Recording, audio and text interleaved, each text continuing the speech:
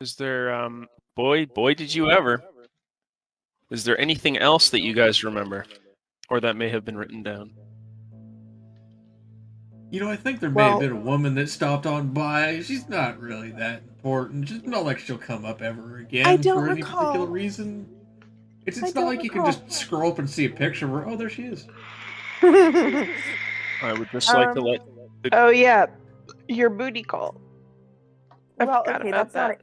Okay, yeah, it was pretty much like that. Yeah, it was pretty much like that. Or like bloody call. But shh. listen, just because the only two women I have in my game are voracious lesbians doesn't mean that we can't have, Is that the case?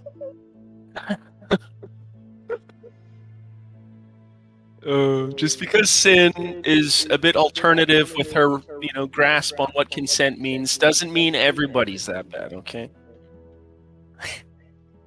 God. That shit again. You Okay. say that like consent's a factor. Bro, Thea's so fucked up, I love it.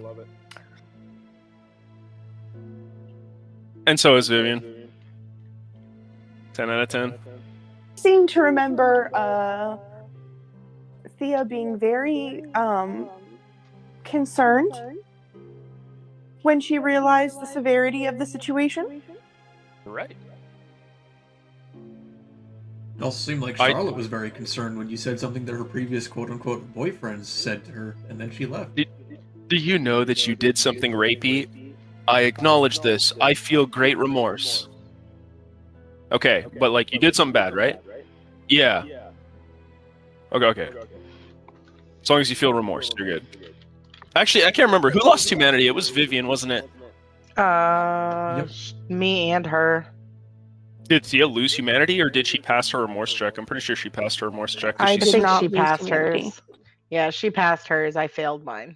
Oh, Vivi poo. Good. Okay. So Thea is still a 7 humanity anti-hero edgelord walking the line. Fair enough. By the way, real talk, can we get like a black background for this initial page? Because, my god, I'm getting flashbanged every time I try to check a roll. Are you sure? The background is black for me. But are we on that tab? I think so. Where does it say you guys are? There should be like a little bookmark thing that says the players are here. Let's see. Players. Yeah, you're on the tab I'm on. Are you getting like a flash? No, it's just a white screen with the grids. There's sort of a city in the background, right? No. Oh. Okay, that's weird. I uploaded that picture, so hold on. And we'll see if I can swap that out.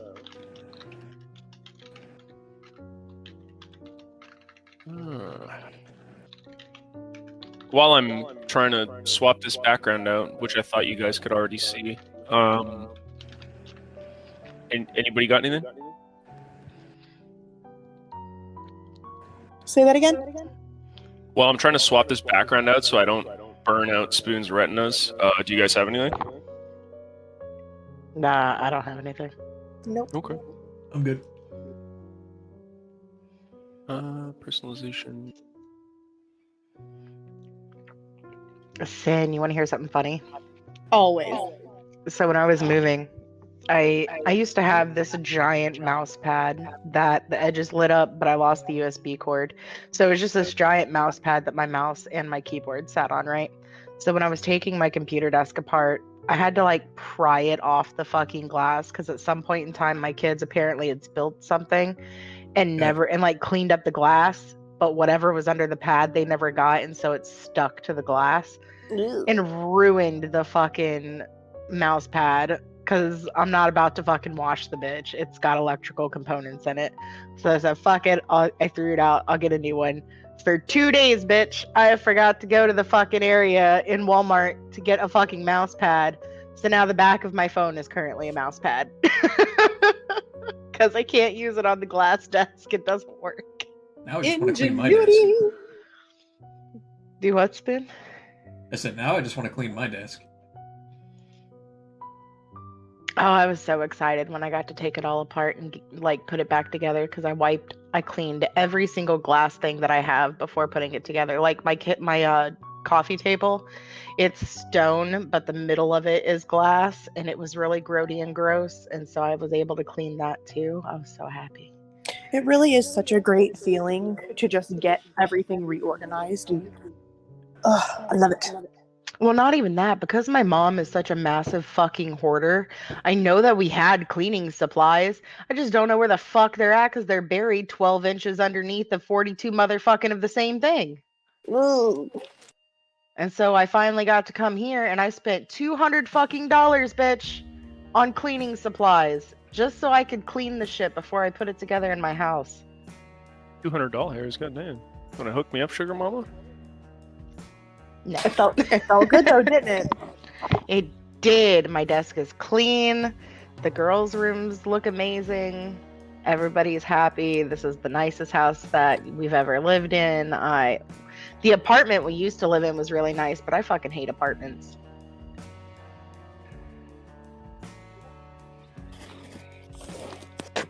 I love your Right. backyard. All right, lads. There's your new background picture. You said my backyard?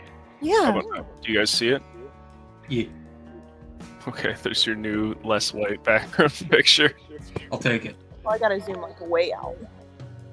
I had to zoom in. How zoomed in are you? I do not say blah blah blah. Fucking Blah, blah, blah. So fucking psychopaths I'm GMing for. That face right there just sums it up. If it makes you feel better, Sin, I really love my backyard, but probably for different reasons than you. Mostly because I share a backyard with my neighbors, and they have a trampoline, and my kids were asking for one before we ever figured out we were living in this house. So I saved money by having neighbors with a trampoline. Excellent.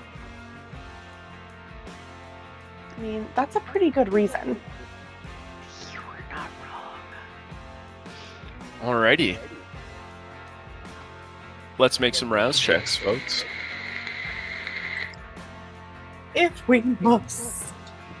We're waking up for the night, and more chicanery shall ensue.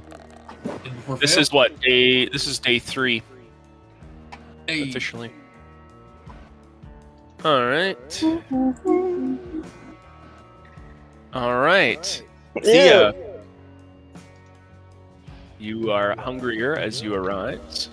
Feel the familiar sensation of the beast stirring in your gut, goading you to find some delicious, succulent neck to bite into. This is the first time I have been above 100. I know! It's fucked! It's actually fucked. You've gotten to use what powers you've used for free, and every situation where you would have gotten hungrier, you just happen to 50-50 it because your skill at luck is very high. You. I know, it's great. Deviant, you are a sexual deviant, and you get no hunger, which makes me sad, but I'm happy that you finally have some luck. Yay. Yep, I'm a whole 2 hungry. With still a 7 humanity. Yes, you're very lucky. You tend to pass a lot of remorse checks. In every check. Sorry. Every check. You realize you can't cheat forever. Like, I'll find out eventually. Oh, honey, if I only knew how. Ignorance is not an excuse. All right. I'm just looking at this picture and I'm just thinking, I want to suck your luck. Good. All right. You all wake up, some slightly more famished than others, in the new and unfamiliar abode of Vivian, who has graciously lent this place to the coterie while they mull over some of the more recent events. Thomas, perhaps you are starting to realize that even though it has only been a couple days, given what brief history you have with your benefactor and Rosalind, typically when you're on your own, you can focus a bit more on the tasks they give you, but more recently it's been difficult. With Vivian and Thea basically smashed with you in a makeshift coterie due to outside political nonsense, you can't help but think that maybe getting on the path toward making progress in your currently assigned task is going to be more difficult than you had thought. How do you feel about everything that's happened so far within 3 days? It's been going slower than he'd like, but it's tolerable. What about the events?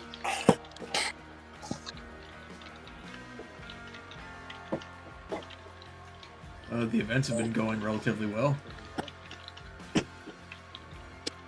Right. What do you wish to do at the moment? How is Tommy feeling about planning, progress they're making, and not only that, what are his ideas for pushing things forward, either his own personal convictions or Thea's or Vivian's, and what would he like to prioritize? What is he thinking of? What is he trying to give the brunt of his focus? He'd like to finally go and investigate that one place, but, well, certain circumstances have been coming up and being a pain in the ass.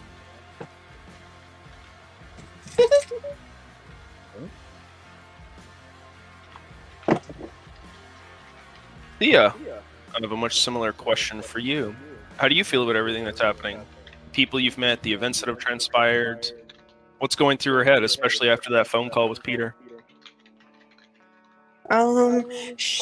Thea is very much more concerned about all the things that she still doesn't know and understand about herself in this new environment.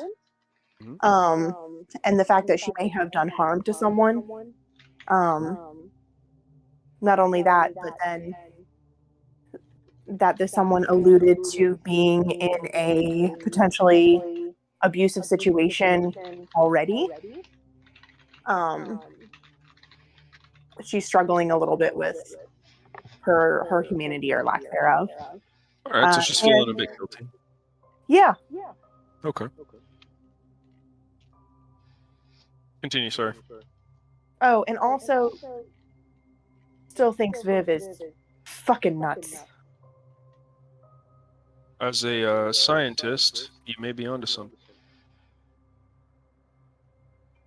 Vivian, or as I should have been calling you since we started this game, Vivin Park. Would you like me to change that slightly on your character sheet? I thought I already fixed it on my character sheet. Did I not?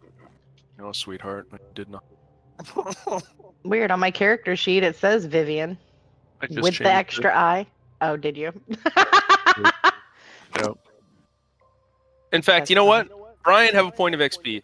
Thank you, Brian. I appreciate your thoroughness. I know, Brian. Okay. Actually, now that I'm looking at it, Vivian's last roll is basically Vivian Park rolls for Vivon V Park. Fuck you. You leave Vavon alone. He's a national treasure. Dickhead. I can't believe how many times I left out that other I. Like, even in The Sims. I just want you to know that it's not a big deal, but I've always been a spelling and grammar Nazi, so it's been raping my soul since the day I noticed it. I never done learnt the letters good. That being said, so, Vivian, what's going on in your head? Events, people, things. What is she thinking of? What does she want to do? How does she feel about this situation? You've got your new coterie in your home. They're still strangers. You've only known them for about 3 days. I've only known you for about 3 days, and you guys seem fractious so far. Tell me about your feelings. Well, she is likely still very broken up about the fact that James has gotten hurt and that we weren't able to go and see if he was okay or help in any way. And now there's no information other than he's in a hospital. I haven't been told what hospital. The bitch is probably going to find out before I do. Who is the bitch exactly? His beard, the fake wife. What was it? What was her name? Cuntosaurus? I don't fucking remember. Charlotte? If nobody helps you, I'll give you a point of XP. Oh, well, that's fine. I've got it written down here. Hold on. Where's my notes? Your time has expired, unfortunately. That's Very not well. it. It's Christine, and you didn't say there was a time limit. I'll take that XP. Thank you very much. Pray I do not alter the terms of this agreement further. And 1 XP. All right, I'll give everybody an opportunity to earn extra XP, with the exception of Thea, who got some last time. What? So, stay mad. That's bullshit. Wait, I'm Thomas? confused. What's happening? I am using some fascistic Hitlerian tactics right now to balance out some XP that was given. Oh, okay, that seems Oh, is fair. this a pop quiz and whoever answers first gets the XP? I'm down for this. I would never play my beautiful, innocent players against each other. Y'all need to be adults about this. Besides, Thea, you already got your point of XP. You can't have more cake. You've had enough cake. There's never too much cake. Just ask Charlotte. All right. Spoon. There were some events that transpired last game that were reasonably significant, some more so than others. Do you think that in the situation where the police officers were involved, could you pick out at least one thing that could potentially cause problems for the group? There's an identifiable pattern of 2 different people letting us in and then not knowing what the fuck was going on afterwards when they were confronted immediately. Right. And who seemed to notice this? You don't need names. Police officers? How many? At least 2 or 3. I'll give you a point of XP. Pay attention. Thea! I love you, baby. Never change. Anyway, Do I get you, asshole. so let's start our game. I'll give you a point of XP, son. Thank you. All of you wake up at the exact same time with different feelings, different motivations and thoughts.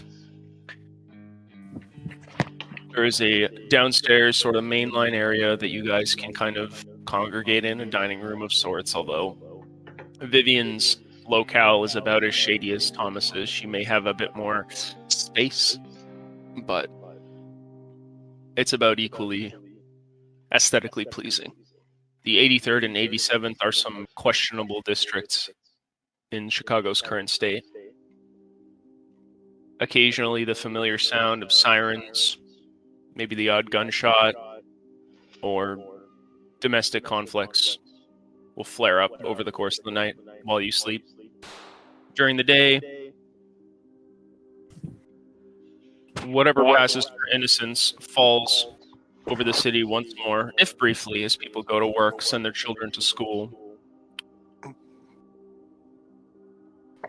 fulfill their job duties, and essentially make the beast that is Chicago run.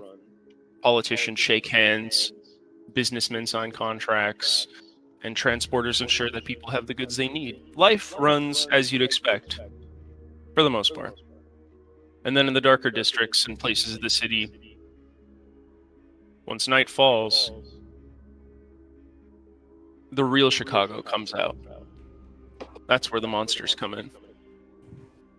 That's you, by the way. And you are now arisen. What are we doing right now as we all wake up? Are we sleeping in the same area or in separate quarters? I'm still in my. What was that, sorry? I'm still in my. You're still in your what? Sorry, you're cutting out. My camper. I'm still in my camper.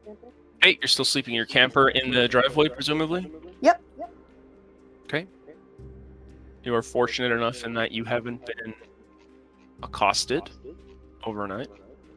Vivian, where are you sleeping? I probably would have gone to my room. Okay. Did you just let Thomas sleep wherever, or do you guide him or instruct him to go somewhere? No, I probably would have let him sleep wherever. We'll start with people in order. So, Thomas, you first. You wake up. All the sensations that come from the night prior return to you. You can feel the kind of sharp pit in your stomach grow somewhat as the blood calls to you. And that voice in the very back of your mind perks up. Thomas, I'm feeling rather peckish. Could we perhaps grab something to eat very quickly? I promise I won't overindulge. Yeah, right.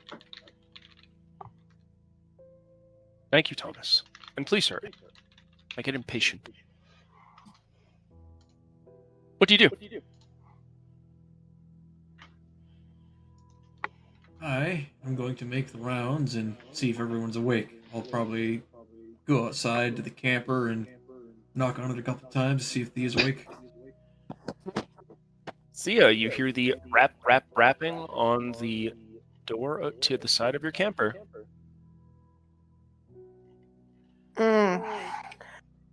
Well, morning, sugar.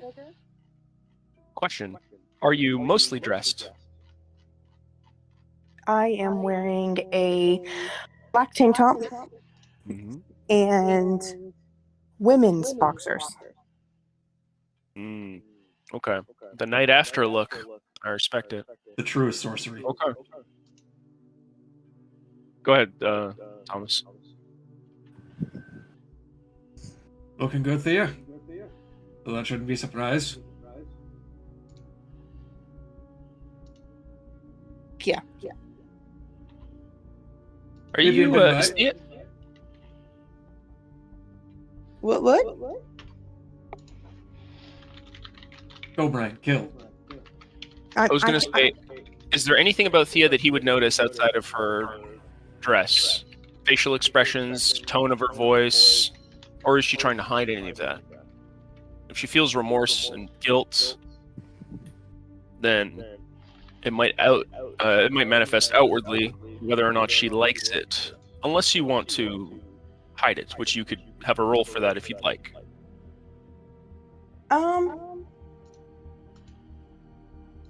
Yeah, I think. What? Sorry, I was about to say. I almost forgot. Everybody recover willpower equal to the higher of your composure or resolve.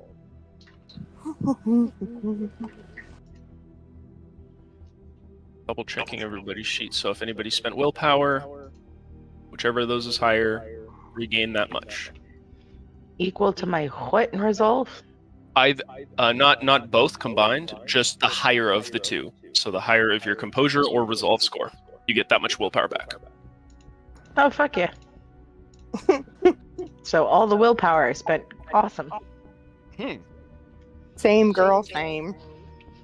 Yes, I have some, what I like to lovingly refer to as willpower crackheads in my game. We do what we gotta do. I understand. All right. So, with the attempt to conceal any of this, is she the kind of person that does show this stuff outwardly fairly often? Also, I think there's an echo from, I think it's your mic at the moment. I'll mute then, because I don't know how to fix that. If I turn something else... Oh, wait. Yeah, no problem. If you want to interject with questions or roleplay, just, obviously unmute and blast off. It's just because it's confusing me when I hear myself, my beautiful, sexy voice in my own ear repeating myself. Tell me about it. That's how I is this? record. Is this any better? Do I sound bad? Does it go through clearly? You sound fine. Let's find out. That's way better. Hello? That's way better. Yeah, we're good. Okay, I forgot that I turned off echo canceling when I had those other headphones because then you couldn't hear me at all. What a shame. Gotcha. You might have been just trying to be nice and turning it on so we could hear the echo of you eating something, which is sweet. Yes, you're welcome. No problem. That said, To answer your question, Thea tries to be pretty stoic about things.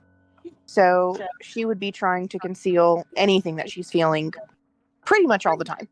You know why I love you so much, Sin? I'm You know sure why? there's plenty of reasons. Because you may attempt and do your best to be stoic and composed, and you know what? I respect that. However, I will also have you roll a composure plus insight. Or sorry, composure plus subterfuge. Composure because you're trying to sort of, play whatever happened off as fairly nonchalant. You're just kind of stealing your resolve. And subterfuge because, do I even have to ask the ultimate power question? I don't think I do. Composure and resolve, and oh my god, is that a total failure? Yep. Holy shit, a total failure. You're welcome. However, wait. You have 2 hunger dice, and you rolled how many dice total? 2? Oh no. You cannot re-roll hunger dice with willpower. Okay. I'm just playing a big fat one on you. The only roll you've ever failed. Let me describe kind of what happens. Thomas, during your interaction with Thea, as she opened the camper door, something just seems off. She seems preoccupied. Her brows kind of furrowed somewhat. She's a bit slightly twitchy. Her shoulders kind of move back and forth, and she seems to be finding a hard time just kind of picking a place to sit still. And she's acting a bit out of sorts, and it's fairly noticeable. It's clear that something is on her mind.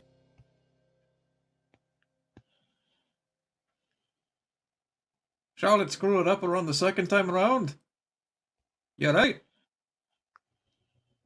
Yeah, I'm all right. I'm all right. You all right? I'm doing better than you. Evidently, you're fidgeting there. Are you sure you're all right? I just had a rough night. Is all day. Whatever. Yeah, I'm fine. I'm fine. I'll be fine. Whether or not you choose to pursue that, Thomas, is up to you, but very clearly she may be, as the French would say, slightly fibbing my guy. Yep. Right. Look, I'm not here to be your father.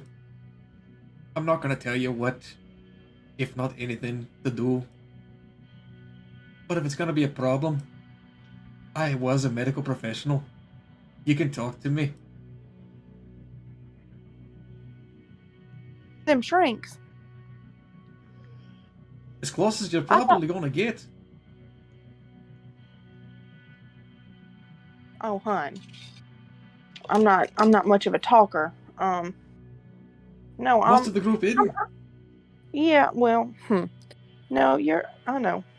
I'm all right. It's just, I don't know how people are supposed to deal with this all the time. All the crazy things we do. That poor girl. I think I did something to her. I'm not exactly sure what, but it's almost like she was addicted to me or something. I mean, I know I've had some effect on some people, but nothing quite like that. And well, it just don't sit right with me. It just don't.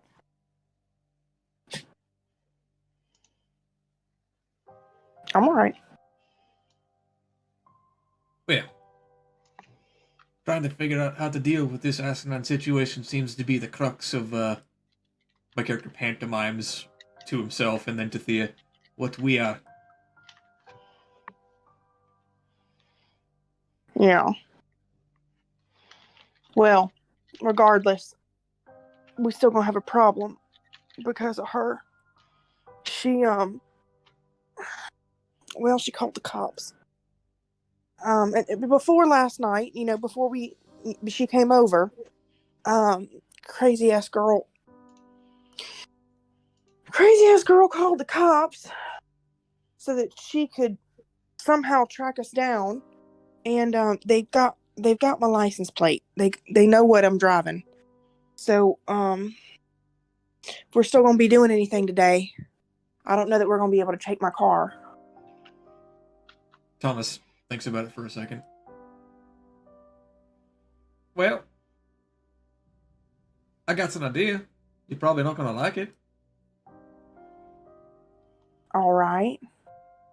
You say she's got your license plate number, your vehicle's fairly easy to identify, and we're going to a chop shop. What you think I'm gonna chop? Well, there's the thing, it's a front.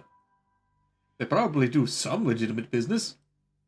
Asking for a paint job. No license plate. Oh, It's an idea. that's better than I was thinking. Well, What are they gonna say? No, I hate your money? I don't got much in the first place. But she looks good though. Are you referring to And I just yourself, kinda- your paramour, or your vehicle? There's a lot of No, she's in this group. I'm slowly like stroking the side of my RV.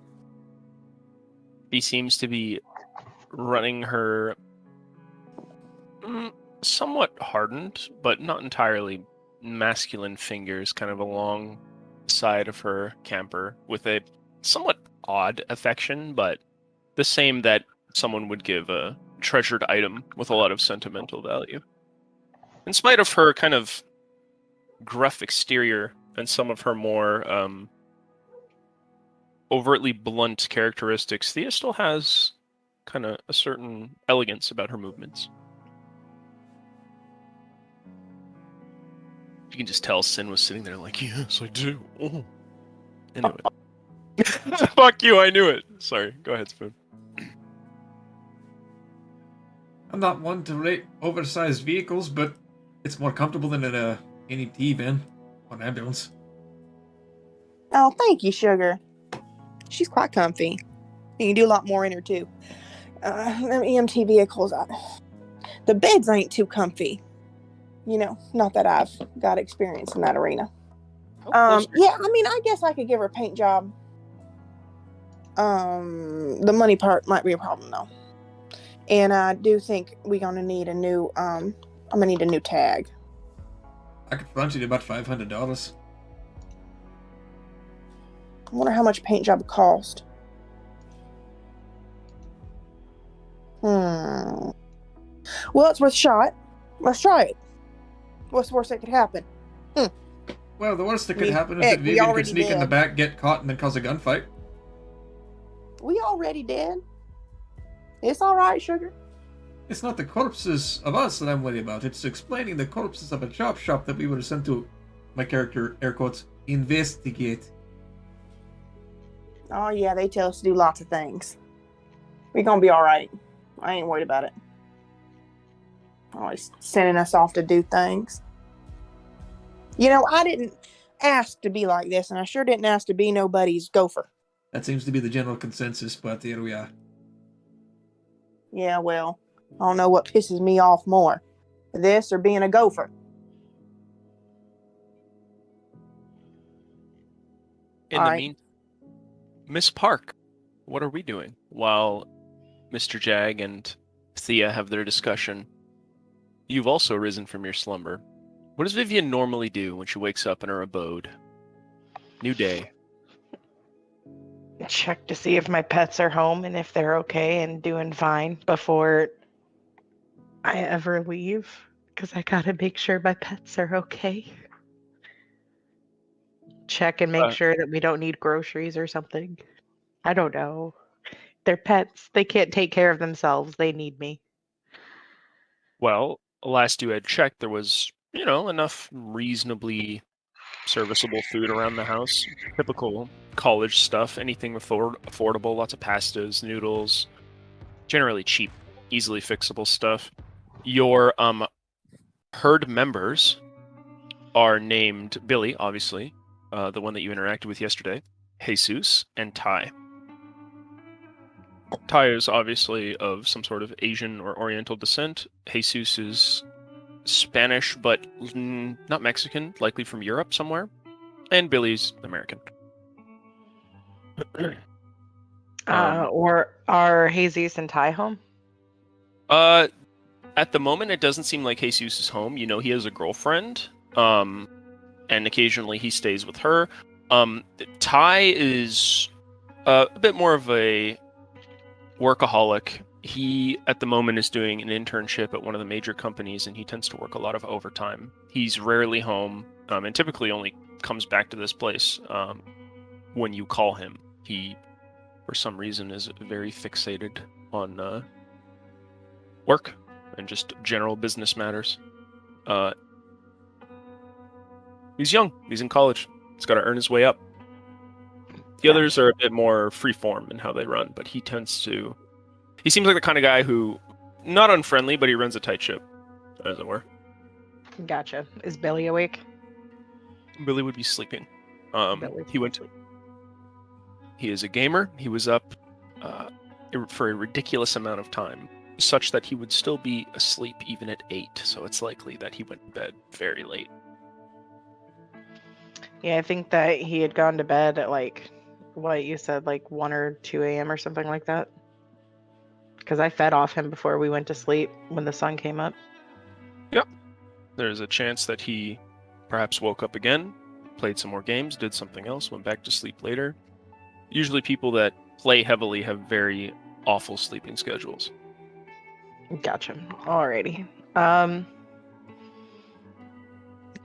Well, it seems like for some reason the herd that I have to offer is not currently available. So I guess I'll just... Are they outside? Sin and Spoon. If you took some time to look around, you could probably guess that since you hadn't heard the very distinguished engine of the camper revving up, that perhaps they had gone outside, perhaps to speak about something. Gotcha. Then I'll probably head outside to meet up with them. Okay. You essentially reach their conversation just as they're about to segue onto a new topic. Thea, Thomas, you see Vivian exiting her home and making her way towards your little gathering with some purpose, and you may roleplay as you do. But I didn't want to talk about it until Vivian gets it. Speak of the devil. Vivian, Good evening. I was about to tell you and the camper force over here about a particular thing I don't think both of you know about yet. Alright. I only say this because it may come in handy, but I'll warn you because this essentially prods at the beast. My character, air quotes again. Now, Mr. Roslin referred to it as the Surge, but said that it's also colloquially known as blood surging or feeding the beast, and other asinine names. But essentially, you can call upon the blood to effectively improve upon oneself for very brief instances. Okay. Out of character, I'm essentially explaining the Vampire the Masquerade mechanic of using blood surge dice. Or blood buff, whatever it's called. I'll also have you guys know that I know that, Sin, you have the book, but the chart in the book was amended in the V5 companion, which I've listed under the PDF source books that I linked for you guys to download. So, come on. yeah, we'll use that chart in there because it was a change. It's a buff to you guys. It makes it better and worth using because the cost is potentially quite high in the form of, 50-50 and getting hungrier and more susceptible to some pretty nasty influence, right? So for those of you that just to not cause confusion, your blood buff is much better than it was before. Okay, so I don't know what that is. Okay, so what Surge allows you to do is you make a rouse check, right? Whenever you want. It's a power you all have. And based on your blood potency level, it allows you to do 3 things. Okay, and this always gets better at certain thresholds of your blood potency. So you guys are at 1. I'll explain. So what Blood Surge at blood potency 1, which I'm assuming that's what you're all at, what it lets you do is add 2 die to any skill or attribute check. You can just risk, the hunger in exchange for kind of buffing yourself up, and it will last basically for the duration of that scene, and it can really make the difference. And again, it has to be an attribute or skill check, right? It can't be things for like damage and whatnot. It has to be for an attribute or skill check. The other thing it lets you do is, depending on the level, but at the level you guys are at, is for every rouse check you make, you can heal 1 point of superficial damage. Right? So if you get shot and you take 2 damage, you could say, Brian, I want to make a rouse check. I'd like to use the mend, right? You choose which one of those you want to do, right? So if you want +2 die, then you can add that. You have to use it independently, is what I'm saying, to get the benefits. You don't just get all the benefits at once. You'd have to so this is the blood and XP tab. Blood surge, mend amount. Yep. Okay. I see. Blood surge. Yes. So you want to heal your flesh. You risk the hunger. So 1 rouse check for 1 point of superficial damage healed, or just adding 2 die to your attribute or skill checks. And there's one other thing that is easy to forget. You can re-roll rouse checks on disciplines of a certain level depending on how potent your blood is. The idea, of course, being that if you're a more powerful vampire, why are you fucking up more basic disciplines, right? So they give you kind of a do-over if you're just unlucky, right? Doesn't always help, but sometimes it'll make the difference between a failed roll and not a failed roll. So just keep that in mind. You guys are at level 1, which means you'll get 2 die and you can heal 1 point of superficial damage per rouse check. There is one thing that I will say. That's for superficial damage. If you take any kind of supernatural damage or extreme physical damage, which would be called aggravated, which is the worst damage type in the game, you must make 3 rouse checks to heal 1 point of that damage. It's seriously debilitating. So if you got hit by a werewolf's claws and you took 3 or 4 aggravated damage, to heal 1 point of those, you'd have to make 3 rouse checks. So it's serious. I don't know that I'm going to remember all of this. That's okay. If you ever just ask either myself or Spoon and say, hey, remember that thing you were talking about? Can you remind me what that does? And I'll let you know. Okay. So you should be good. Just know it's a good thing. Use it in situations where you think you might need a boost. So for example, if you're bullshit garbage at brawling and you really need to be competent in brawling for a turn, consider a blood surge, because 2 dice is 2 dice, right? It's 2 skill points. This is true. So you might as well. And if you get hungrier, so long as you're not kind of spicing it up, you're not in the 3, 4, 5 range, you can generally risk it. That said, though, the more you use blood surge, the more you risk losing control of your character as the beast starts to take hold, assuming you fail. If you don't fail, because your name is Theolipes, then you just get free power because fuck the GM. So, yeah. Pretty much, yeah. But that being said, thought I'd let you guys know that is a way to make more challenging situations a bit more bearable, but it does come with a risk. So, just so you guys know, the version of the chart we'll be using is in the V5 Companion, which is under the source books. So, basically, the base book is good for everything else you have. Sin, funnily enough, one of your powers was actually altered in that book, and that's the version I use when I'm GMing for you, because it was erroneously powerful for what it was, so the devs changed it. Yeah, Lingering Kiss was changed, and that is the version that I am using. You can, if you need some time, right now, just to read it real quick, then we can just take a quick pause so you can go over it. Well, I want to update it, because I have all of my details saved. I've got multiple notebooks. Yes. So before we get to the TLDR. Wait, what? Would you like me to give you the TLDR? The TLDR? The Too Long Didn't Read. Too long didn't read. No, I want the whole thing.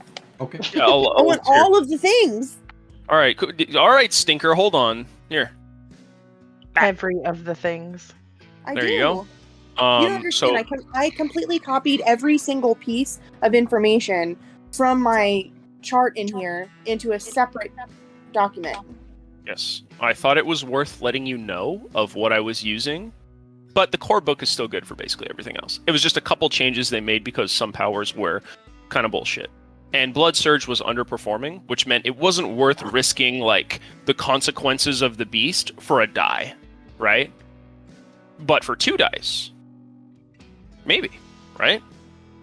There was another thing that happened is your Bane severity was increased, which means your clan Banes are more dangerous to you now than they were in the base game. So just So 2 things. yes. Okay, hold on. So I need to update my Bane. I need to update Lingering Kiss. Shit, which one of these books is it? Hold on. It says V5 V5, companion, I see and it. it's got the blue kind of picture. If you need time before we start the role playing, because you guys are all in the same scene, to just kind of make some quick changes, just let me know. And I'll just go grab coffee and have a wank back. Everybody doesn't have to wait on me. I'll now that I've got it, I can I'll go back and I'll do it on our next break. My favorite clan is also in this companion book, but fucking goddamn it. There's actually new clans in this book as well. There's new clans in a bunch of the books, but I figured because we were first time playing that it would be nice if we just focused on the core stuff. If we do another storyline or game or the characters die or you guys retire them, then we can start looking at weird shit. But this is basically just like our first kind of trial run, right? So don't need to complicate things too much. If something changes for your benefit, then I'd let you know. But if it also changes and it's kind of a nerf, which Lingering Kiss basically got nerfed, then I would let you know as well. So, yeah. If you've got all the information and you're satisfied, hold on 1 second. Let me just grab a coffee refill and we will keep going. So, 1 sec.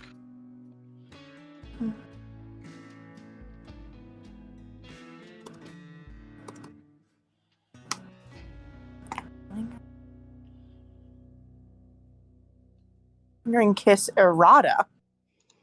Well, the name has been changed. Errata is essentially, this is the new lore. You are so quiet. Can you say that again? Errata is essentially just a word that means this is the changes to the lore of how this works.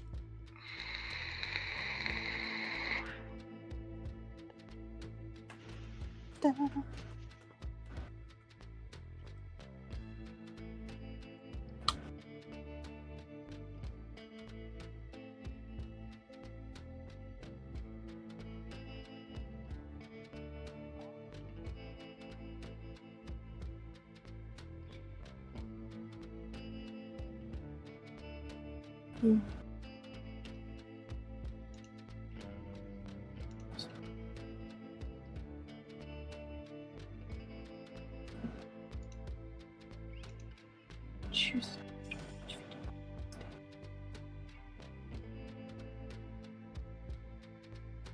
Oh. I shouldn't have been able to use this then before. What do you mean? So on this one, it says the vampire can choose to use this power during each feeding where they sate at least 1 hunger. I have not sated any hunger because I've only been at 1 hunger. So I shouldn't have been able to use that this entire campaign. So, oops. That's like a major thing. That would not have happened. Okay. Need to update that. Oh, duration. A number of nights equal to the user's presence rating. Wow. Okay. That's different.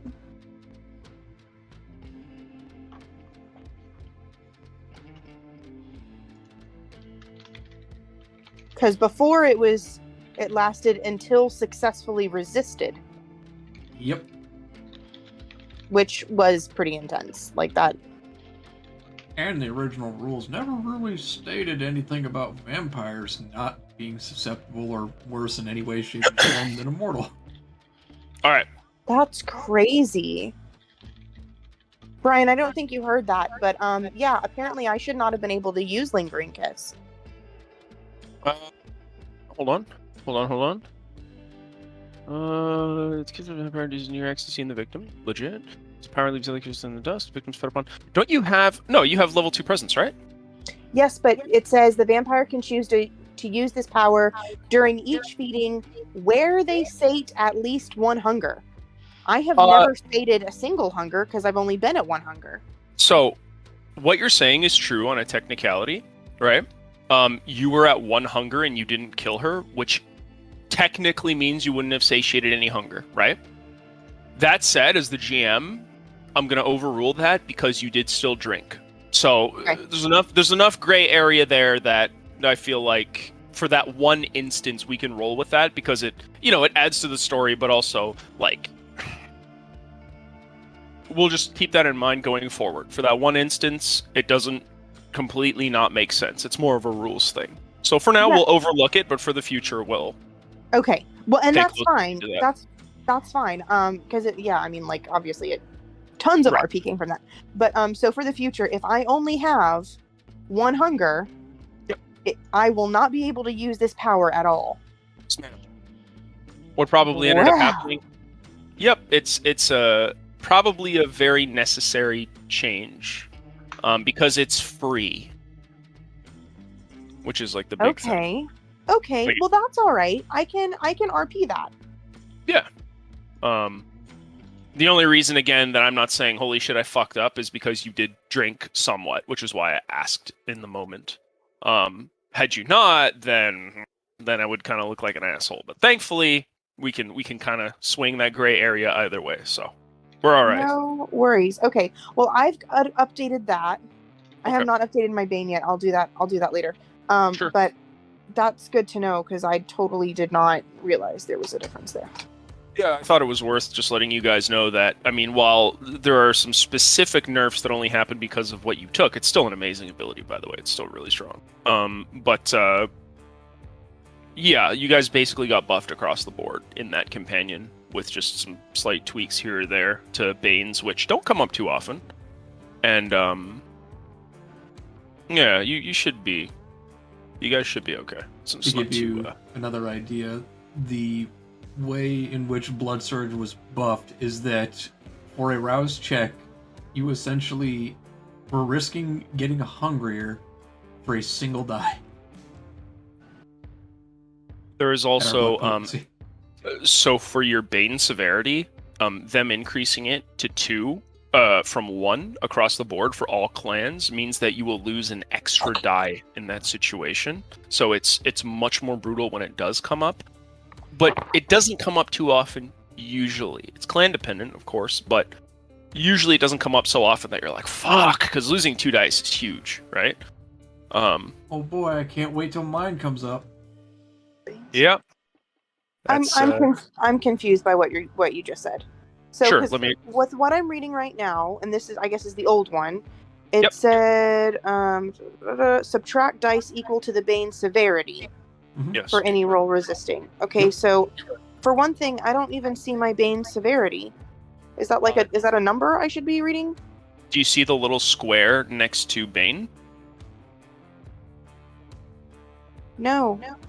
So, So under maybe I'm on the wrong page. I'm looking at Clan Bane. Yeah, so under Clan Bruja, right? And all the clans, there will be a little square next to their Bane, like a little square symbol. Hold on, in the- time out. Yeah.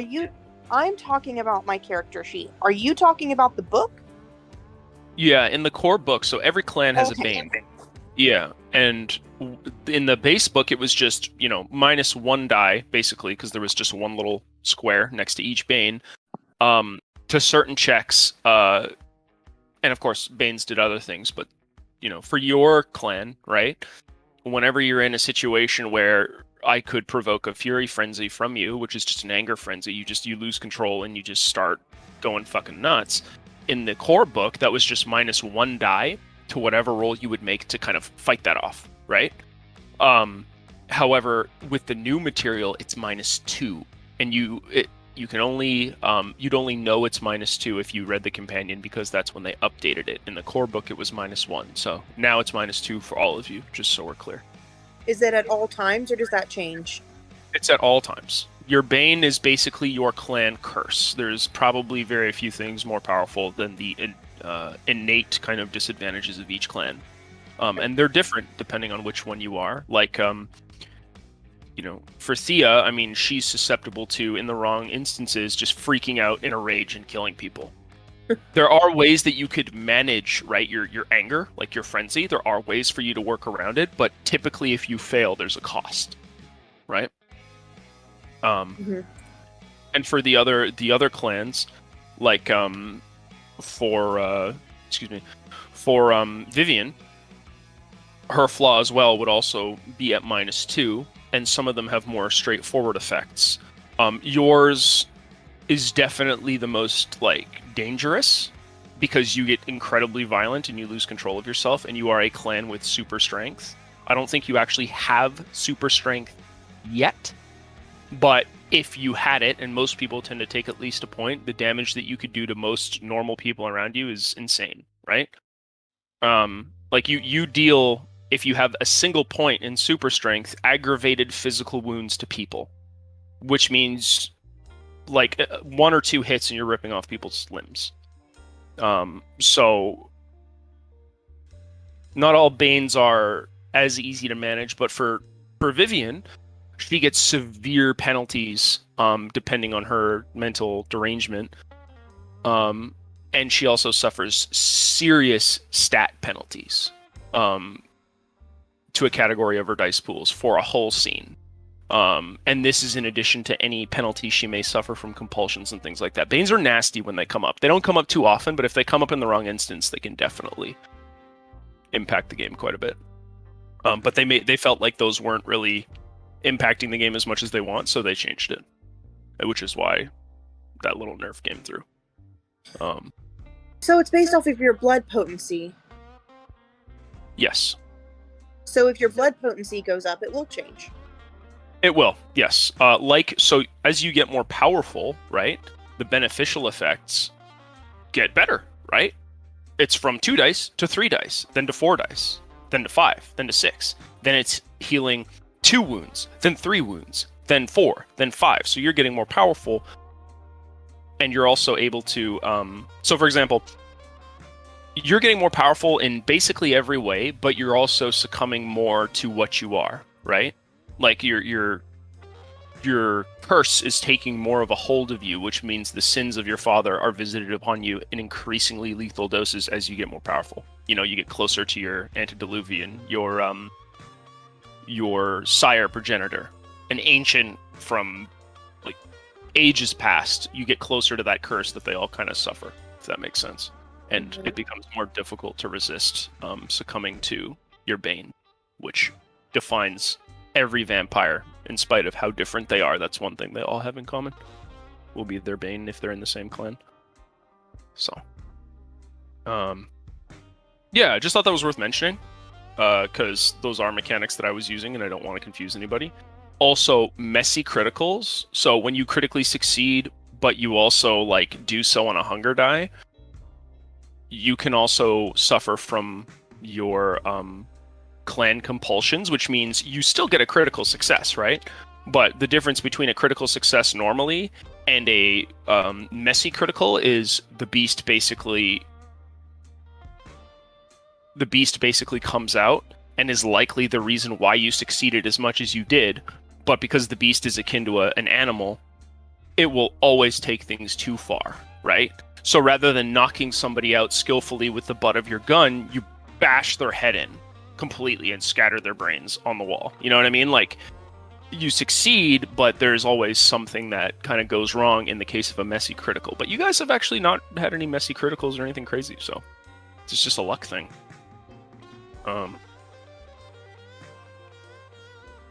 Anyway, sorry, I didn't mean to take everything off the rails, but I thought that was all valuable info that you guys should know.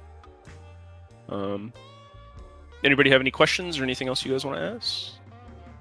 No, I'm good with this basically being the in-character explanation of, yeah, by the way, we're vampires. We can do dumb vampire shit. Right, sorry, go ahead. Continue your role playing. The voice of God shall dissipate from this scene.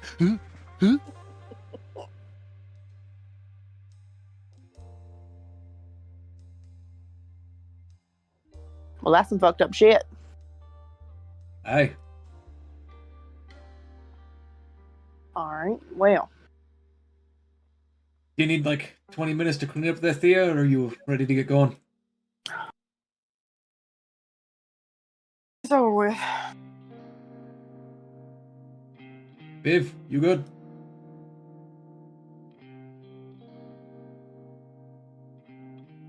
Viv. I'm fucking muted. Yes, I am good. We can go. You're muted? We gotta You wear want to go to an them abbey? outfits. Say what? What? Are we wearing them stupid outfits from Walmart? Oh, James Bond like. If you want to. I mean, I thought that was the plan. What are you doing? What are we doing? What you want me to do? You mind if we check on my street real quick to see if I can get my bike? Go with the original plan? All right. If we're doing that, then I thought that you told us to wear clothes we could throw away. So that's why we went out and got clothes that we could throw away. Do you not remember things? I remember every bit of that plan. Do you need 20 minutes to wake up? Well, I'd kill for a coffee. Why can't we drink coffee? Oh.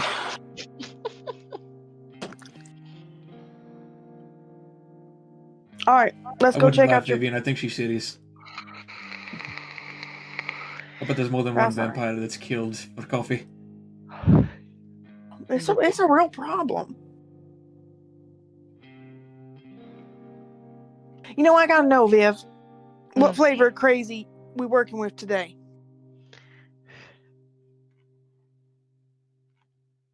How did you describe would the whole Billy essence have worn off?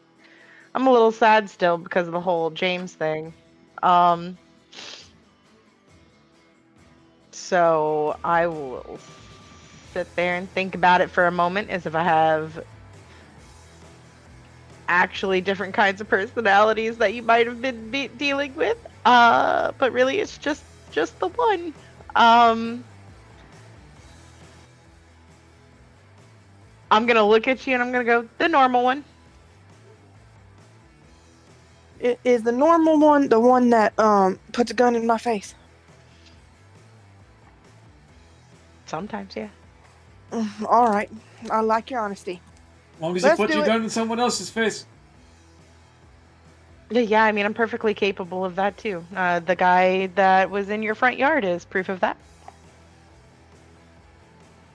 To be fair, Thea, at least I didn't pull the trigger. Oh, well, thank you. Ain't that something? You're absolutely welcome. I've only shot 2 people before. Oh, honey. If you weren't so crazy.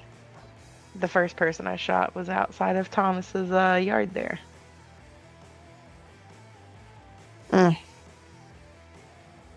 right, let's go.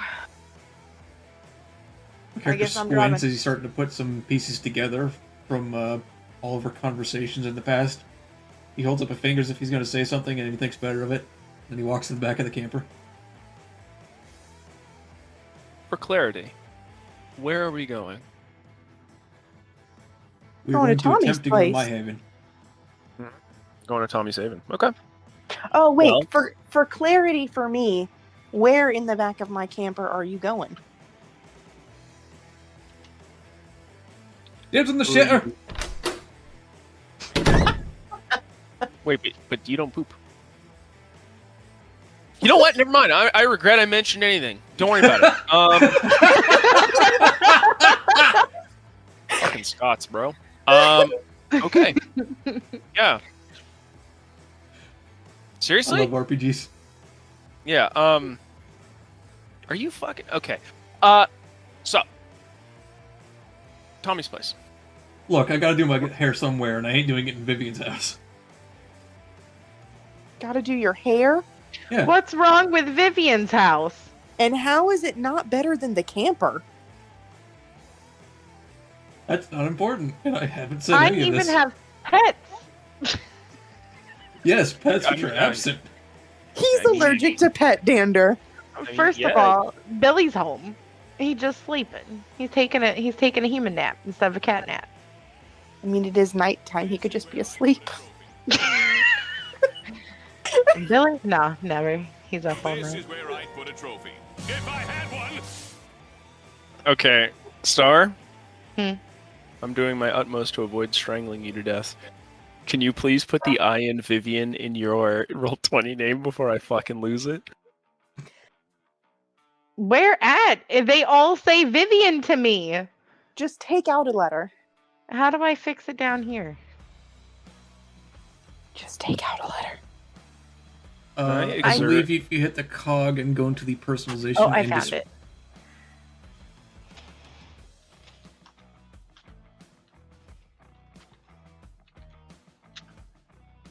Add the I in the wrong place. Malicious compliance. There you go. How dare you put I in Bish?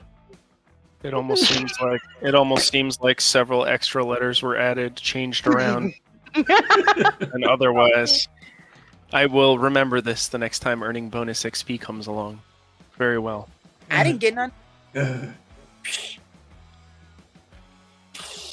And if you continue to be a Krabby Patty, we're going to have to negotiate. That being said, the drive over to Thomas's Haven, as usual, is relatively uneventful.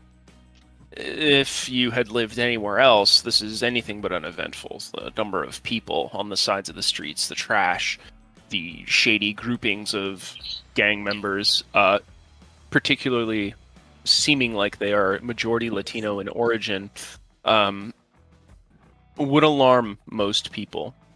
However, for you guys, this is just normal. For anybody that lives on 83rd or 87th, the presence of vagrants and criminal elements is something that, due to financial circumstances, one must get used to. However, pulling in closer to Thomas's Haven, those who are looking out the windows will notice that the garage door is open. And as the camper begins to pull into the driveway ever so slowly, you notice that many things have been upturned, thrown around, or otherwise searched through. Additionally, there seems to be a man fitting your typical description of a vagrant, although he seems familiar-ish. Face down, kind of somewhat buried beneath a lot of the piles of stuff in Tommy's small, cramped garage area. The back door to Tommy's personal haven has also been ripped asunder by some sort of force, and has also been assumedly searched through. That is the scene that you guys drive into. What do we do? Alright, I'm out the shit. What in the hell have they done to my house? Tommy, you need to move. Tell me something I don't know. Who is that in the pallet truck? Jameson! My character puts on his motorcycle helmet. Jameson!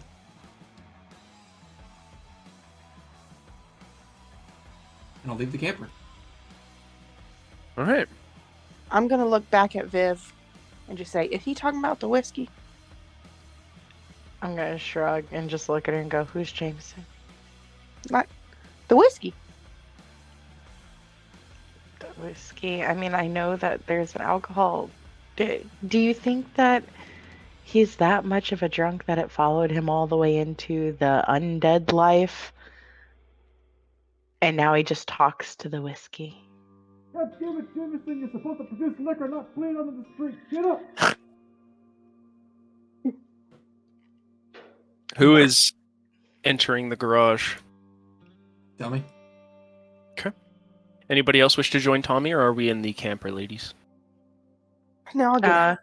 Yeah, no, I'm gonna walk out and follow and be like, well, if he's talking to alcohol, then I think that I should be bumped up a level of not crazy.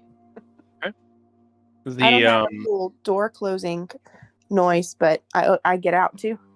The party at varying speeds exits the camper and begins to enter into Thomas's upturned abode.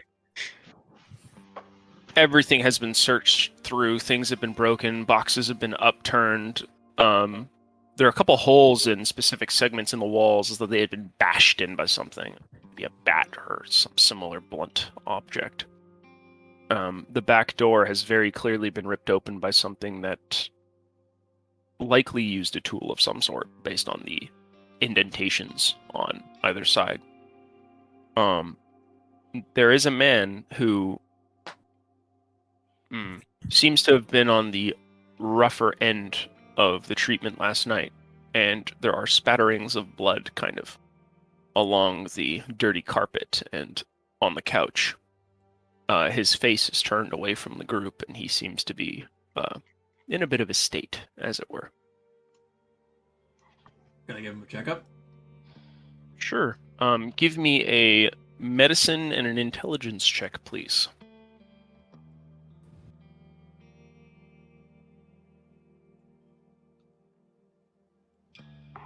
Would I get an additional modifier because of my specialization in first aid? You do. You may add an additional die to your pool. Watch me critically fail. That's what willpower is for. It's a lot of dice. 3 successes. Okay. All right. Yeah. You kind of approach the man slowly. Having worked in similar areas your whole life, you kind of check nearby for anything unusual, any weapons, homemade knives, that kind of thing. You lean down and kind of very slowly turn him in the appropriate position, kind of on his side, in such a way where if he had to vomit or throw up blood, he could do so without the risk of choking. You check his pulse and determine that as you flip him over, not only is he alive and horribly bruised and cut up, but it's Lauren. It is the man from underneath the L. And this is not unusual. On the odd occasion, he would come by and see you. You guys have a fairly good relationship, all things considered. But you are a bit surprised to see him, especially given how your exchange had ended last time. He's definitely not in the best shape, although he's alive. Based on what you can assess, his injuries are going to take some time to heal, but given there are no underlying issues such as concussions or anything like that, he should be okay. Well, that's good. Is he the one who's under the pile of trash? That is him. Yeah, it is solely him. Anyone else that had been in the area, surprisingly enough, actually, the area, the further you got down the street, closer to your own home. Everybody give me a wits and awareness check, please, for the drive over. I forgot. Ooh.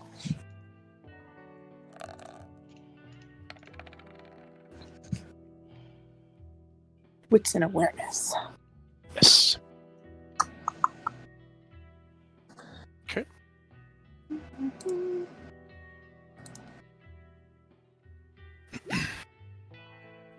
Woo. Thankfully, this isn't something that requires a crazy roll, so everybody succeeded. You all did notice something that does stand out, given your familiarity with the street here and just the general environment. There seemed to have been far less kind of layabouts and vagrants the closer you got to Tommy's home, which is unusual. In fact, it seemed like you saw slightly more kind of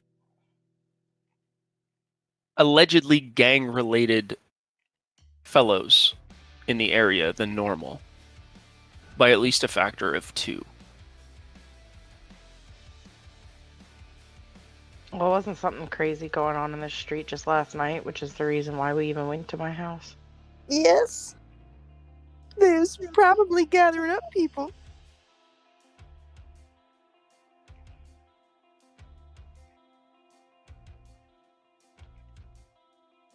Well, that's odd. Where are you guys currently, and where are you looking? Are you investigating anything? Are you just kind of seeing what the deal is with Lauren? Describe for me what you're doing, and we'll start with Tommy. So you're focused on Lauren, right? Mm-hmm. While you're doing your checkup, I'll move on to Vivian. While you're doing that, Vivian, what are you doing? Tommy seems to kind of fall into an element of sorts. He kind of leans down next to the man, very quickly seems to give him a surveil, and immediately roll him into some new position for some reason. Do you have any medicine or first aid skill? Are you asking Tommy? I'm asking, I'm asking Vivian and Thea, Sin and Star, if either of your characters has first aid skill, because for some reason what Tommy's doing, you can only, he's obviously trying to help, but you don't know why he's doing what he's doing. I've got one first in medicine. Yes, medicine, first aid, that kind of thing, yeah. Got No. one. Okay. Nothing. Anybody who has medicine can make a roll. Just on the off chance you might know or understand why Tommy's moving him a certain way and why he seems to be kind of checking the way he is. So would that be medicine and intelligence? I would say that would be medicine and intelligence, yes. I don't fucking know. Is that a total failure? I know how to put a band-aid on. Yeah, you have no fucking idea why he's doing what he's doing. Like, the guy obviously needs help, and he's just kind of rolling him around for some reason. Just weird. I would like to look around the yard and the road and see if there's anything that I can spot that seems like of useful information. Yeah, there's one thing. Oh, okay. So first things first. Make an intelligence and an investigation check as you kind of move from the garage into the yard and kind of the exterior of the house to kind of give it a pass over. Woohoo! Okay, yeah, it's good enough. You will move out from the inside of the garage and begin sort of surveying the yard itself along with the exterior of the home. And there is one thing you do notice, although it seems minor. There seem to be kind of deep tire marks in certain places on the lawn, circular in pattern, as if somebody has taken their car and either driven over this area multiple times or skidded out on it, likely on purpose in a couple spots. You said on purpose, so like possibly the yard was targeted kind of thing? It wouldn't be unreasonable to assume such a thing because the pattern isn't consistent. It's like swervy and just oddly chaotic. The only thing you could think of is, outside of that, is maybe somebody had been drinking too much.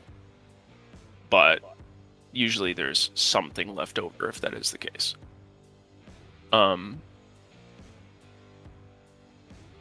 Thea, you succeeded your medicine check. So you kind of remember something like a long time ago. There was like some first aid course you had to take for a job years ago, and they mentioned something about like you have to put people in certain positions, like because if they're choking or something, it helps or something like that. Hold on. Who?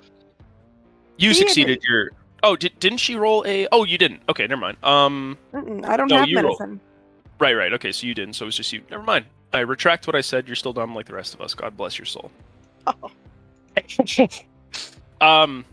Right. So Vivian, that's what you see. Thea, what do you do? At the moment, Tommy is still kind of performing a checkup on Lauren. I'm just checking out the house. You said that it looked like there had been holes knocked in walls by like a bat or something, and that I'm just looking around, seeing what's going on. Where in the house? I will draw kind of a rough approximation of the situation you're looking at, okay? So freehand, let's see here. I'm going to use white, or maybe something a bit more Okay. So, I wish there was a. Actually, hold on. There is a way to do this. I'm pretty sure. So, let's say this is Tommy's property, right? Where am I looking? The main kind of background. Do you see anything? Okay, yes. Hold on here. Yep. I'm just gonna undo that real quick. I'll make it a bit brighter so it's easier to see. Okay. So let's say this is Tommy's property, as it were, right? Okay. Right now, you guys are here. Just see if I can. Here. So the garage entrance is here on the side. Oops.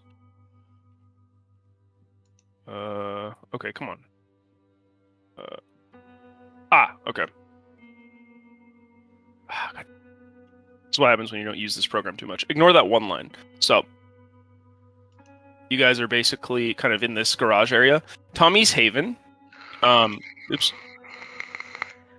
Tommy's Haven is essentially this kind of back zone where the triangle is. The entry. Can you see my mouse pointer? No. Okay. So the If entryway. you click, I can. I can see So- like a. This entry zone here, where I'm drawing a bunch of lines, that's where you guys are currently exploring. This is typically where Thea will park her camper when there's space, but it's currently upturned, messy, and has been ripped apart, and there's lots of damage to a lot of the surrounding belongings. In the back area where the door has been ripped open is where Tommy typically sleeps. The side of the building is not even technically part of his haven. Anybody can be there at any time, and typically they are. Usually vagrants, the homeless, drug addicts, mentally ill. Take your pick. They tend to rotate in and out of that particular spot. Tommy's zone, for one reason or another, that remains usually undisturbed, is the left side. Although, given the area he's in, it's inevitable that something like this happens. This is not a low crime zone. Vivian would be basically in the front yard, which would be this. Is there a week?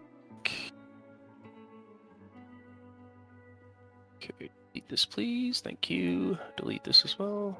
That's not what I wanted to do. Thank you very much, game. Appreciate it. I think Control Z still works in this program. I'm using Control Z. It's basically telling me to eat shit. You know, you could pull up Paint and share your screen on Discord. Yeah, I'll probably just do that instead. Until I kind of have a better idea of that. So, okay. Let's see. There you go. Everybody see everything? Sure. Okay.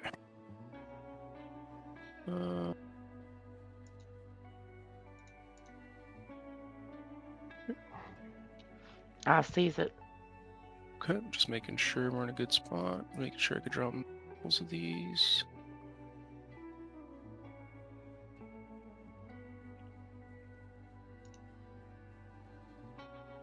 Alright. So, Tommy's place, right? Let's say it's the square here. His personal abode, right, is what is. Oops. It's gonna do a fucking line here. Where's that shit? There it is. So his personal abode is here, this left-hand side. His haven is kind of a little back room in the garage that's usually meant for like smaller scale storage, or maybe perhaps at one point in time there could have been a workshop, right? I'm gonna highlight some things here that are of interest. So red is where doors are, okay? So there's a door. I'm gonna make this fatter. Okay. Here. There's a door here. And there's a door off to the side here that leads into the rest of the building. Okay. Upstairs. So the stairs up are located kind of in the middle. So I'm just gonna draw stairs like this, right? That looks fucking terrible. There's no excuse for that degeneracy. Some closer to being straight. So, the stairs are kind of this double line. They lead up to the second floor, which is, collection of rooms, a bathroom in disuse, the usual. That inner area. Oh, right. There's another door here. This door leads out the front. All the windows are basically boarded up haphazardly. There's nothing too crazy there. So this is likely what you're sort of looking at. Oops. Alright, so something like that. And this big area leads more into a dining room. Hopefully that gives you a better idea of kind of what you're looking at just from a top-down kind of grid perspective. But right now you guys are, except for Vivian, who's exploring the exterior of the building, in the garage. And Tommy is currently performing some sort of checkup on Lauren.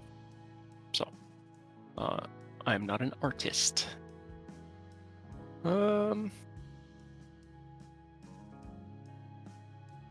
Radio. Just gonna make that go up. That'll lead up here. And then yeah. Okay. Great. So this is what you guys are looking like for the rough layout of Tommy's place. So any bit of red you see is a door. And the random line in this room here is kind of stairs just leading up. So hopefully that kind of makes it a bit easier to grasp the picture I'm thinking of. So Thea, you wanted to go and explore the other side of the house, correct? Yep. Okay, hold on here. Which side do you wish to go through? Which door? The garage. So this one right here. This is the. Yeah, one, this is the. Two. Okay, I guess the hallway door. This one right here that I'm hovered over. Yes. Okay. You open the door and step through. Give me a wits and awareness check, please. If I must.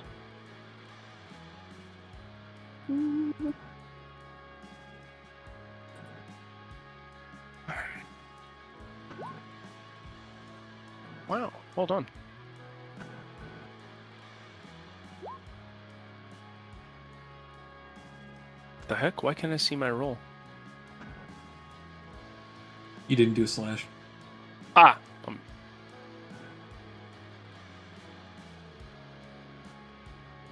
Okay. Yeah, what did you get, actually? I'm curious here. Did you roll 2 10s? No, but you succeeded completely. Awesome. Yeah,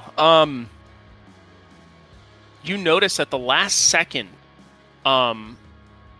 someone or something in the corner, and as you do, you can see very clearly the figure stepping out from the shadows, swinging something long and blunt in your direction from the other side of the door.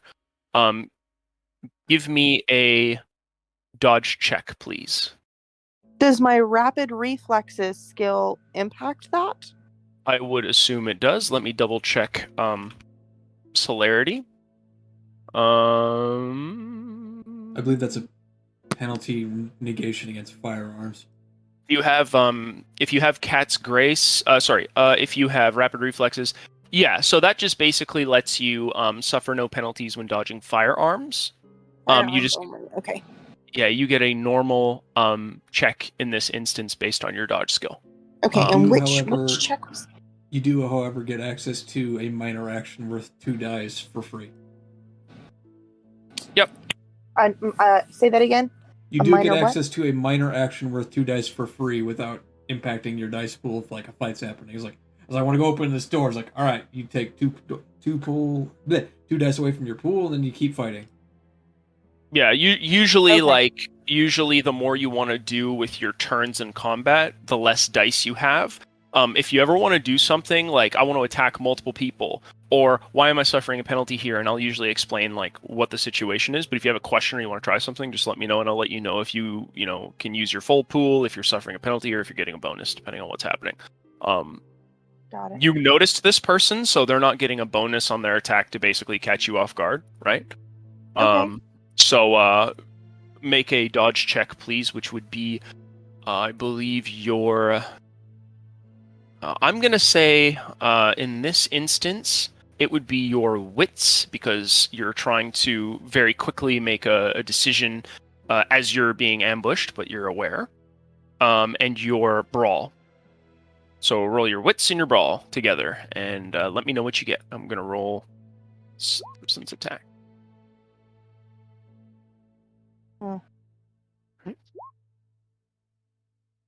I got 1 success, and you got 2, I think. Yep. Right? Yes. Okay. Yeah, you can kind of hear the baseball bat swing through the air as it just barely kind of clips your hair, and you hear the assailant cry out, "Ah, fucking bitch, man!" What do? What you are seeing now before you at the moment is a relatively shorter but stockily built man, muscled, tattooed, with wearing a do-rag with I would say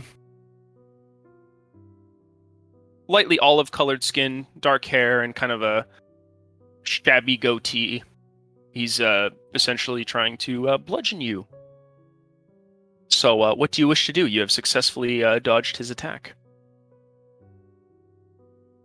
I want to charge him and try to take his bat away.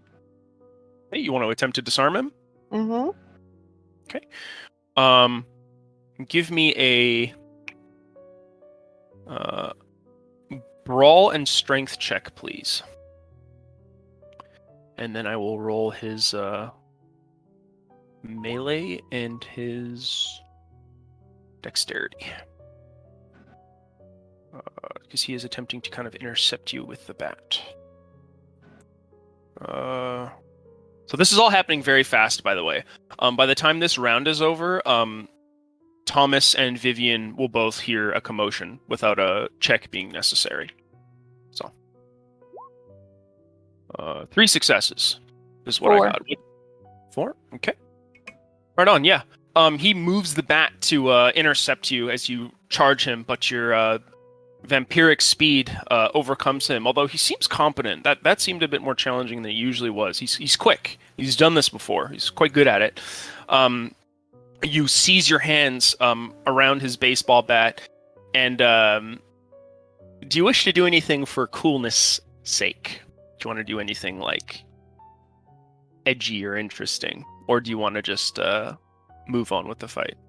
I mean, This I want doesn't to break his leg. Is that interesting? That would be an attack, and that would have to happen on your next round. But if you wish to do anything cool, like bare your fangs or like whatever that isn't using a power or attacking, I'll let you do that for free because coolness. Absolutely. Absolutely. I am charging him, but I am definitely bearing my fangs. All right, you basically are kind of in the moment. You sort of let the beast get the better of you just a little bit, and your fangs start to creep out, and your look hardens, and your features kind of. Well, I mean, if you were in a more lit situation, he'd be able to tell, but a shadow would be cast over your features that makes you look quite intimidating for a lady. And especially so for a lady, actually. It stands out quite a bit. You currently have your hands wrapped around his bat. You've successfully intercepted him. You don't take any damage. On his turn, which would be now, he's going to attempt to pull free from you. And that will be a contested strength and athletics check. So give me a strength and athletics check. He's basically, you kind of intercepted him. You're kind of holding the bat, trying to rip it out of his hands. He's trying to like pull it back away from you. After this round, Tommy and Vivian will be able to finally react in the situation, and if they should so choose, enter combat in that initiative order. So, yeah, give me that check, and I will roll for him. 3. Okay. Athletics. Yeah. Okay. Oh wow. All right then. Okay. Yeah. You slip up just slightly as a nearby kind of foil bit of refuse just catches your foot, causing you to slip awkwardly, and your hands lose grip on the bat, and he not only whirs the bat out of your hands, but moves in such a way that he swings it at you. He basically critically succeeded, so he got 5 successes, which is pretty fucking impressive. I didn't expect to roll that. So not only did he rip the bat out of your hands, but now he's getting an attack on you because he succeeded so well. So you can still roll your defense against this attack as normal. I'm going to try and limit the combat after this round to see so it doesn't carry on for too long. But we'll give it about 3 rounds after Tommy and Vivian get involved, and then after that we'll try and wrap it up, okay? You guys good with that? Yeah. Sure. All right, so I'm going to roll his attack. And then you can roll your defense, which would be your dexterity now, and your brawl, since you're trying to dodge, I assume. Okay. So give a roll there, and we'll see kind of how that plays out. Oops. Yeah. How many successes? Okay. 2 with 1 critical. Okay, 2 successes. Okay, so you got 2 successes still. You would need 2 10s for a critical success. Oh, he has 3. okay. He has 3 successes. Do you wish to do anything about that? Do you wish to use willpower or anything like that, or just... Okay. You may reroll up to 3 dice. However, you may not reroll. Oh, actually, You can only roll. you can't 1. reroll. Yeah, you can't reroll your hunger die. That'd just be a waste of willpower, unfortunately. So, yeah, Okay, that then that no. really. Okay. However, the margin isn't too great here, so I'll explain kind of what happens. Okay. His sudden impressive reflexes and kind of, the fact that you kind of slipped on something in Tommy's very messy haven threw you off just enough in the middle of the fight that not only did he manage to rip the bat from your hands, but he swings it hard enough that while you almost get out of the way, it clips your right shoulder slightly, the end of the bat smashing into it rather hard. Take a point of superficial damage. What's the difference? What is superficial damage? It's just the slash. The X is the big boy damage. The holy fuck, this hurts damage. Superficial isn't really, that big of a concern, generally speaking. Scrapes. Gotcha. Basically just stuff you can mostly ignore until it accumulates. Yes, Got the it. amount of health you have right now, picture it as double. Once that entire bar fills up with superficial damage, you take a -2 penalty to everything you do until you heal past that point. If you take damage in excess of your superficial damage, it translates over into aggravated and it starts getting really ugly. So you still have to be careful, but knives, guns, baseball bats, they don't really hit the same as they did when you were living. Got it. So he gets you pretty good. Actually, let's see. No, sorry. 2 points of superficial damage. He's getting a +1 modifier for the bat, so 1 extra point. Thomas, you hear this commotion as you are the closest. It sounds like Thea's in a scuffle near the doorway. You see her kind of get tied up with somebody who had been waiting there on the other side. And you can even hear, and Thea, you'll hear this as well, this man cry out, "They're fucking back, boys!" Thomas, what do you wish to do? I'll get up from Lauren, making sure he's still on resting position, and I was like, what the fuck is happening in here? Okay, so you're just walking in through the doorway into the situation, right? Mm-hmm. Okay, so that will consume at least 2 of your combat dice. You're kind of walking in, looking around, speaking. Yes, Larry, you can do it for free. Never mind then. You can still act as normal in combat. You'll be behind Thea. You walk in, ask what's going on, and you don't really get a response from the man. He seems to be tied up with attempting to bludgeon Thea, and as you walk in, you see him smash her quite hard in the right shoulder. You can hear kind of a bone crunch and crack. Of course. Today we choose violence. What would you like to do, Spoonalot?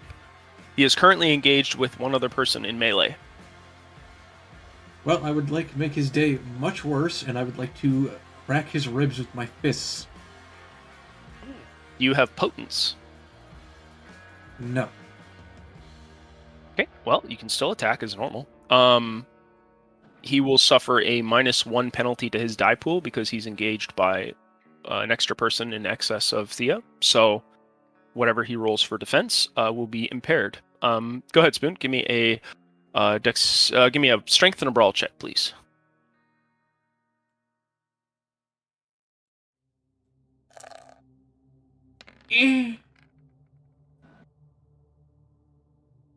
All right. So what did you roll here? One You success. rolled 1 success, and so did he. Yeah. You walk up to him while he's kind of Oh well, excuse me. Before we get spicy, do you wish to use any willpower, or do you wish to just roll with this result? No, I'm good with this result. Okay. Yeah, you walk up to him while he's thinking he's mostly distracted by Thea. You pull your fist back and send it sailing. He barely manages to dodge out of the way, your knuckle just clipping his nose, drawing a very tiny bit of blood, but nothing too deadly. He cries out, realizing that he had nearly had his head taken off by another assailant. Get these fucking vatos! You can hear noises from upstairs as the pitter-patter of feet begin to signal that perhaps this man is not alone. What did he say? What was that last word he said? Vatos.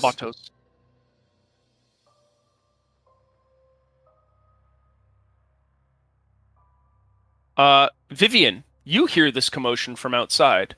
However, it will take you long enough, unless you have celerity, to get in there and see that you won't be able to act in combat until the next round.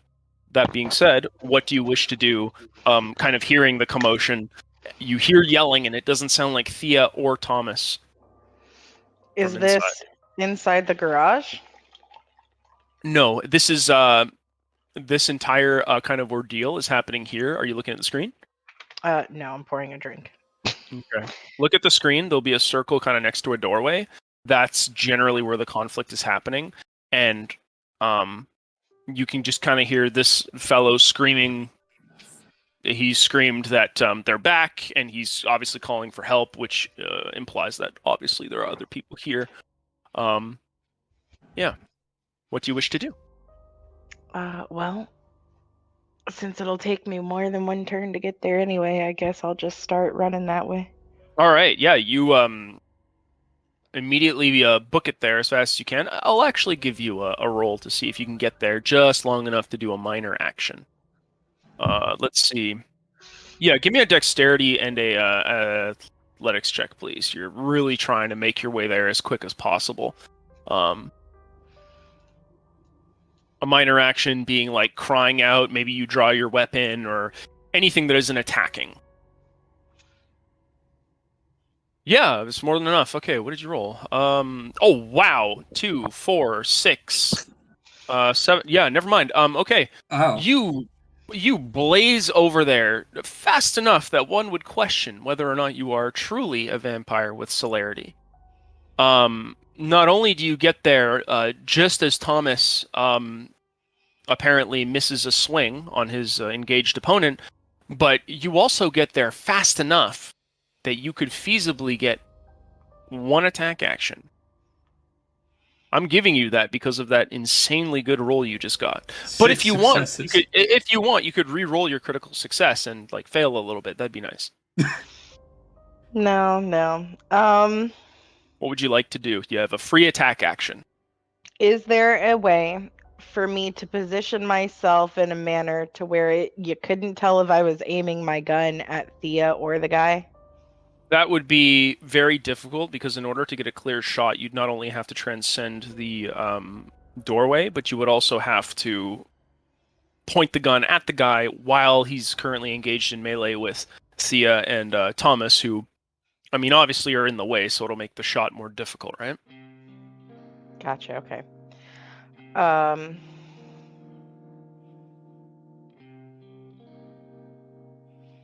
You have a full action because of your ludicrously bullshit roll.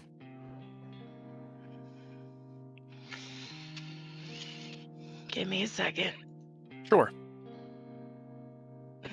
I can't use that.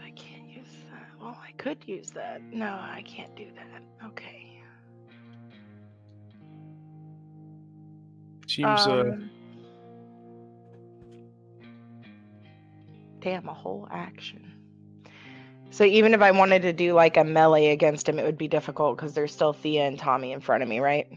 the only reason I would say that you guys would start suffering, or what I will say is I will start giving you guys penalties to your offensive melee is because there's 3 of you in a sort of getting crowded hallway and you're trying not to hit each other as well, right?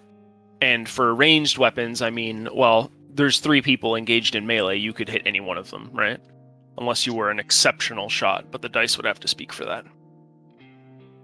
Okay. Well, then in that case, I'm just... I wonder... Can I just instead hold my gun up and then just yell Thea, Tommy, and then hopefully that'll be enough to get their attention to fucking duck so I can shoot? Well, they wouldn't be able to act out of their turn. Yeah. No. That's fine. There's literally nothing that I can do for a whole ass action.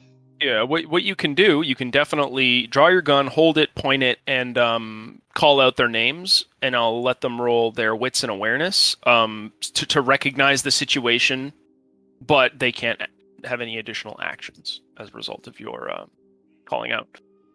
Is that what you want to do? Pull out your gun, hold it kind of in the direction of the guy, and then cry out like, "Hey, I have a gun." Basically, like, "Hey, watch out!" Right? Right, but I'm just saying their names so that he also doesn't duck. Well, I mean, generally speaking, if somebody leveled a gun at me, I would be very much trying to put the other people in its way, if at all possible. So, Right, and I get that, but that's why I'm not saying get out of the way or duck. I'm just simply saying their names, and considering I've pointed a gun at one of them before, I'm hoping that it'll be enough for that they look back and be like, "Oh fuck, a duck," so I can shoot him. Sure. That will be your action, though. You will be basically foregoing your attack to warn them. Are you okay with that? Yeah, that's the only thing that I can do. Okay. And just to be clear, you are kind of saying, Thea, Tommy, right? Like, Thea, Tommy! Yeah. Cool. Okay. Yeah. Both Thea and Tommy give me an wits and awareness check. You guys are in the middle of combat, so you're distracted. You're trying not to get, blasted with this baseball bat, and in some cases, any more than you already have been. So the role is to basically have you guys very quickly kind of just take your eyes off of your opponent, look over, and just make sure that you understand why your names are being called. Yeah, you guys succeed. Both of you kind of find just enough space between the 2 of you kind of occupying his attention that when one of you looks over the shoulder, the other kind of keeps him occupied, and then the other kind of steps in, and this allows you to kind of rotate on him while you look over. And it's very clear that Vivian is pointing a gun, hopefully, at this man and not at Thea, which seems to be her choice target most days. But hopefully not today. So your characters are aware that she has a firearm pointed in your direction. Combat rolls over. It will now be the thug's turn. To speed up combat, so long as you guys don't botch an attack roll, this should be fairly easy to end. I will just say that right now. He's currently occupied, so his melee skill has been reduced. That said, though, I'm still going to roll for him. He's still fighting 2 people in melee. And given the situation, he now knows that he has a fucking gun pointed at him. So, you know what? Vivian, I need you to make a roll. Actually, no. Never mind. Yeah, not this time. Never mind. Yeah, he, noticing he has a gun pointed at him, he immediately does his best to position himself as closely as he can to either Theo or Tommy, whoever happens to be the closest, and will still not relent in his attacks. The footsteps from upstairs are getting closer. He is attacking Thea again. That's 1 success. You can roll to dodge Thea if you want. It's getting kind of cramped in here and difficult to kind of move. Tommy is making it harder for this guy to kind of actively hit you, but at the same time, Tommy's also in your way, and you're trying not to like bump into him or accidentally hit him with your strikes or anything. So you will also be suffering a -1 penalty to your dice pool until you guys can kind of get into better positions, as it were. Dodge So- was brawl and dexterity. Strength and dexterity, and strength and brawl in this system. And And you before, said it was a -1. yes, you have a -1 to your dice pool due to kind of the semi-cramped situation you're in. It's also pretty messy, and there's a couple things in the room making this difficult. Nice. Okay. That will be your dodge check. He's in a desperate situation, so I'm gonna have him expend a point of willpower to re-roll his attack. So he can re-roll up to 3 dice. He'll re-roll 2d10. That Whoops. didn't come through right. Sorry, one You sec here. said strength and brawl. Sorry, you were doing a dodge. That's my mistake. Please roll dexterity and brawl. My bad. I don't know why I said strength. I got that mixed up. He did also say that you were like a negative something to something. Yeah, Yeah, I know, but I still should have had five dice if I You did did. strengthen. Yeah, I did? You did. Yeah, it said you rolled 3 dice and got 2 3 normal, 2 successes, blood. and then you rolled 2 hunger die and got 1 success. That honestly could be your roll for dodge if it's the same. If your dex and your dodge are the same as your strength. It's and your brawl. -1. It's not okay. So roll your brawl and your dexterity for your dodge check -1. Dex. So Right. he will have 2 successes on his attack. He is in a desperate situation and has used willpower to reroll. So what did Okay. you get? 3. Yeah. So you managed to dodge his second swing. Perhaps you underestimated this guy the first time. He's obviously quite capable at cracking skulls. He caught you off guard, but not this time. The bat sings over your head, narrowly avoiding Thomas, who is just barely out of reach. But this is a bit of an annoying situation to fight in. Your turn, Thea. Is there anything around me like a 2x4 that's broken on the ground or anything like that? Sure, yeah. There's kind of a shitty plastic plumber's pipe nearby that just kind of seems to be there for some reason. It's a little bit like beat up, but still serviceable. Plastic? Like Sorry? You said Yeah, plastic. plastic? Plastic plumber's pipe. Yeah, that's correct. It's for piping. Or not really plastic, more of that like fiber material. It's hard. It hurts a lot to Okay. get hit by. Okay. I'm going to grab that, Okay. and I'm just going to say real quick, you have celerity. Normally that would cost you dice, but because you have celerity, that will be your minor action. You can essentially really quickly grab it off the ground and then, take your attack action as well. So celerity helps you do that. I also have a specialty with improvised weapons. You do. Well, then this would count as an improvised weapon. You could add your bonus, which I'm guessing is +1. How do I know what my bonus is? Your bonus will be +1. Oh, okay. Yep. Yeah, improvised weapons. So that will be a +1 bonus to your attack rolls with this weapon, but you will be using a melee skill now instead of brawl. Okay.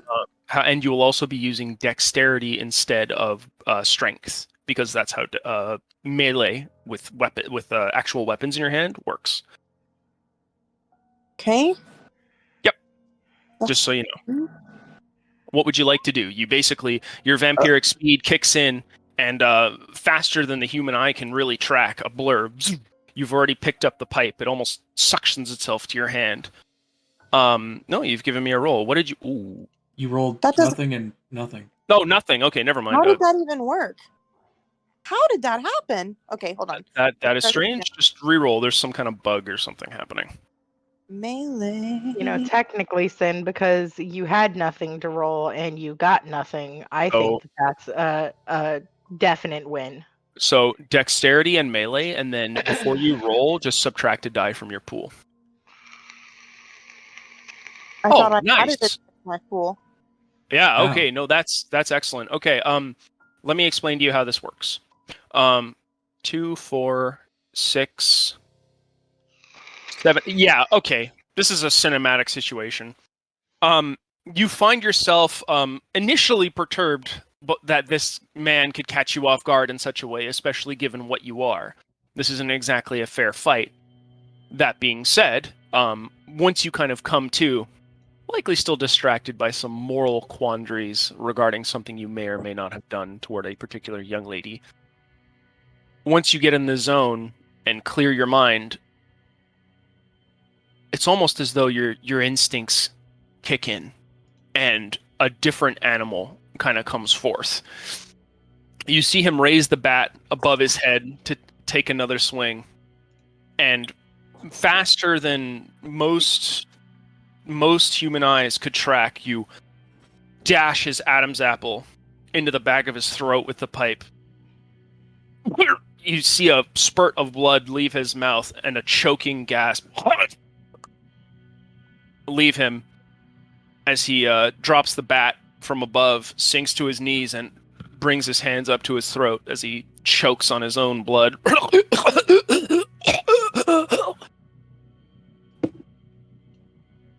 Sick. Probably not going to make it.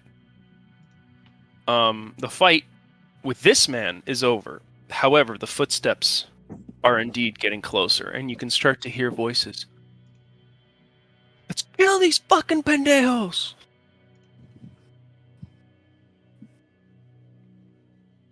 Now, Sin, your turn is over. Thomas, you see the man crumple into a pile of shit as he struggles to hang on to life. Mhm. What do you do? All right, where's Lauren? Lauren is in the garage. He's away from the action at the moment. All right, I'm going to go into the garage and I'm going to, as carefully, as hastily as possible, put him in Thea's camper. Yeah, okay.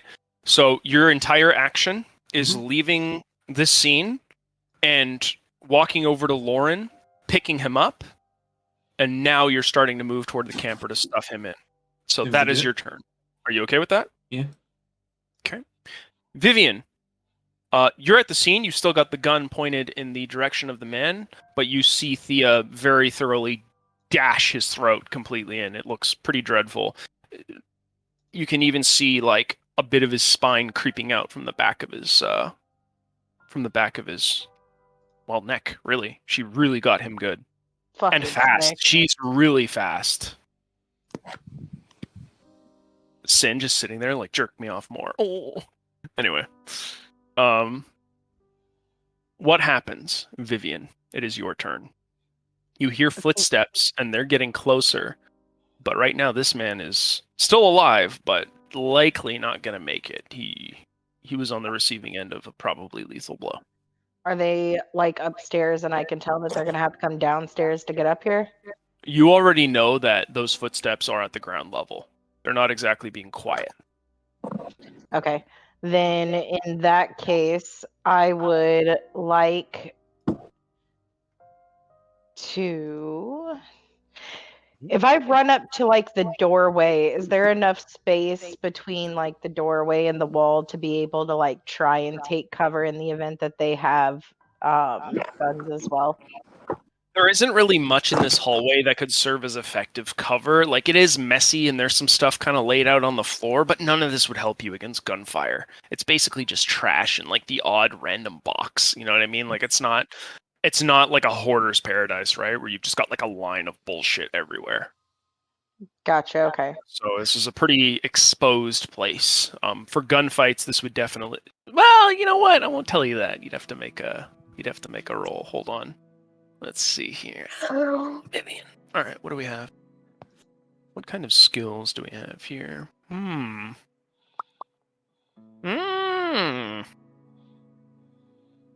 Give me an awareness, wits and awareness check, please.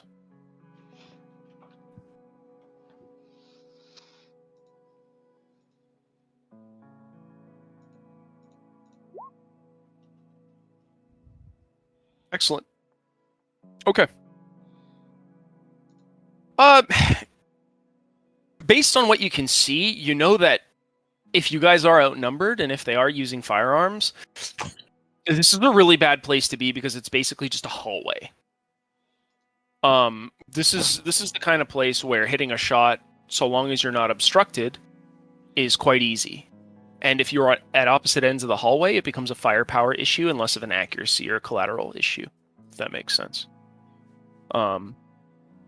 So that is what you know. This is not a good place to be if you are outnumbered and if they happen to be using firearms. Melee gets messier only because you'd have to risk your allies' health, but other than that, yeah, that's where you're at.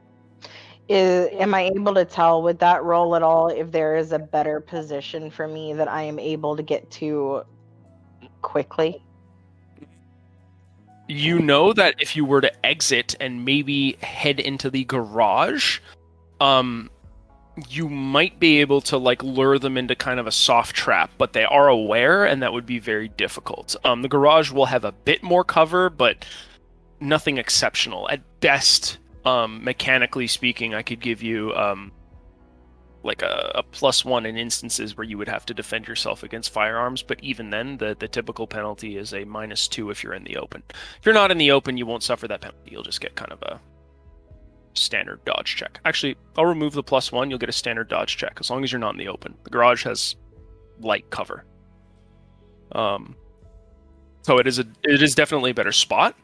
The further you get from the combat scene, the more actions it's going to take. And also remember that, Thea and Thomas are still there, so who knows, right?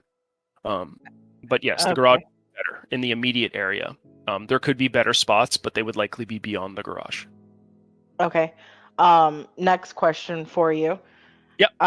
Is in this game, is there such a thing as like holding an action until something happens like in normal D&D?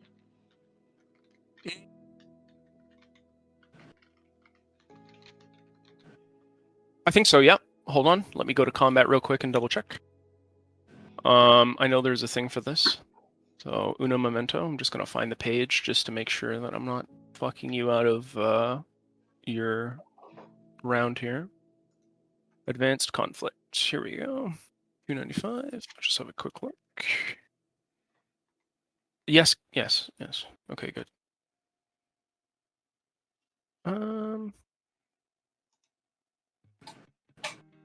Let's see. 1, 2, yeah. Side example, 1 roll. That's yep. Plot. Version of the destruction. All out defense, all out attack, minor actions. Surprise attacks, yeah. Close combat, grappling. Okay. I can't find it at the moment. So what I'm gonna let you do instead is I can't give you the full action, but I could give you actually no, you have celerity.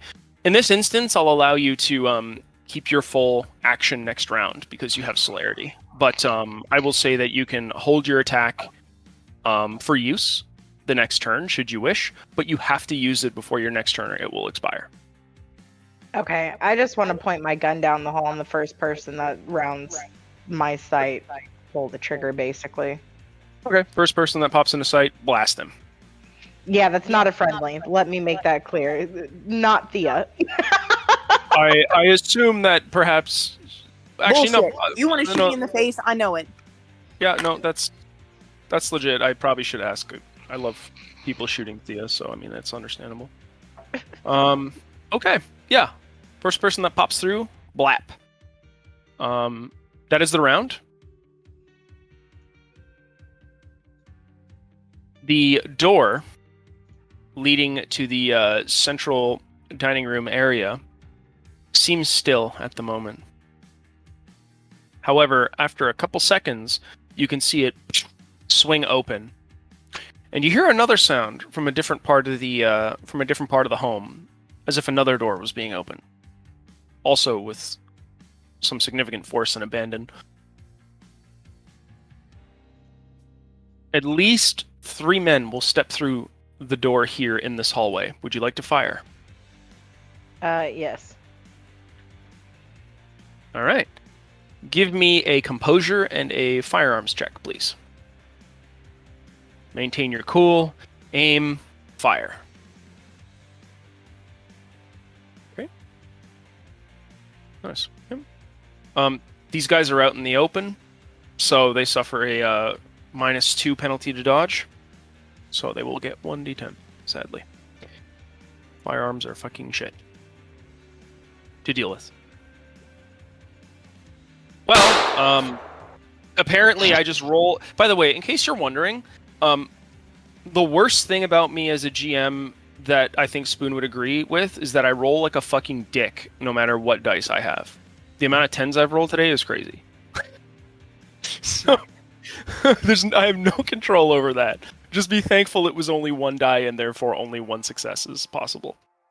For this person's dodge. So, first person, poof, elbows open the door and steps through wielding what appears to be a shotgun of some kind. As soon as he turns in your direction and begins to levy the gun, bang, bang, bang, 3 shots ring out from your pistol.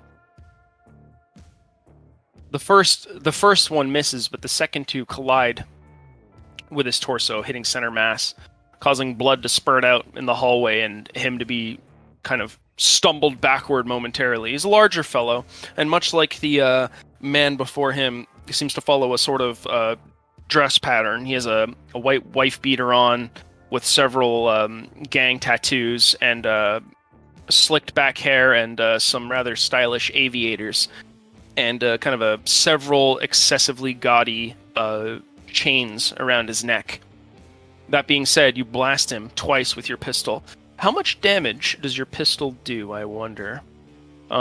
Just curious, because it gives you flat guaranteed damage, and then I have to look at the defense difference. You will always at least do 1 damage on a successful attack, unless something else prevents that. Hold on. I'm just gonna look through your character sheet here real quick. I believe that will be under details. You do have a pistol. A pistol should be +2. So what was the difference in your roll? You rolled 3. He rolled 3. Oh, is it +3? Okay, never mind. +3 then. It's just a standard pistol. So 3, you rolled 3. So 6, you rolled a 1. So you will deal 5 damage. That's a lot. Yeah, you basically perforate one of his lungs fairly easily, and wherever the other bullet hits at this point doesn't matter, as the man basically flops over shortly after being knocked backward by both of your pistol shots. The man that had been falling in behind him kind of shouts out, "Oh my fuck, they're strapped!" All right. It is now Sin's turn. Sin, Vivian may have just saved you from a world of pain as a rather stereotypical gang member-looking fellow had basically kicked open the door and rounded the corner very quickly with a shotgun, pointing it, of course, in your direction, as is the tried and true custom of our game. He drops to the floor as Vivian hits 2 of her 3 shots, both in his chest. The shotgun, of course, scattering down the opposite end of the hallway as he dies, or bleeds out, presumably. What do you wish to do? There are apparently more men filing out of this doorway. I'm actually going to rule, I've changed my mind. This is a bit more of a significant combat, so if you guys don't mind, we can have it be a bit longer. Are you guys okay with the longer combat? Sure. I'm okay with that. Okay. Spoon, you're okay with longer combat? Not that I'm participating at the moment, but yeah. Okay. And Sin, you're okay with a longer combat, or would you like something shorter? No, I'm great with longer combat. I just don't want to stay in here for the next 5 weeks fighting these guys. Oh my god, no, Sin, you've turned them all into zombies! I'll try to make it fun, at the very least. Alright, so Don't worry, Sin, it is your turn. There's another 3 floors of the Los Reyes. Another 3 You can floors. only... You don't know how many men are here, but what you do know is that there's definitely quite a few more than the ones you have dealt with. And, well, seeing as how you've killed their brothers, as it were, this is probably going to get personal really quickly. That said, it is your turn. You don't know how many are coming through the door, but you do see one of them starting to round the corner. What do you wish to do? He has a pistol in his hand, quite obviously. And, yeah. What is your decision?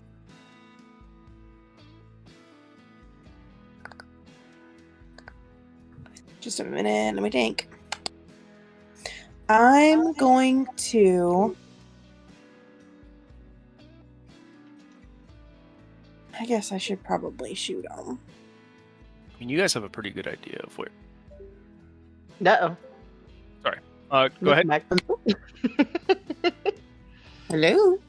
Yep. Sin, Yep. No, you're good. You made him rage quit. I know, right? All right. I'll just have Vivian point a gun at you. Well, shoot. I mean, I guess... Yes, that is what guns do. I guess I'm gonna shoot him. You have celerity. You didn't have your gun drawn initially, but you can pull it for free because you have celerity. Otherwise, that would have cost you your full action. Yeah, if there's numerous of them and they're probably got weapons and stuff, I'm gonna pull my gun. But I am going to say, like, as I'm grabbing it, since Viv just kind of, killed that guy. That's why I love the crazy ones. And I'm gonna pull my gun and I'm gonna shoot him. You can draw your gun for free and take a shot. Roll your composure and your firearm skill, please.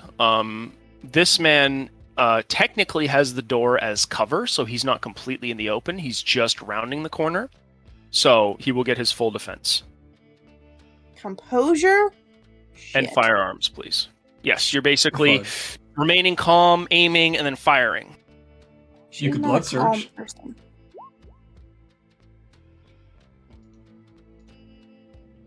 Okay. All right, Okay. so your hunger die cannot be re-rolled, even if you wanted to re-roll willpower. Well, let's see what he rolls for his defense. So I think that would be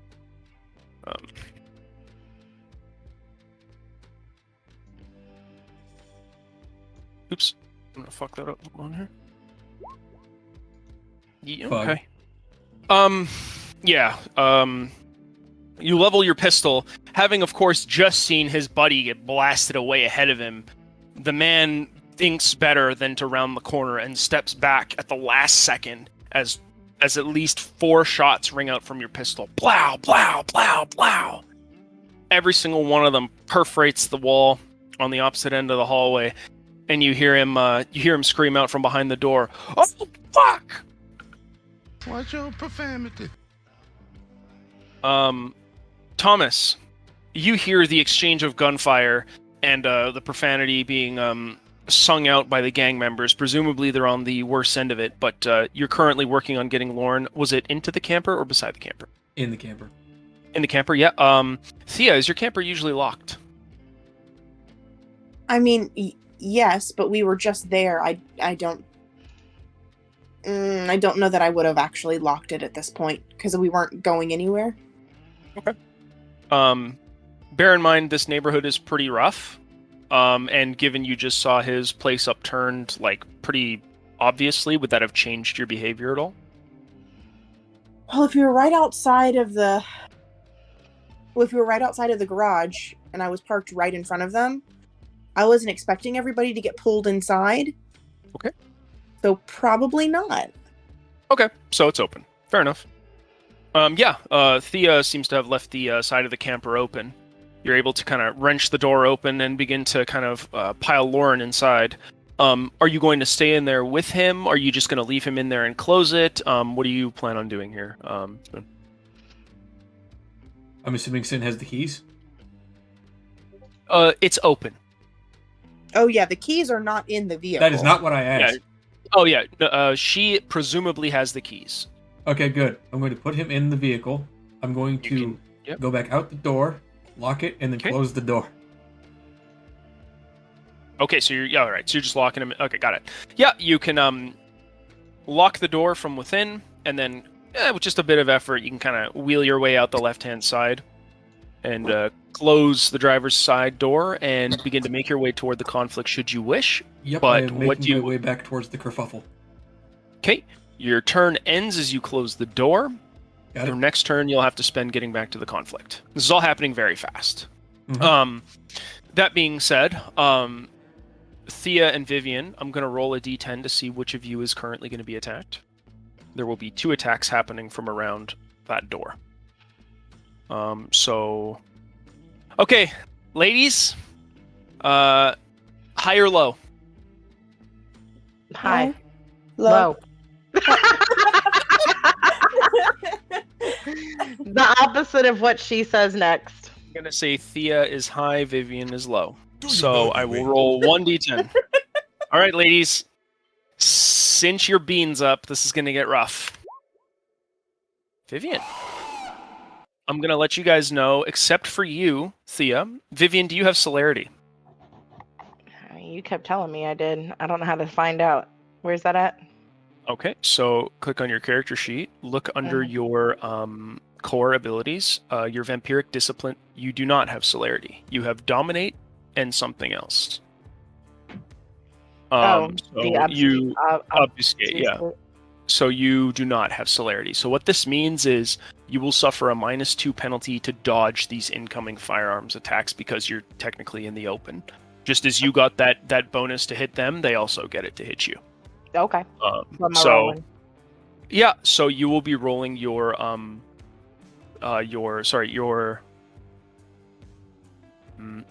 brawl and your dexterity.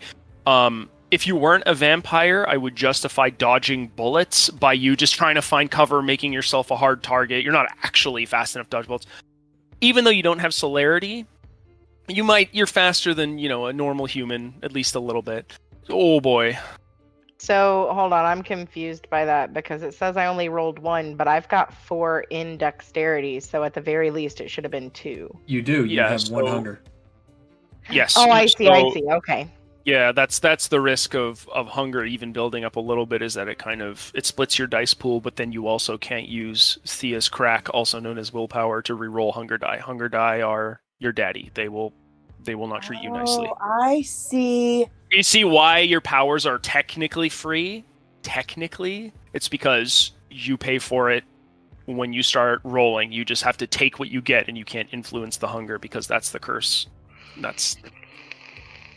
That said, I will make the first attack. The first attacker, appearing much like his predecessors, although he's a bit shorter with long black hair, peeks around the corner, and he's using an automatic machine gun, is what it looks like. Very, very small, like an Uzi, nothing like crazy military, but he will get an extra damage die as a result of his overwhelming firepower. He's basically going to spray down the hallway with you as the primary target. If he rolls a critical success, I will allow slight damage spillover to Thea, because he's basically, pulling down the hallway. He's just going ham, right? So let's see what happens. I will roll his stuff here.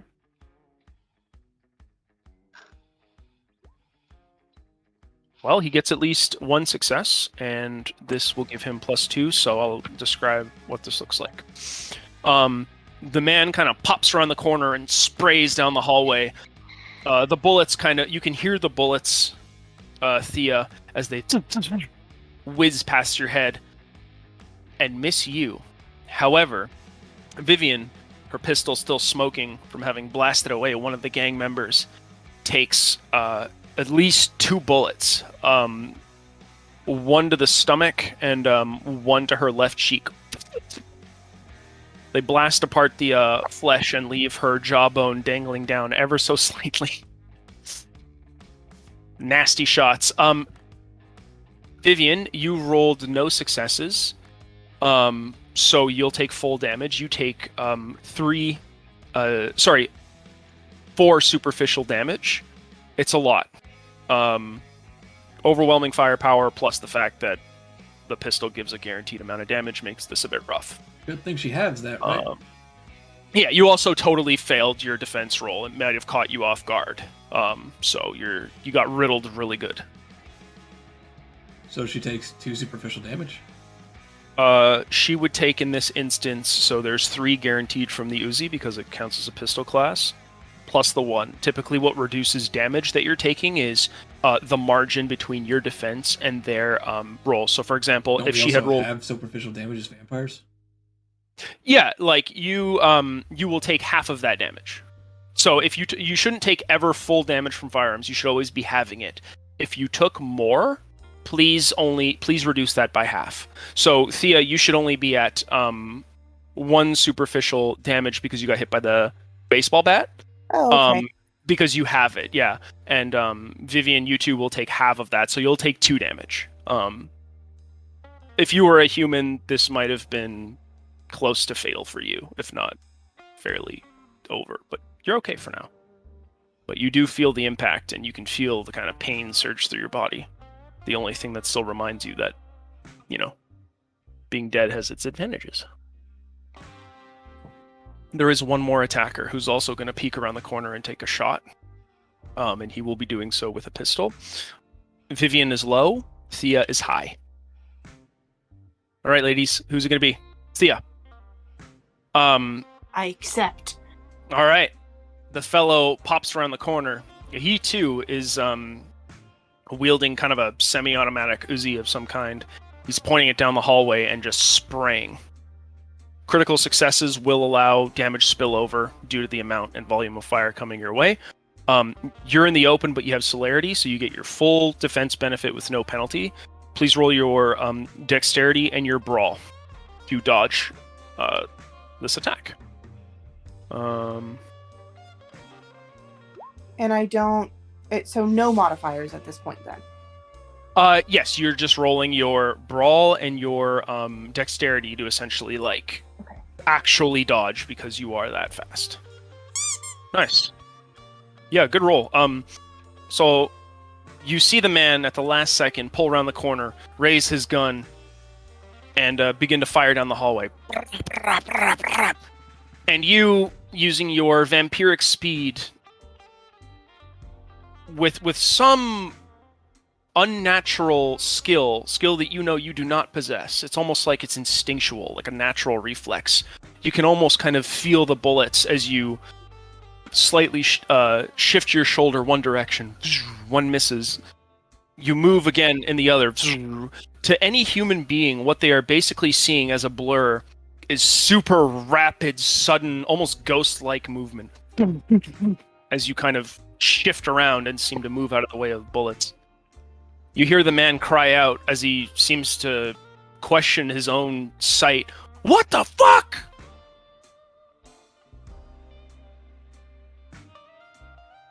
It is your turn, I believe, Thea.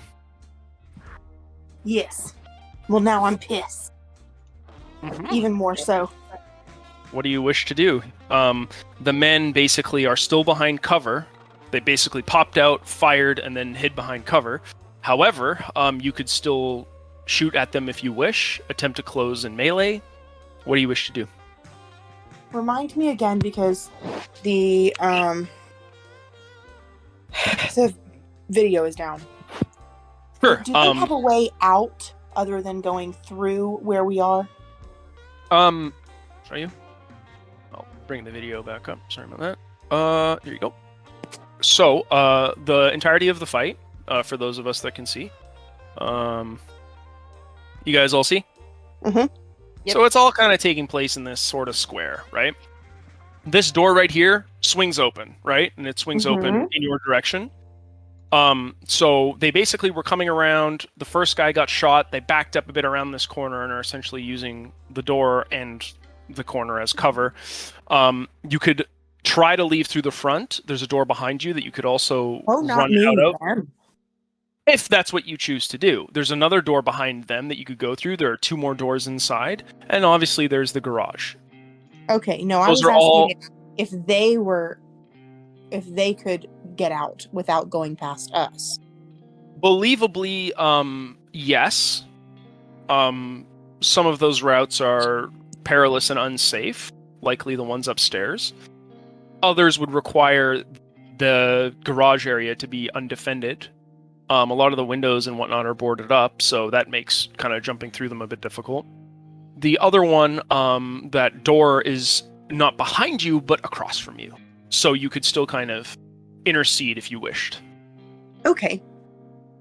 That's if they're running. Right now, they're still actively fighting you, and they've got you a couple times, but are increasingly concerned with what they're seeing, because typically when you shoot people and smash them with bats, they go down, and you guys are not going down, and you're women, which they expect less from you, obviously, in this situation. Obviously, right? So they're definitely kind of spooked. What do you wish to do with your turn? Well, I feel like from what they've been saying, and correct me if I'm gathering this wrong, from what they've been saying, they were actually looking for us. It seems like they came here looking for us. So they were looking for someone. Or someone. They were looking for someone. They were waiting for someone. Do they look familiar to me? No. So they don't look like the people we've seen before outside of Tommy's. No, they don't. These are completely different fellows, as it were. Okay. Well, I am just going to, at this point, they have shot my crazy ass. I don't know that I'd call her a friend. They shot the crazy lady. They shot her good too. Yeah. So I am just going to smile and say, "That's not how you treat a lady." And Daunt. Are you willing to make a rouse check for that, Daunt? I am. Wait, hold on.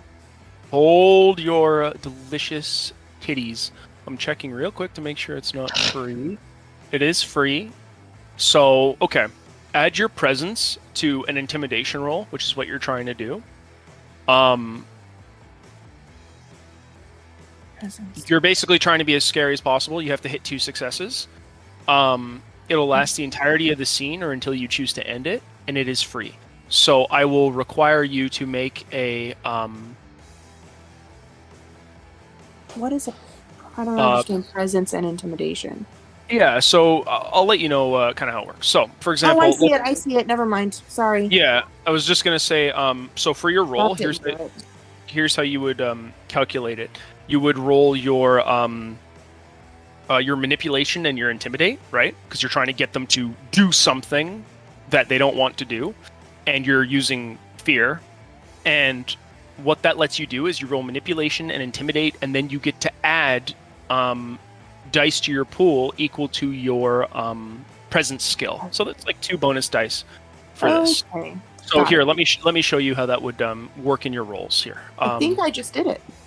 Did you? Okay, I'm gonna just have a... Because you should have, unless I am mistaken. So in this instance, it would be manipulation and intimidation. I got 1 in intimidation, 2 in manipulation, yep, and 2 in presence. So that's 5. 2, so 3, so that should be 5 dice. I'm just going to double check. I'm just going to give a quick roll here to make sure that it's working like I think it would work. Oops, sorry, that's a thingy there. So we're just going to give you a roll here. Wait, what? Hold on a second. See, that's just it. When I clicked that, it only rolled the 1 dice. But when I did it the way you said, with the intimidation and manipulation, and then I just added a +2, it did it. Okay. I'll have a look at your roll then in that case. You rolled a 3. Was that a critical? No, that was just a good success. So 3 successes. Okay. You beat the difficulty, and Daunt says that you basically use your power to repel them. And in order for them to attack you in combat, they would have to succeed a resolve and a composure check at a difficulty of 2. So you're still in combat, but they will be too scared of you to actively fire on you. So you, from where you are, you essentially bare your fangs, and your eyes kind of glow red in the dark, and you make yourself look as imposing as possible, and you hiss. your beast kind of roiling in your chest as you focus the entirety of your anger and your fury upon them. Am I able to move in the same action? That, I would say, would be your full turn. Okay. You're basically using your power to intimidate them enough that they have a difficult time firing on you. That being said, sorry? So I wouldn't be able to just kind of shift my body in front of Viv a little bit? That would have required additional movement, and this is your full turn, so you can't do that right. Here is that's what you do.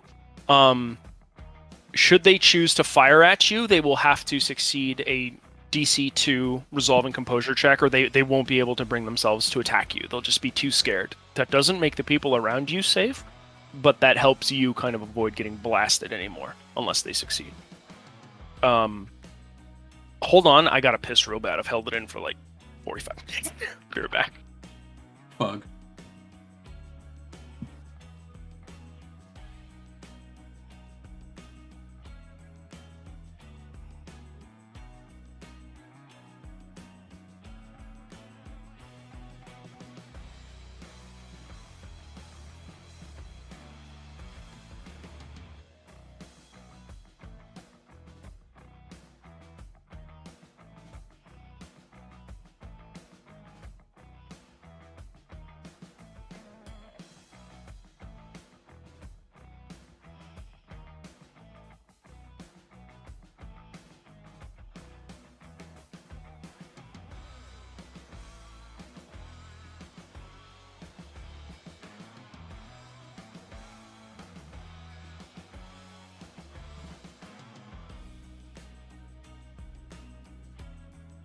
First real combat we've done this campaign. Well, the second one, but yeah.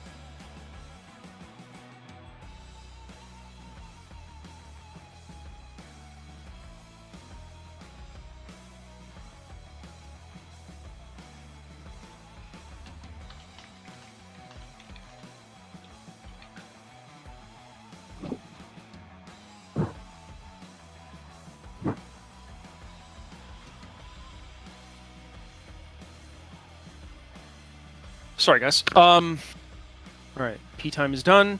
Sin, that was your turn. Tommy, what do you do? The commotion still seems to be going on from within. More gunshots ring in from within the house. And you already know that this can't go on for much longer until police actually show up. Mm-hmm. What do you choose to do? Lauren is safely, presumably tucked away in the camper, and you have enough time to make it back. And you have celerity, correct? Mm-hmm. You have enough time to make it back and take a minor action before your next turn. What do you wish to do? Should you choose to go back to the conflict? If not, what's your plan? I'm going back to the conflict, and I'm going to try going around to where I think all the other gang members are. Sure. So I will pull up the paint map. So rather than going through the door where the conflict is centralized at, so you don't want to go through this door, right? Where it leads into the hallway, like this immediate door right here. You want to go through this area, right? Mm-hmm. Okay. You did hear some sort of commotion and another door open, likely the interior. Do you want to go in that direction? Yeah. Okay, so your free action would basically be rushing up through the garage to this door, and then whatever you wish to do here. What do you wish to do as you get to this doorway area? I wish to run up wrench open the door and then run in. Hey, yeah, you with preternatural speed, kind of zip across the room, grab the door, wrench it open, and just run in. You can see two gang members, one with like a long machete in his hand and the other a pistol, kind of look at you surprised as they see you suddenly and quickly with purpose just appear around the corner. That will be your turn. We will sort which of you guys will go first. That is the entirety of your turn. That's your full action. Next turn, we will see who goes first. All right? All right. Vivian, it is now your turn. What do you wish to do? You've just been shot twice, and even though it doesn't hurt as much as it might have when you were living, you still feel kind of the sting of the bullets. And you can also feel something, it's a bit loose in the jaw area. It's sort of hanging a bit. Okay. You look fucking beautiful, is what I'm saying. Thank you. Mm-hmm. There's people in front of me that I could shoot, right? They're behind cover, so it's not impossible, but yes. You also notice Thea has suddenly, even though her back is turned to you, you can't see her facial features, but that there's some strange kind of almost menace that kind of reverberates off of her. You've seen her do something similar before, but she becomes genuinely terrifying. Whatever she seems to focus on in this mode takes the feeling from being a bit unnerving to absolutely blood-freezingly scary.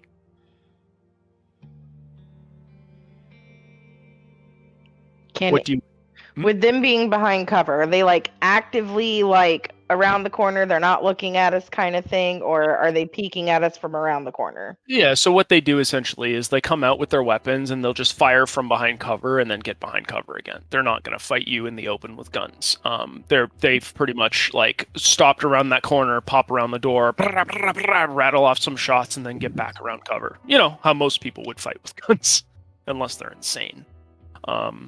Would you say that I've watched them pop out and back in enough to be able to tell,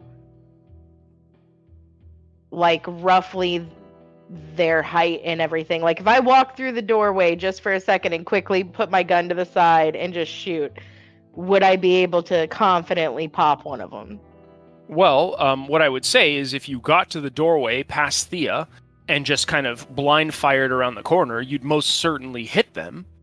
That being said, you would also be exposing yourself to like incoming fire, right? Because what you're doing is you're charging their position and exposing yourself to them, basically like, you know, pointing their gun around the corner and shooting as you run at them, right? So that is a risk that you would have to take. I would likely require a contested roll between you and them in that situation to see if they can kind of notice and then get a shot off, or if you catch them off guard and then begin to, you know, fire at them as you do. Okay. But I will let you run up and then just really quickly around the doorway should you choose.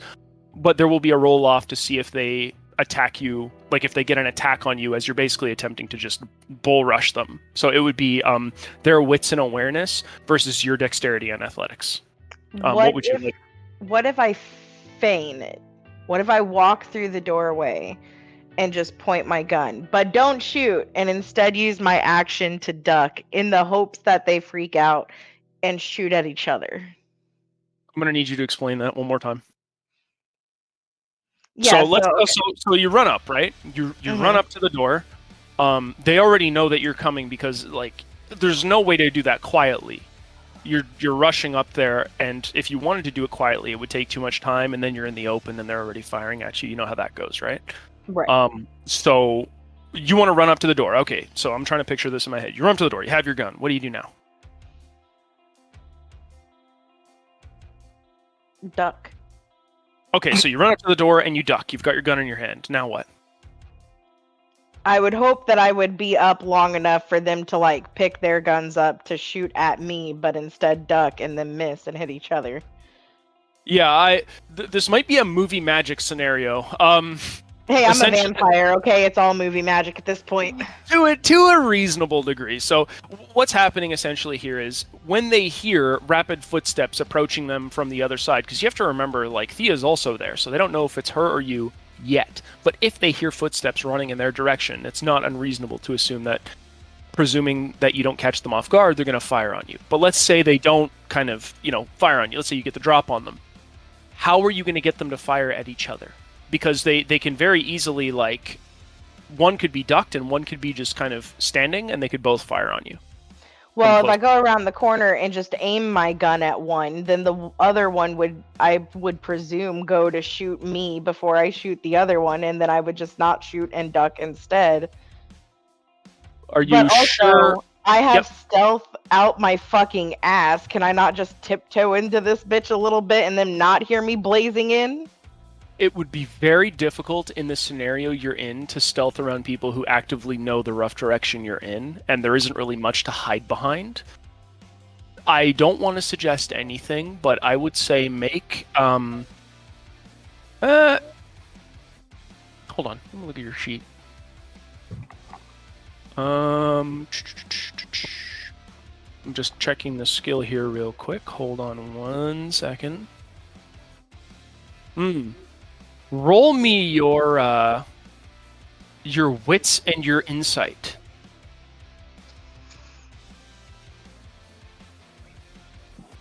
I'm gonna see if I can. Then after this, I have another question that's not so much movie magic as much as it is self-defense, or not self-defense. No, it is self-defense training. Yeah, it's well. So you get 2 successes. Okay. Here's what I can tell you before you ask your second question, or third, or fourth, or whatever number we're on at the moment. Totally taking advantage of my kindness. You know that you can go invisible when when they're not looking at you. It's much easier. It's incredibly difficult to pull off when anybody's watching you. But Thea has her back turned to you. Thomas isn't there, and you can't see anybody else. They're around the corner taking pot shots every so often. Just saying. Okay. So that helps with the other question that I had. Because it's less steps for me now. If I do unseen passage, is that my action? Using unseen passage would be your action. You basically go invisible, and then next turn you could run up and do what you got to do. But bear in mind that attacking out of it breaks it. Right. Yes. So is this a situation where I can use my action and move, or I can only use an action? In this instance, I would say that I will allow you to use your action. No, I'm going to say no. Using Unseen Passage will be your action. You move and act next turn, if this is what you wish to do. That's what I'm going to call. Okay. Then yeah, I'll go ahead and do Unseen Passage. It's free, right? Because they're not expecting it. No one's looking at me.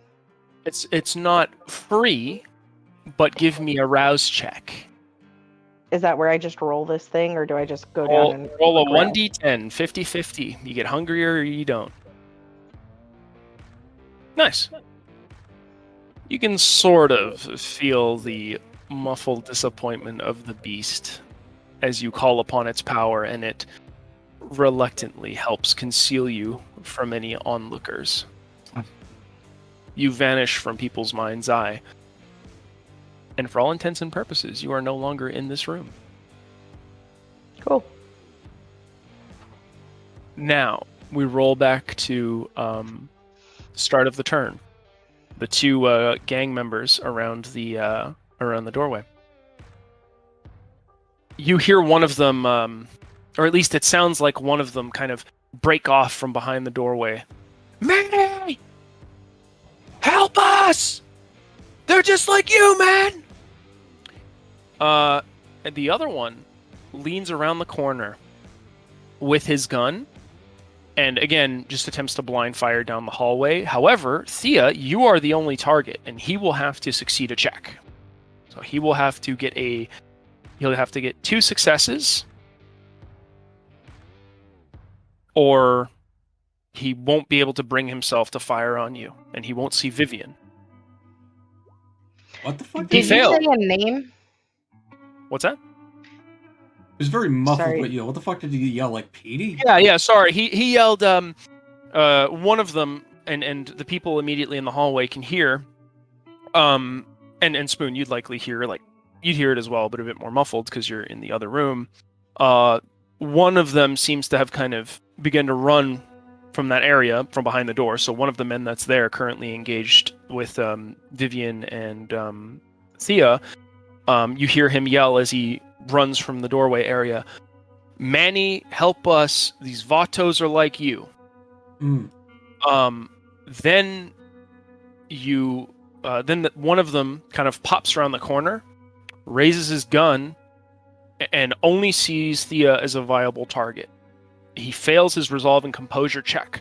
So he points the gun, and then sees her face, and he begins violently shaking, throwing his aim off. Fills the hallway with bullets, but they ricochet harmlessly off of the environment, pelt holes into the walls. One of them breaks. A couple of the bullets break through the nearby window, shattering small pieces of the wooden boards that are covering them up. So he basically panics, blind fires, and misses completely. That's one of them. However, okay. Spoon, I want everybody to guess a number between 1 to 10, please. 45. Okay, I know math. I know your math is not your strong suit. So, Spoon, what is your guess? 7. 7? Okay. 2? Okay. 6. Spoon, you were the closest. Sin, you were the second closest. The price is right. Vivian, my sweet misunderstood darling, you are the victim. Okay. The victim of what? I'm invisible. I'm not saying anything. Anyway, that is their turn. We will go to Sin. Sin, you see the same man pop out and suddenly freeze for about half a second in sheer terror. His hands begin shaking. Visible sweats start to form on his brow, and he just screams out loud, "Ah!" as he blasts the hallway with lead, blindly firing everywhere, causing fairly noticeable collateral. What do you do? Also, sorry. One thing, sorry to interrupt you. I rethought the scenario. Yes, Vivian, you are invisible. Sin, you are the unfortunate recipient as the second closest. Tommy, you're safe. Continue. Okay. Sorry, Sin. Go ahead. That's all right. I mean, if I see that he's not able to shoot at me, or he's having difficulty aiming at me, I want to go punch him in his face. All right, so you rush up and you're gonna brawl him out. I'm gonna brawl him out. You still have your pipe in one hand, so you can still use that if you wish. So you will get your improvised weapon bonus. Yeah, you can run up and attack him with your pipe. I believe the pipe will give you +1 to your damage, so you'll deal at least 1 damage to him, no matter how badly you roll. All the other damage you'll do is based on the margin. So melee and strength. Melee and dexterity. So when you have a weapon in your hand or use any kind of weapon outside of your fists, it's dexterity and melee. Brawl is strength and melee and brawl. Brawl is brawl and strength. Weapons are dexterity melee. The reason why it works that way, even though it might not make sense, and they even say it in the system, is a balance thing. It's so that people don't just level dex and fuck strength. So. Gotcha. Okay, so melee and dex. Yes. That will be your attack. I do have a question. Sure. With brass knuckles, is that brawl or is that melee? I would say that brass knuckles would count as brawl. Okay. They are a very unique, meant to be used with fists type weapon. So I will allow that to kind of add. They don't add much. They add like +1, right? So if I wanted to go up and just punch the guy instead of using the pipe, yep, I would still get a +1. You get a plus. You don't get +1 die. You deal damage. It's different. So like, I'll kind of explain how it works. So let's say normally you attack somebody and you're just using strength and brawl and you don't have brass knuckles, right? Or you're just not using a melee weapon. The damage you deal is based on the difference between your attack roll and their defense roll. So let's say you roll and you get 6 successes, right? Mhm. And they roll and they get 2 successes on their defense. You hit them, but you only deal 4 damage. Does that make sense? And it applies to you as well. Okay. So basically, whatever their defense is, and you always deal a minimum of 1 damage, no matter how good they roll, if you successfully hit them. Okay. So basically, if you roll 6 successes and they roll 3 dice and get 2 successes, you do 4 damage. If you were using brass knuckles, that would be at least 1 damage minimum all the time. But because you rolled 6 successes and they only have 2 defense, you deal 5 damage because the brass knuckles are giving you guaranteed damage. Does that make sense?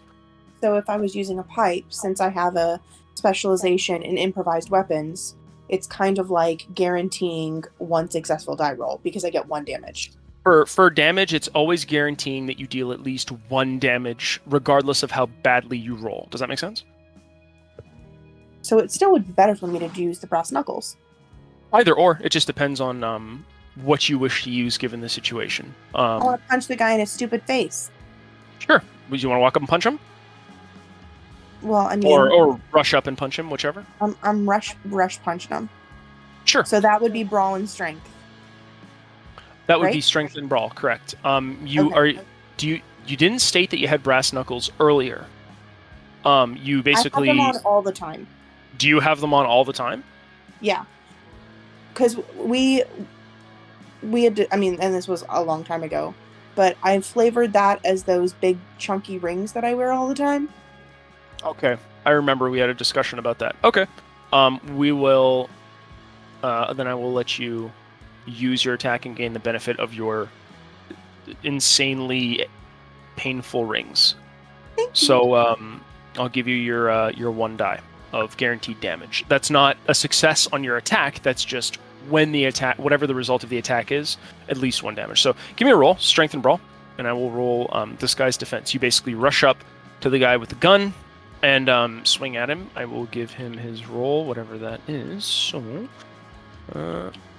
let's see what he rolls. 3 successes, and you rolled, yeah, definitely better.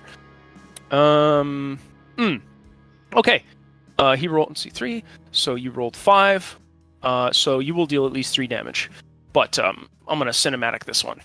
Yeah, you rush up to him, and you essentially crater his face in. You can feel skull and kind of brain matter just kind of coalesce around your knuckles and your fist and your rings as you blast his skull inward, causing his body to fly backward and thud against the wall with a sickening sound. Almost immediately, you can see blood and viscera leak out of his face as the gun fires a couple shots as he kind of sinks against the wall and falls, presumably dead. Very dead. I love the kind of woman that will actually just kill me. However, Bug. as you turn that corner, you see, out of the corner of your eye, somebody had been waiting. A very large, thickly built, strong-looking man, bald, you would have guessed perhaps in his 30s, shaved bald, with a black goatee and kind of hardened brown eyes and very good physical shape. A bit less gaudy than the rest of the members, dressed better as well. The second you turn the corner, with speed comparable to your own, rushes at you, attacking you. Give me a dexterity and a brawl check to dodge, please.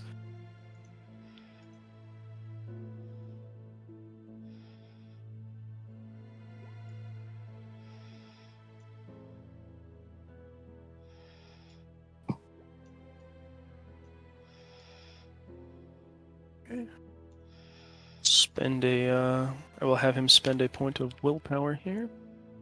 I roll 3 times.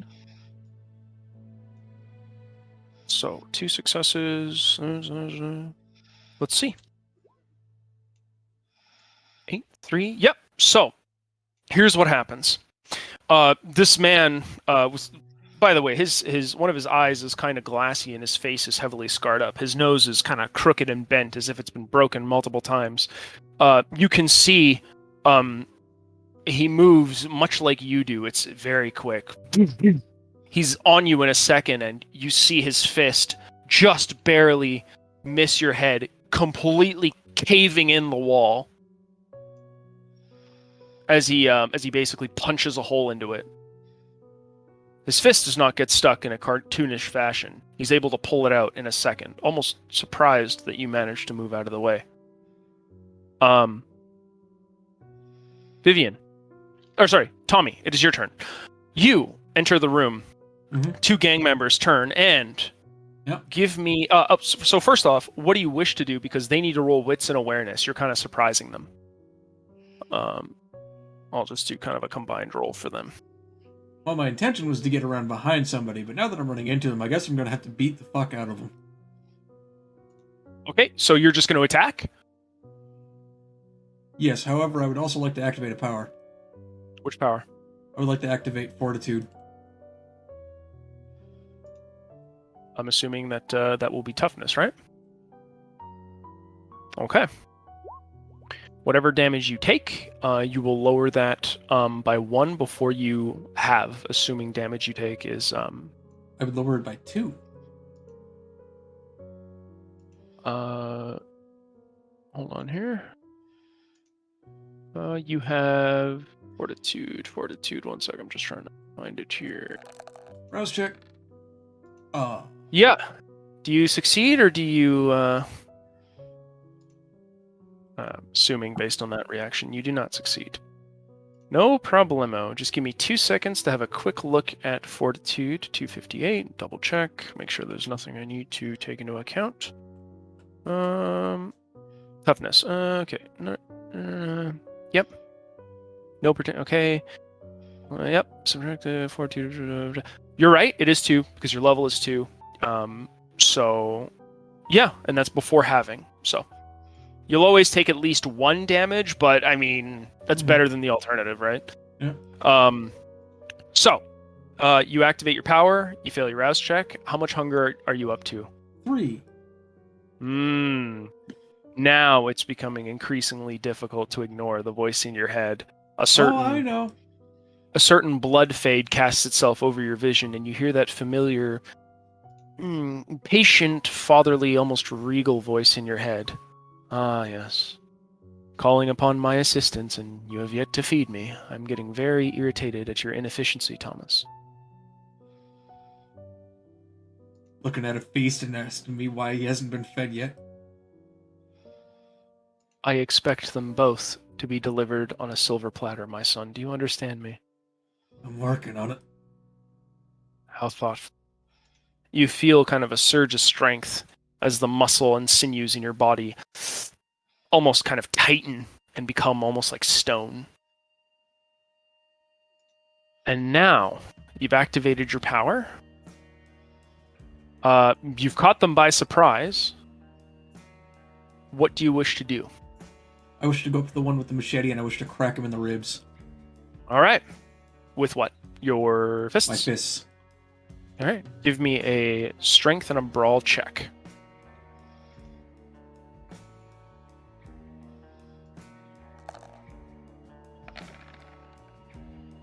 You are... Okay, I was about to say, that looked like blanks. I was about to say that. That is unlucky. Okay. Let's see. Jesus Christ. Do you wish to, re-roll your... Well, you're the active kindred, so if you tie or get another success, you will succeed on your attack. You will deal at least... actually... You'll deal at least 1 damage, so what do you wish to do, Spoon? He rolled 3 successes. Willpower to roll Windy 10. Sure. Re-roll cross off a willpower. Fuck. Do you wish to use another willpower? No. Okay. You take a swing at your opponent, who you briefly caught off guard, which allowed you to not only summon the strength of your vampiric blood and toughen your body, but also to get an attack in. You swing at him with some ferocity, but he just barely manages to kind of duck his head out of the way. lowering himself into more of a crouching stance as he positions his machete, likely for retaliation of some kind. He will now attempt to take a swing at you, Spoon. You get your full defensive benefit. The fellow next to him with the pistol is very close to you. So this fellow is going to attack you. Roll your full defense, your brawl, and your dexterity, please. Oh, that's not good. So, oh my! Man, good thing I have this. Wowee. Jeez, do you see why people don't like me rolling as the GM? Like it should be illegal. It's too much. Goodness grief. Fuck, sorry, Spoon. There's nothing I can do about this. That's just unlucky. This is a pattern with us. You know that? We gotta work this out. 2, 4, 6 successes on his part. What do you get? And he's getting a +2 from his machete. This hurts, but thankfully, 2, 4, 6, 8. So holy Jesus. So you have 8 supernatural damage coming your way. Excuse me? Yes, because a machete gives +2 and he critically succeeded. Supernatural damage? Hold on before you start getting spicy on me. So, here's how this works. You have a total of 8 superficial damage coming at you. Okay, so now, before we have that, subtract 2. You're at 6, okay? Have that again. You're at 3. Yeah. You also got 1 success, so you should be taking 2. You didn't even let me finish the math before you soiled yourself. Relax. I know, I was So just, you have 2. I was kind of, panicking when you said supernatural damage. No. Superficial. That is not what you said the first time. Well, then it was a slip of the tongue, or you're I was baked, just or panicking, making or sure. Superficial damage. So here's how this works. You take a swing at him. He, because this seems to be the pattern with all of these gang members, acts with like a surprising amount of skill, like almost like he was a trained hitman. He ducks your shot and immediately brings the machete up into your stomach. And in spite of your toughness, you can feel the edge of the blade dig in, although you can also feel his arm tremble as it struggles to penetrate your iron-like flesh.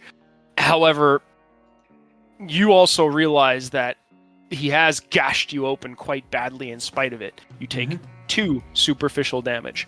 That would have been a devastating blow were it not for your vampiric toughness. The man next to him has levied his pistol in your direction. Yep. And you are in the open, and you are not in such a way that he risks hitting his friend, because it's easy for him to kind of just point at you at the side while this is happening. I have celerity. Yeah, you don't suffer that penalty, which is good for you.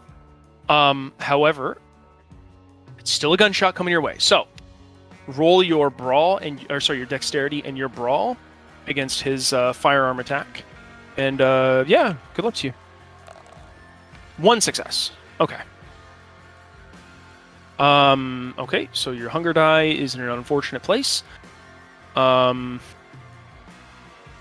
you want to re-roll that? Do you want to spend a willpower to tie him? He's what? My blood dice? Yeah, he's active, so I mean he'd still shoot you anyway. That said though, yeah, you'll be okay. Yeah, because that's 3 dice total, right? Yeah. Sorry, Spoon. You get shot, buddy. I'm aware. Yeah, he levels the pistol. Character to fight. Yep, he levels the pistol in your direction. It fires off a single shot. You have 4 incoming damage. You reduce that by 2. You have it because you're a vampire. You take 1 damage.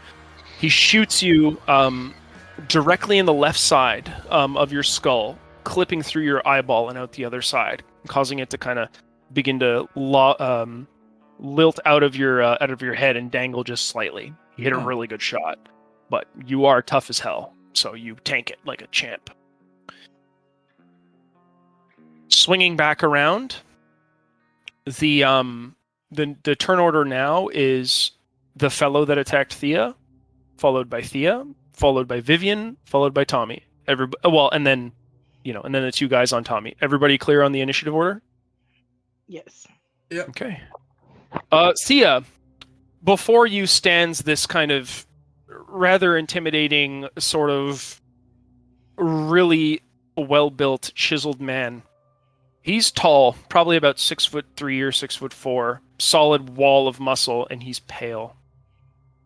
You can see kind of the vascularity of his body, his veins kind of tense all over it. He doesn't say much. He just kind of looks at you with a certain hardened glare akin to a killer in a movie. He continues his assault against you. Roll your dexterity and your brawl, please.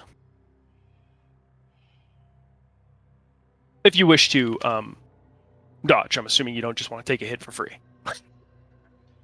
No, I'm dodging.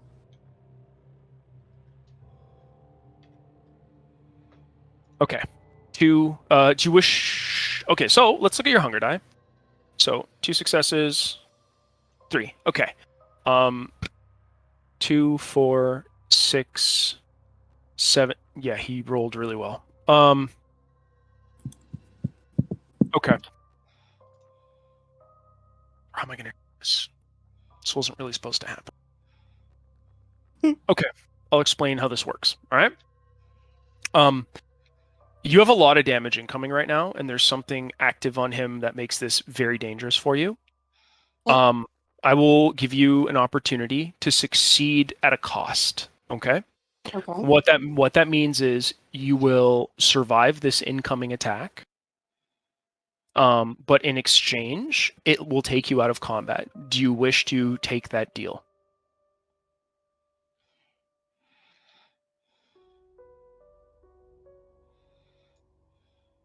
Can I ask the rest of the party? Yeah, sure. Go ahead. Go for it.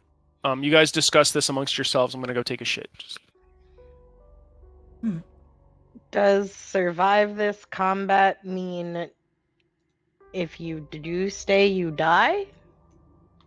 It sounds like, let's see, what did he roll? That looks like 1, 2, 3, 4, 5, 6, 7 successes. So, yeah, that's a lot of damage. I don't have 7 health. I can tell you that right now. I mean, if it's gonna kill you, I would get out of the combat. If anything, this sounds like, would you like to frenzy?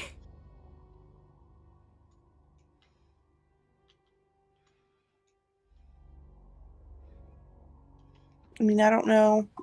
I don't know what else I can do. What does blood surging do? Gives you Is that the 2 frenzy die. you were just talking about? It gives you 2 die to add to a roll, or you can heal superficial damage. Yeah, but it's just die. It's still not a guarantee. Yeah. Even if I do willpower, it's not a guarantee. But even if I mean, regardless, I'm not going to beat a 7. I mean, I only had 5 die to begin with. It Yeah, seems like I would. you would lower that by 3 according to your dice, but since your dice are slightly higher on the hunger, no, he's not doing that. Okay, yeah, never mind. So if anything, I it don't- seems like you have 4 incoming damage, but he's probably got like potence or something. All right, speed poo. I guess. Do you guys need more time? No, I guess I'll take the cost. What does that mean? I'm not going to be. I don't understand. Like, Well, let's back up a bit and I'll explain the situation. Okay, so it's not good news. Okay, silver lining. It's not aggravated. Okay, so that's good. It's still a lot of damage. Now, to be fair, that means that you have this damage. Okay. So you're not going to take all of it, right? Remember, you're a vampire. This is still superficial. And because it's not aggravated, like, you'll still be in a good spot. However, there's a risk that you frenzy. You're looking at 1, 2, 3, 4, 5, 6, 7 damage.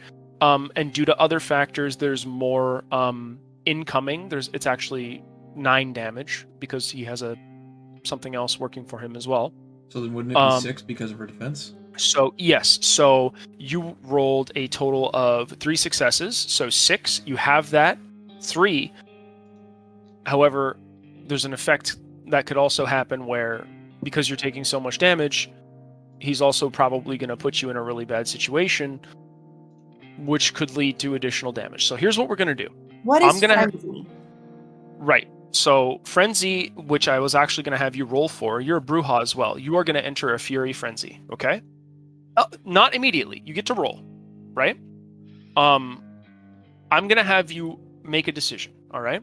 You can either roll to avoid a frenzy. This is even though you reduce a lot of this damage, this is a very serious blow, and it might cause you to panic because not only are you being like accosted far more violently than you expected, but you're taking a lot of damage, and the beast is starting to enter that fight or flight mode, right? Which is above how your character would normally act. Here are your decisions. You can roll to avoid frenzy, in which case you can continue fighting the combat as normal, and I'm telling you that it would be risky with this particular character.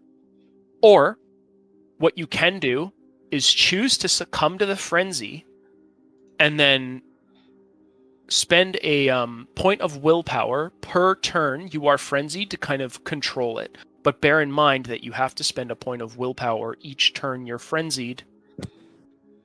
And when you run out, that's when things get really dangerous. Those are the options I can give you. But what is frenzy? Frenzy is essentially like your vampire enters a fight or flight mode, like it's like adrenaline for humans in really intense situations, but obviously far worse. So what it does for you is it will allow you to ignore any health-based penalties should you fall below your superficial damage threshold. Basically, all your health boxes are filled up with those little slashes. It only allows you to use physical disciplines. Because again, you're not in your right mind, right? But it also gives you a bonus to resist mental disciplines like Dominate and Presence. So it'll add 3 dice to your pools to resist there. So it would drop my daunt. Yes. Okay. I would also say that it only spending a willpower point only lets you retain control of your character for a single turn. But you cannot use willpower to reroll while you're in a frenzy. So you retain control of your character and you can direct their frenzy, but it's for a limited time, and you can't use willpower to reroll rolls while frenzying. Well, I'm guessing if you suggested it, that it's what I should do, so that's what I'll do. I will ask you, what would you like to do? You can continue to fight this. Bear in mind, Vivian's close to you. She could help you, and maybe Thomas will eventually swing around. But this will be a rough fight. I don't think at this point that she feels close enough to these people to think they have her back. Okay. What I will also say is if you choose to roll against your Fury Frenzy, bear in mind that you're a Bruja, and because it's a Fury Frenzy, you suffer a -2 to your dice pool, because that is your clan bane. Okay. So what do you wish to do?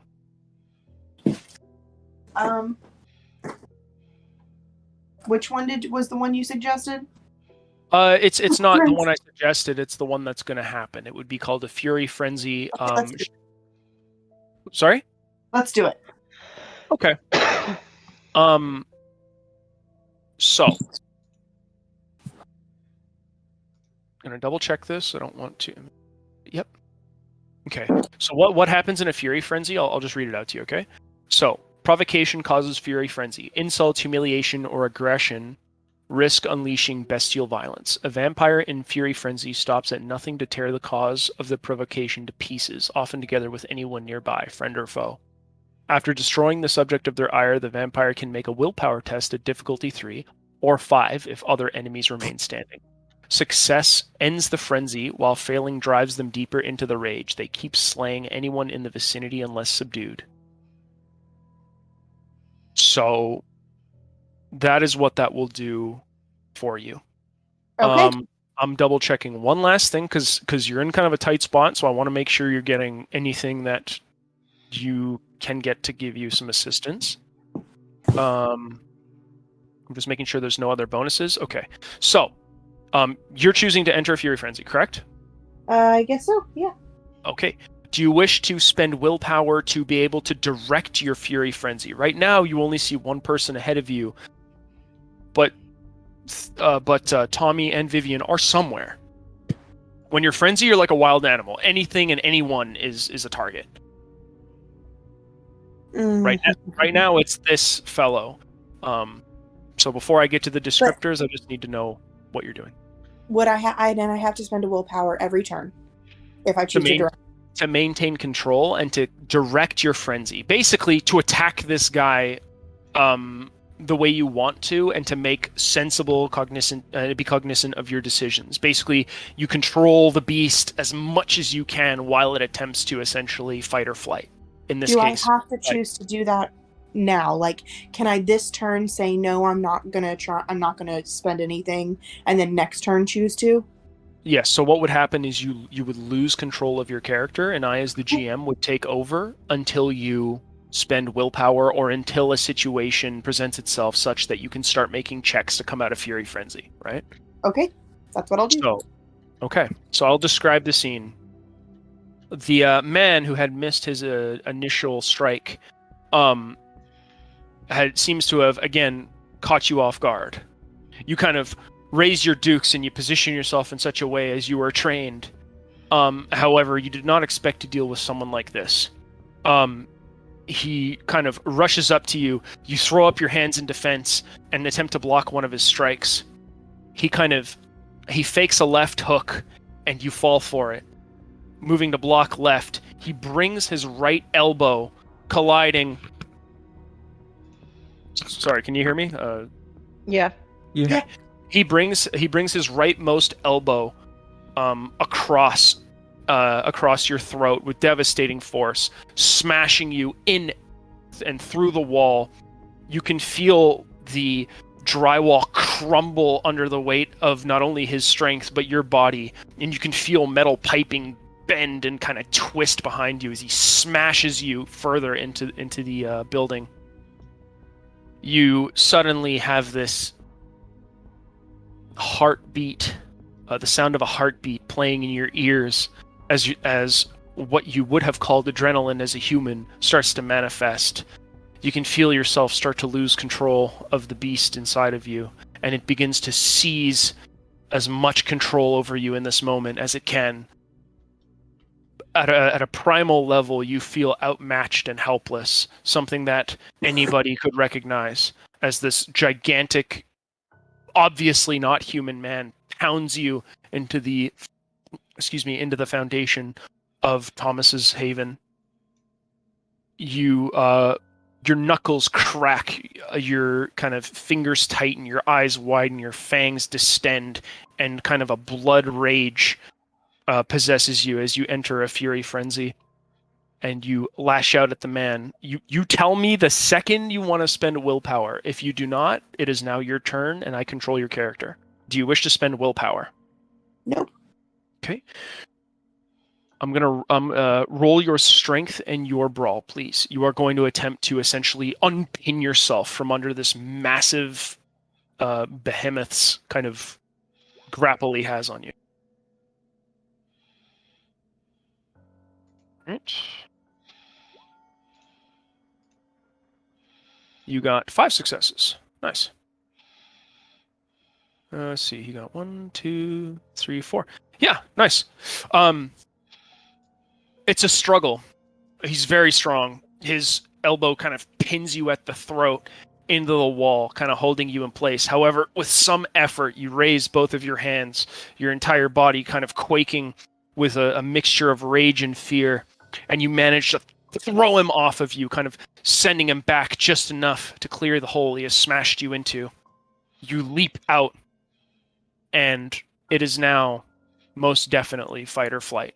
And your body and your Bruja nature, the curse of your clan, has driven you into fight mode. You will rip this man apart. Vivian, you see this event transpire, and since you've known Thea, you have never seen her manhandled in this way, quite literally. She had essentially completely caved the skull in of one man, only to get jumped by some rather large, tall, muscular, bald fellow, riddled with tattoos, and suspiciously pale. She effortlessly dispatched him before falling into a defensive stance. The man feigned his hook, and Thea unfortunately misread his attack.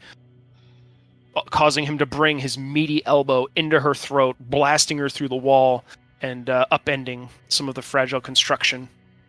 She then suddenly, with surprising strength and ferocity, managed to throw the man back just enough to step out of the hole and engage him in melee, but that was a nasty hit.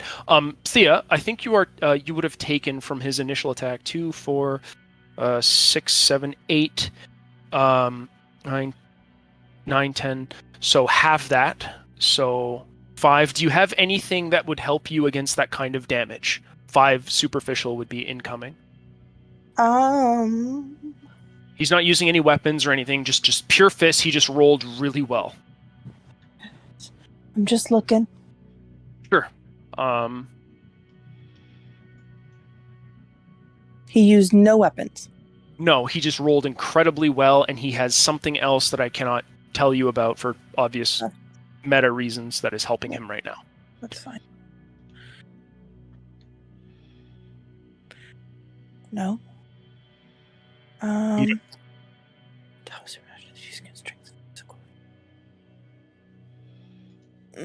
No, I don't think so.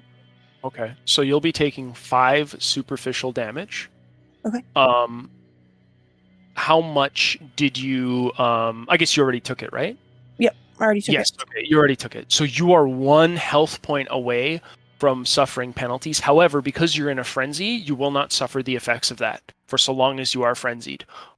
If you find yourself in a situation at the end of this combat where you exit the frenzy, then you'll start to feel those penalties as normal because you'd be beat up pretty bad. However, while you're frenzied, you're okay. All right. Mhm. So that's what you see, Vivian. You basically see Thea take a really nasty blow that roughs her up quite severely. You can actually see like her neck is crooked, like it's snapped in an unnatural way, but she still fights on.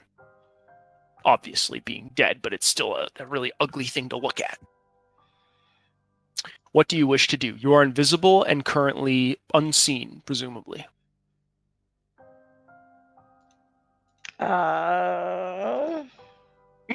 Vivian? Well.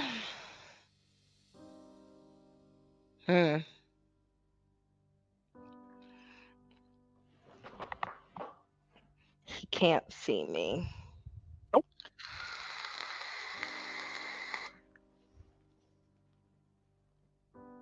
What, shit. When it comes to like a grapple in this scenario, does that go what does that go based off of brawl? It would be I would call for strength and brawl. Strength. Oh, okay. I don't Not know only to hold brawl. on after the grapple, but also to, because it is an attack, you actually hit the attack.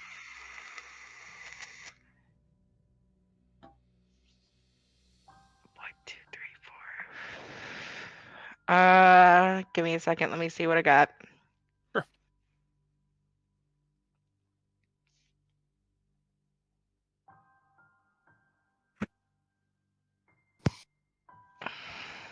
Yep. Nope. I'm gonna go and blast him in the head. Right. You're invisible. However, as you basically raise your gun with intent to attack and fire, that will drop, giving him a wits and awareness check. You will roll your dexterity and your hold on, what skill is that? If I do it from the back, does he get a penalty?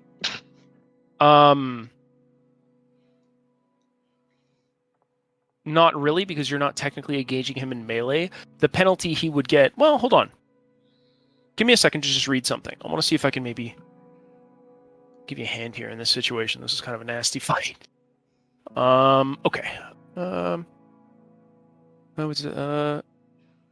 Yeah, okay, so I was okay. Also applies to right. So based on the rules of obfuscate, he'll always have a chance to respond with at least a roll as you come out of stealth. But I'm gonna check one more thing. I'm gonna check surprise rules just to see if I can give you a bit of an edge here.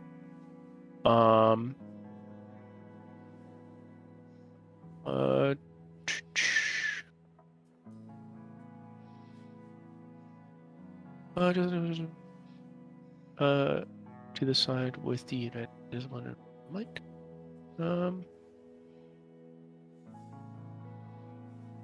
Surprise attacks. Here we go. Okay. Here's how we're gonna do this. Roll your dexterity and your stealth versus his wits and awareness. If you succeed, you'll have to hit a DC 1 attack with your pistol, minimum. It basically lowers his defense to 1, and that's it. You have to beat 1. You change how the roll functions. So, first, your attack versus his wits and awareness. Wait. I'm sorry.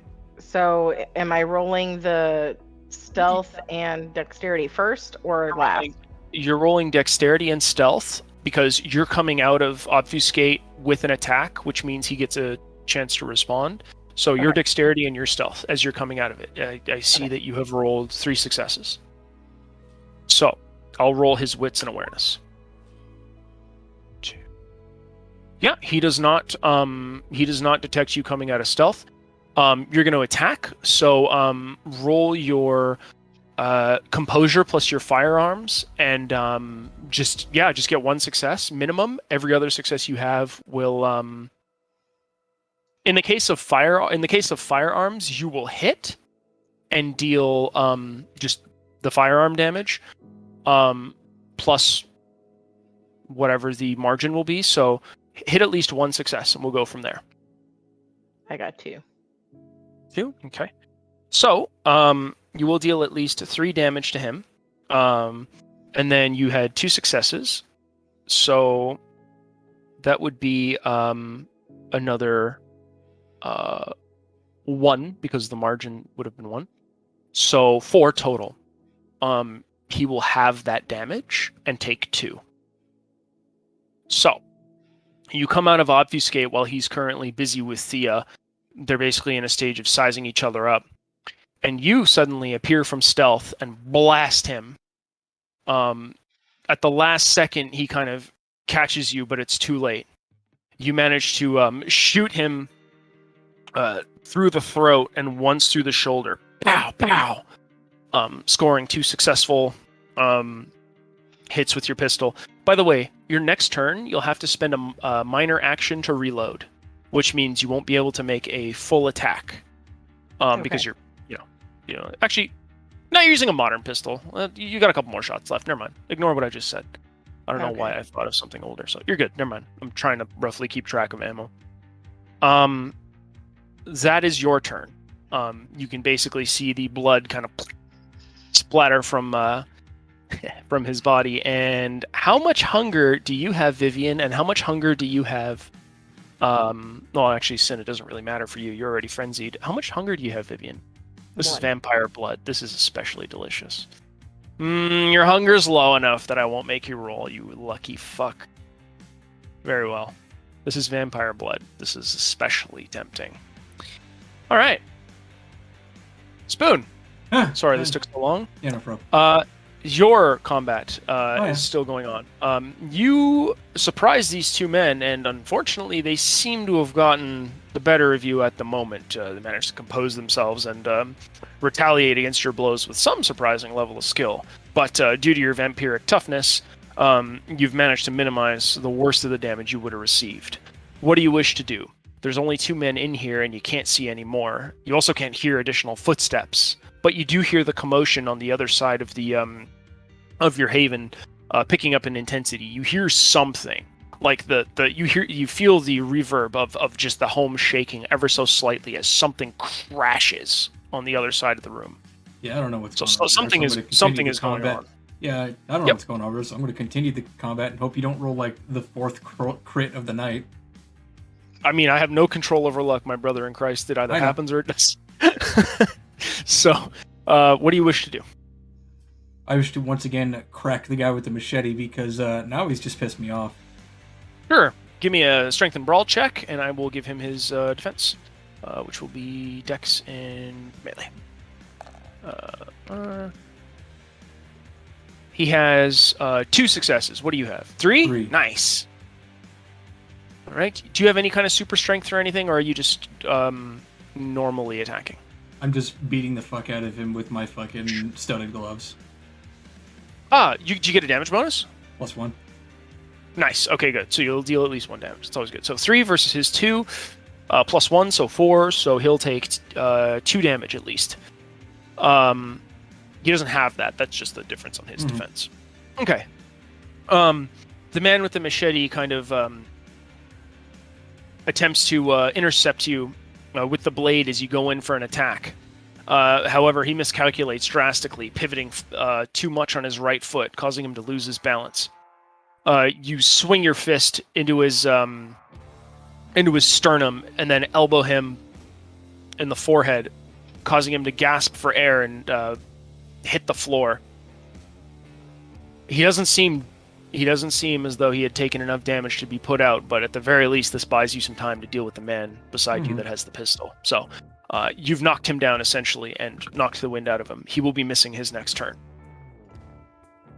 His next turn would have come. Unfortunately, he's breathing fairly heavily as he's essentially scored a pretty successful hit.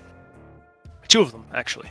However, the man with the gun, having seen this, is desperately attempting to reassert control over the situation, pointing the firearm at you and taking as many shots as he can. So give me a dexterity and brawl to dodge, please. Fuck me, I know what I'm getting my points into after this. Oof!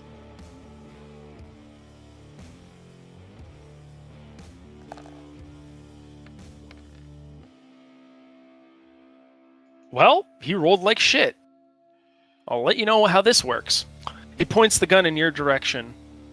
You can see almost in slow motion his finger pull the trigger. And then nothing happens. Ay, puta! His gun has jammed.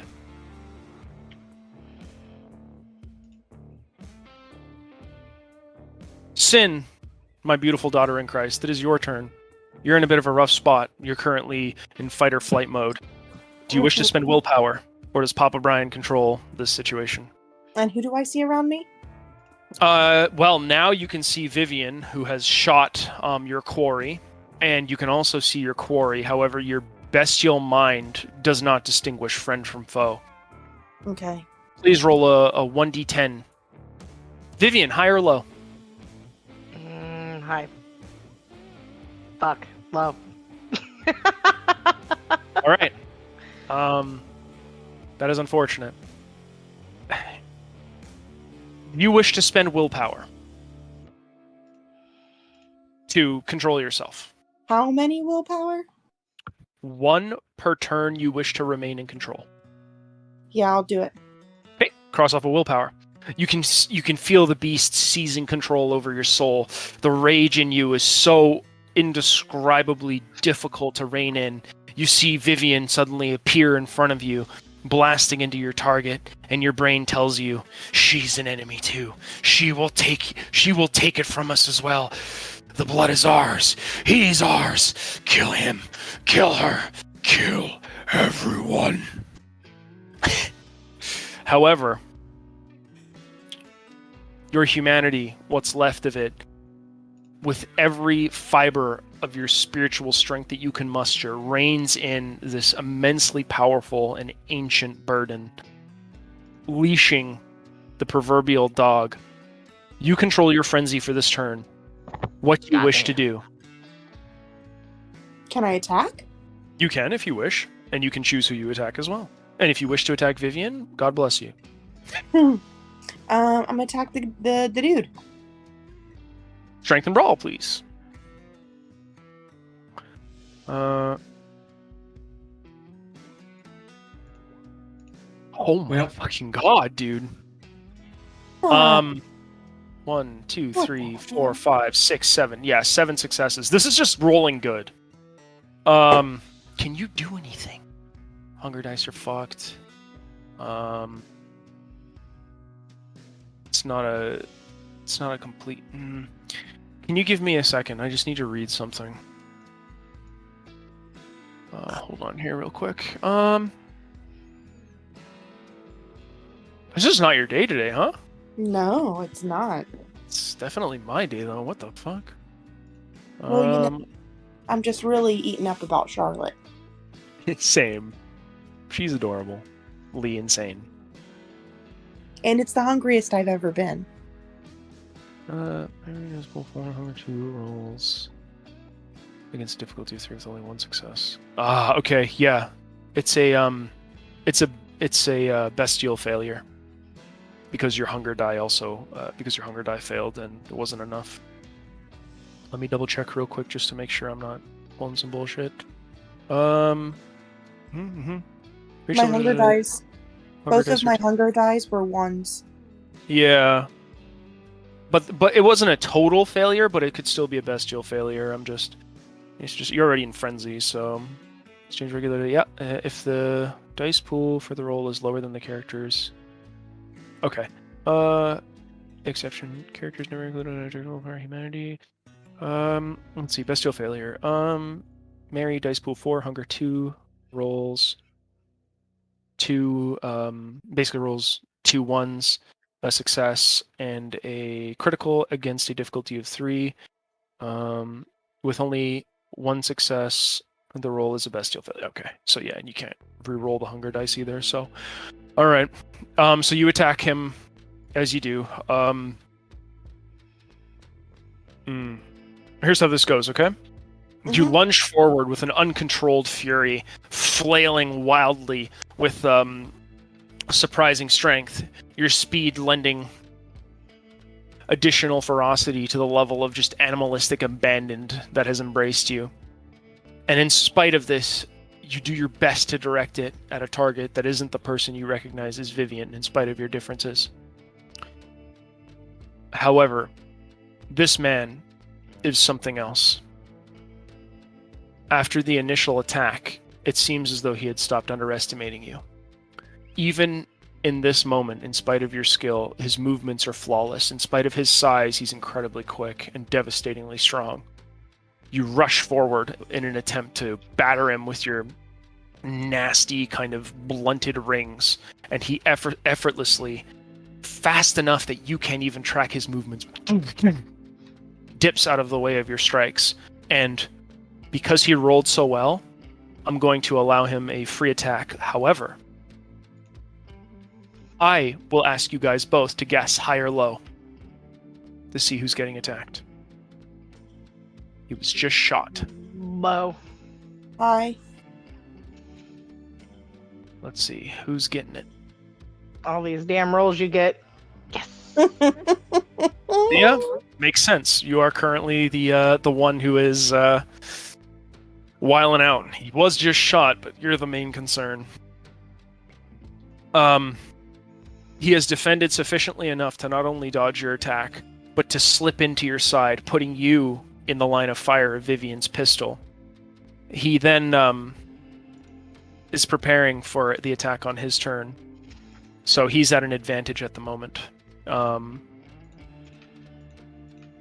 Yeah, the next attack he makes on you will be done with an additional die. He outpositioned you really badly. I believe after Sin, it is you, Vivian. The combat did not exactly go as expected. While you did manage to shoot him twice and deal some damage, at least you think so, he did manage to outposition Thea quite badly. Thea seems to be in some sort of animalistic state where her fangs are distended, her eyes are kind of glowing a light sheen of red, and she's just attacking with complete abandon. The veins in her neck are bulging, and her entire body, battered, bruised, and with limbs twisted in the ways they shouldn't, is just flailing at this monstrous man. What do you wish to do? He has successfully managed to position himself that you couldn't feasibly fire at him without risking hitting Thea, and the hallway, this particular area, is thin enough that, like, repositioning to not shoot her is basically impossible. You can still shoot, but there will always be a risk. Do you wish to do anything else?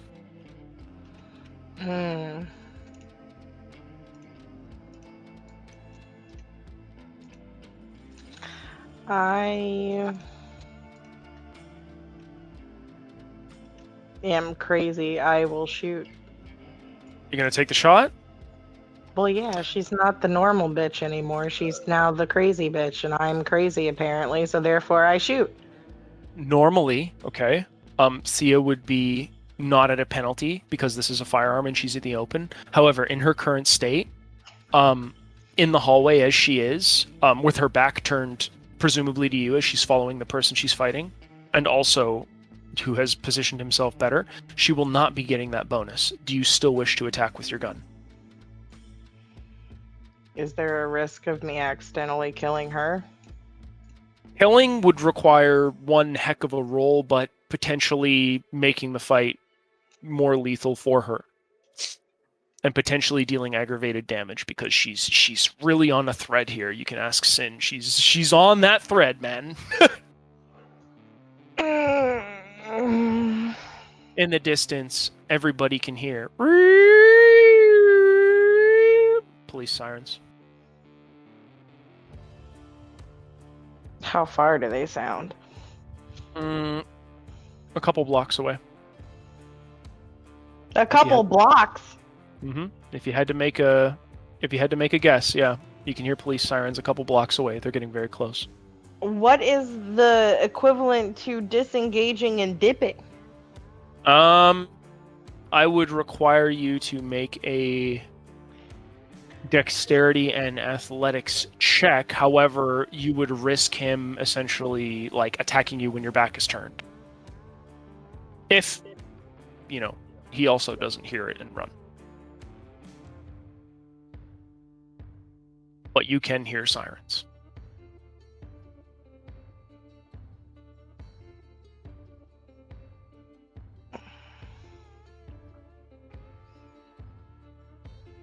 What do I gotta do to pull Thea, out of this area?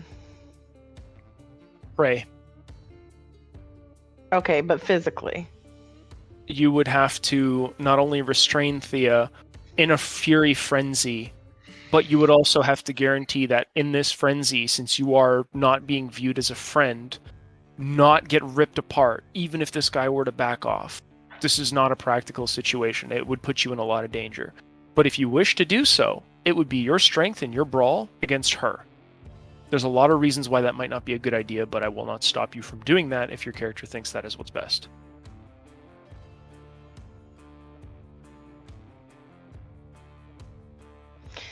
If I were to reposition, say,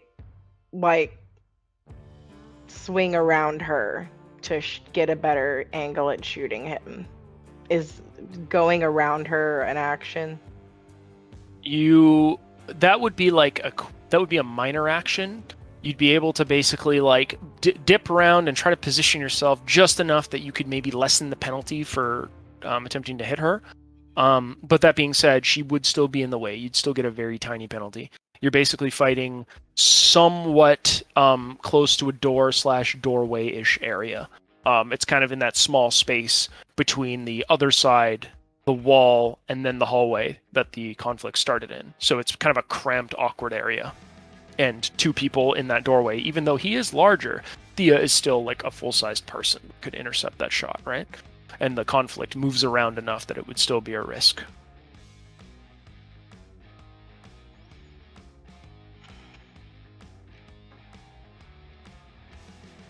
How dead are you, Sin? I mean, I got, I have one full square of health.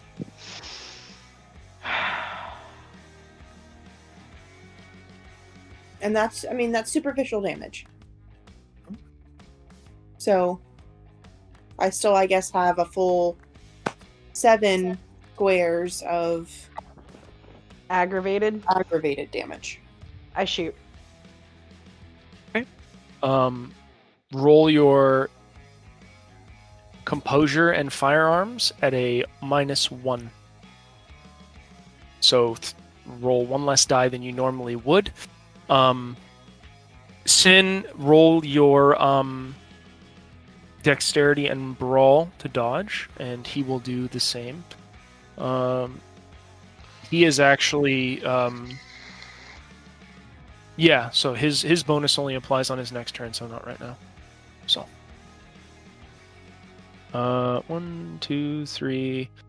Yeah, 3 successes. What did you get? You got 3 successes? Is that a critical? 4. I got 4. 1, 2, 3, 4. Okay. So, Thea, at the last second, you managed to notice Vivian take her pistol and fire yet again. However, even in your frenzied state, you know well enough that this is something that's best avoided. You kind of zip out of the way and dodge off to the side. That being said, though, the shot, which does score a successful hit, nearly clips him, basically giving him a small flesh wound as opposed to the entirety of the benefit. As he is also kindred and you both rolled evenly, you get a minimum effect, but you still hit him. Not enough to deal a point of damage, unfortunately, because your rolls are even.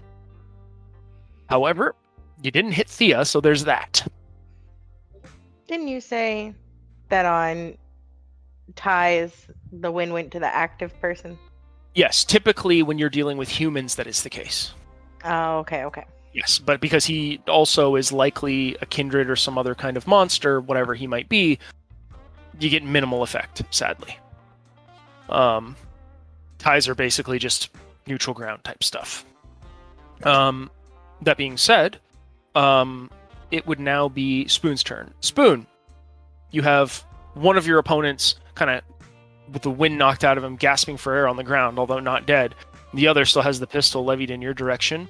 The commotion, again, you can hear more shots from presumably either Thea or Vivian's firearm ring out as whatever conflict is happening there is still ongoing.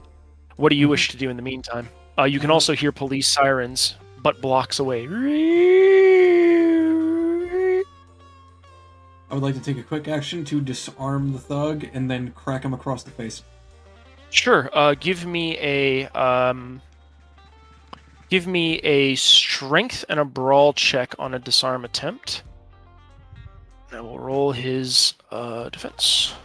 Thank goodness I'm okay at strength. Okay, 1 success on his end. What did you get? 3 successes. Nice. Yeah. Okay. He levies the gun up in your direction again, but before you can successfully pull the trigger, you kind of manage to snatch it out of his hand using just raw force and your general speed advantage. Then, using the butt of the gun, you crack him across the face, dealing 3. Yeah, I'll give you +1 for the pistol whip. 4 damage directly to his face. You can feel the leftmost side of his jaw kind of loosen somewhat, and several of his teeth just kind of come loose, crack, and generally shatter with the impact. Several of them fly out of his mouth, along with a spatter of blood that hits the floor. He's still standing, but you have the advantage. Thea. Oh, sorry. Big boy. All right. In his situation, okay.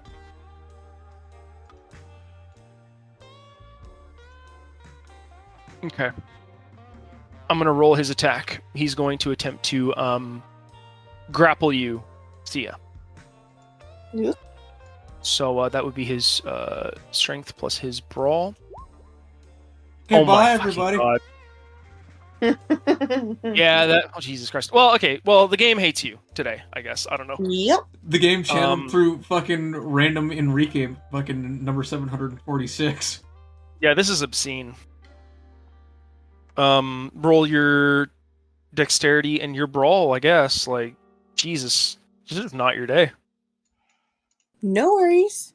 Don't worry, this is when Sin rolls a shitload of successes. That doesn't look like 2 10s, god damn it. Nope. Yeah, It's a 1 and a 10. Well, I've got good news and bad news. The bad news is you take some reduced damage. The bad news is you will take aggravated. Because you are spilling past your threshold.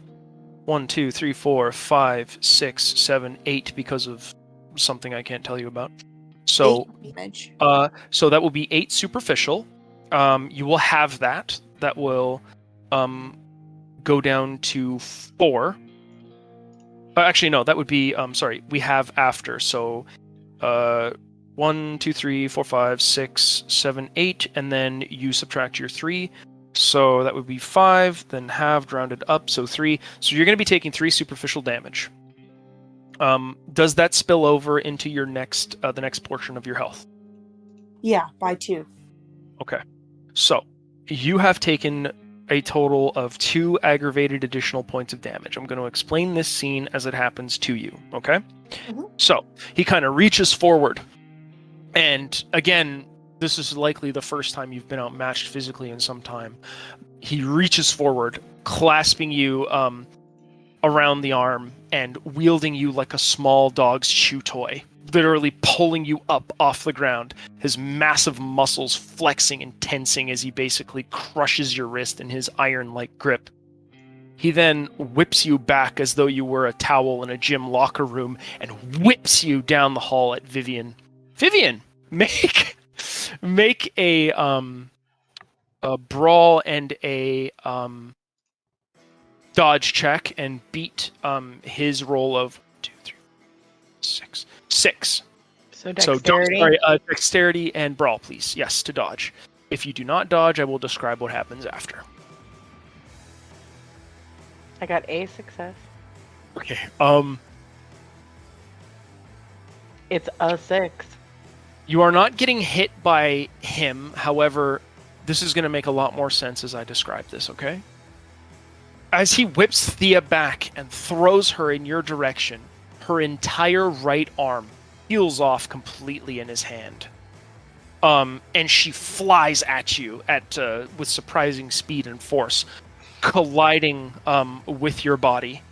I will say that you'll take half of the damage he dealt to Thea. So Thea took half rounded up, so you'll take 2 damage, 2 superficial damage to your health, as So Thea's 1? body. That's after halving. Oh, okay. So Thea collides with you with insane force, causing you both to essentially scatter down the hallway and slam into the wall. You can feel like bones and limbs cracking. However, it seems as though before he was about to kind of step forward and deliver what would likely be the fatal blow to at least one of you. By the way, Thea, I'm going to allow you to make a choice here. Okay. Do you wish to spend willpower to essentially temporarily fade into unconsciousness? As opposed to. As opposed to continuing your fury frenzy. This is what I like to call success at a cost. You have taken a lot of damage and lost one of your arms. However, know. I will explain the rest of the scene only after you've made your decision. Vivian's a bit banged up, but you are in a state, and you're not in your clear mind, so you can't act rationally without spending willpower. I'm trying to give you a way out. Let me see. Yep. Yeah, I'll do it. Okay, spend a willpower point. The amount of punishment you've taken from this man is immense. You've never felt so just helpless and utterly dominated in such a way. You've always been so in control and very good at what you've done. You had a rough upbringing. Throughout your life, people taught you things that are very useful. They've served you well. And then your father, or sorry, your father was in your character's life? Yes? No? Yes. Or your brothers? And then you remember something your father said. Remember, daughter, no matter how good you get at something, there's always somebody better than you. Don't take it personal. Just learn from it. Learn from it. Learn from it. The flashback kind of plays almost on repeat in the back of your mind as you slip from consciousness. The man, presumably called Manny by one of the men that had run out of the building, kind of looks off to the right-hand side of the building as the sirens get closer, and you can see him visibly kind of look at you both before backing off, closing the door behind him and exiting the scene. Vivian, you're still conscious. Thea has been, for lack of a better term, fucked up worse than you've ever seen somebody fucked up. She's completely missing one of her arms and has fallen into a level of unconsciousness. Her neck is snapped the other way. One of her legs, you can actually see the bone splintered and fractured in multiple directions, sticking out of the flesh. And her chest, while you can't see any ribs poking through, is clearly deformed, as though they've been blasted all about her body. She's in really bad shape. You, how much damage have you taken, Vivian? 4 total. You're kind of battered and bruised, and your jaw kind of hangs somewhat unnaturally from one of the bullet shots. You've got a wound in one of your shoulders, but for the most part, you're okay, just looking roughed up. What do you wish to do? Is it as We said that she's unconscious. She seems to be out of it. She's no longer in that odd feral state she had been in prior. Okay. So she's awake, but not feral. No, she seems out of it, at least at the moment. You don't see any. I see what you mean by out of it. Okay, yeah, okay. You don't see any visible signs of, activity, so she might be unconscious. If she was dead, if what they told you was true, you would know. Okay. In that case, we're out of combat, you said? He fled? You are both out of combat. Spoon is still in combat. I think with us being new vampires and seeing her fucking arm ripped off, that would probably, freak me the fuck out. And I'm crazy. So I think that I will just start screaming as best as my fucked up jaw can. Give me a resolve and composure check. Let me finish my sentence. First, screaming for Tommy while trying to pick her up. I'll still roll the composure and all that, but screaming for Tommy while trying to pick her up so that we can try and get the fuck out of here. Sure. The reason why I said that was because I wanted to give you an opportunity to avoid screaming. But if it's just a roleplay thing, just let me know. If you just want to just freak out, just go for it. Oh yeah, no. I want to scream for Tommy so that you can hear the urgency in my fucking voice. Well, say something. Oh. Roleplay. Pretend I'm screaming, Tommy. Sure. Okay, so I'll go, Tommy, we gotta get out of here. There's something wrong with her. I need help. There you go. That's what I say. You can hear this, Thomas. Okay. It does sound like Vivian pleading for your assistance. That's while you nice. stare across the gang member who has had most of his face and a lot of his teeth smashed in. He kind of looks at you, spits out a bit of blood. Fucking pendejo! And he just takes a swing, making a brawl. Or, well, he rushes up to take a swing, but you act before him. What do you wish to do? Well, he's coming to fucking mixed brass tast, so I guess I'll try knocking his ass out. Sure. Give me an attack roll. Melee and dexterity if you're using the gun, because it will count as an improvised weapon. What happens now? Uh, I'll just throw the gun behind me and then just strike punching him. oh, okay. Or, yeah, just punch him. Sure. Give me strength and brawl. And I will roll his dodge.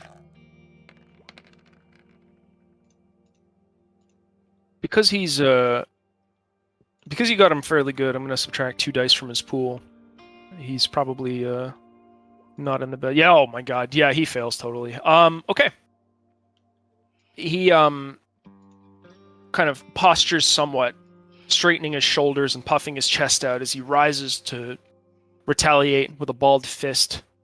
You easily step out of the way as he kind of loses his balance and slips, causing your fist to collide under his chin in a strong uppercut, before you basically give him an open-palmed slap in the face as he moves to hit the ground, knocking him unconscious. So you basically gave him an uppercut slap combo, and he's down and out. However, the sirens continue to get closer as you hear Vivian cry out for your assistance. Yep. And as that is basically ended, I'll start going towards Vivian. It's like, what the fuck is going on? What the fuck happened to Thea? Yeah, Thea is worse for wear. She's not currently in a state. Based on what information you've got, even though you're a relatively young kindred, she's not dead. You would know if she was dead because she would not be there physically. You were told this. But you do know that she suffered quite a bit of damage. She's in a really bad state, and you did not see why. But you do know the cops are getting closer. What do you guys do? My character looks back at the fucking bodies and is just like, I'm so fucking hungry right now. Pick Thea up. Come on. Come on. I start rifling through her jacket for her keys. Okay. You start rifling through,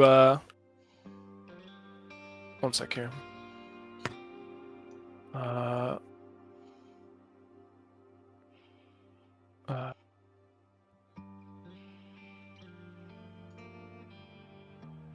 Okay.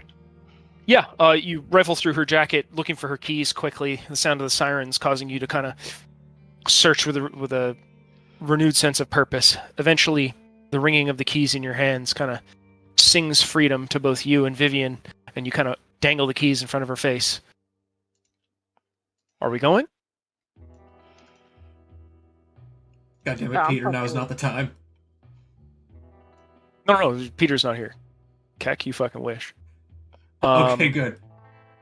Yeah, what the fuck? Spoon fucking I thought that was just like a fucking moment where fucking yeah. Peter's just like right behind. He's like, are we going? No.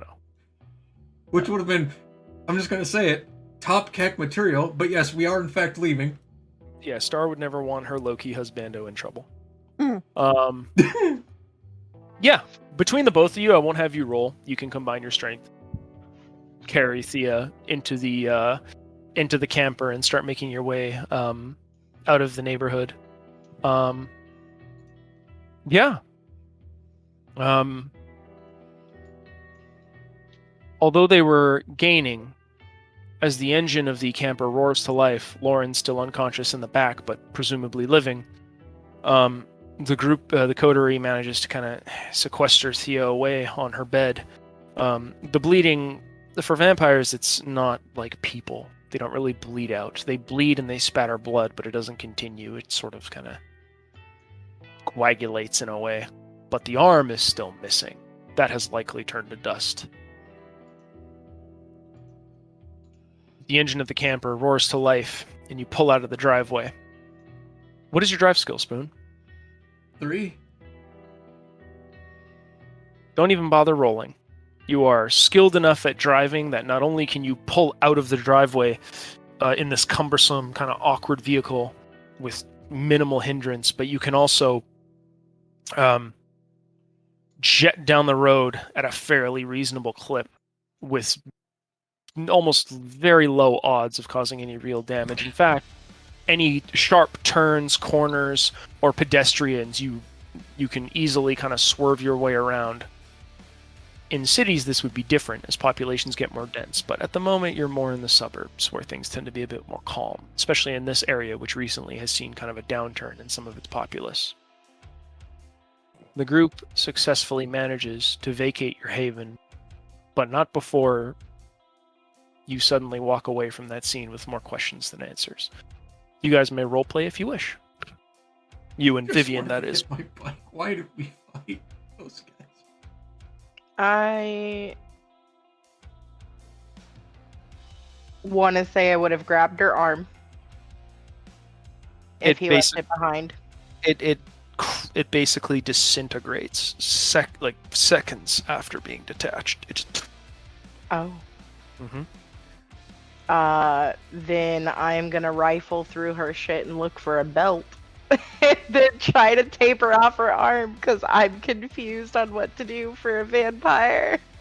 Yeah, she's already dead, so you could just be panicking. I mean, that's the thing. Yeah, no, I am panicking. I'm panicking. Sure, I'm gonna tape her off her arm. I'm hyperventilating. It's happening. Things are happening. You notice that she has an unfortunate kind of stump now, and you sort of do your best to grab a belt from nearby while Tommy kind of drives the vehicle, something that takes all of his attention to do so under pressure. And you kind of sort of just wrap the belt. Do you have any medicine skill? I do. Roll your intelligence and medicine. Just don't fuck up completely.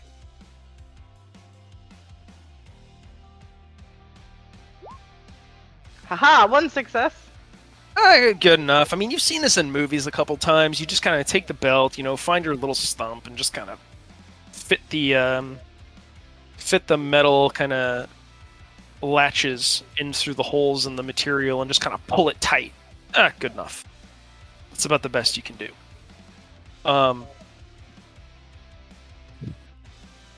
Thea,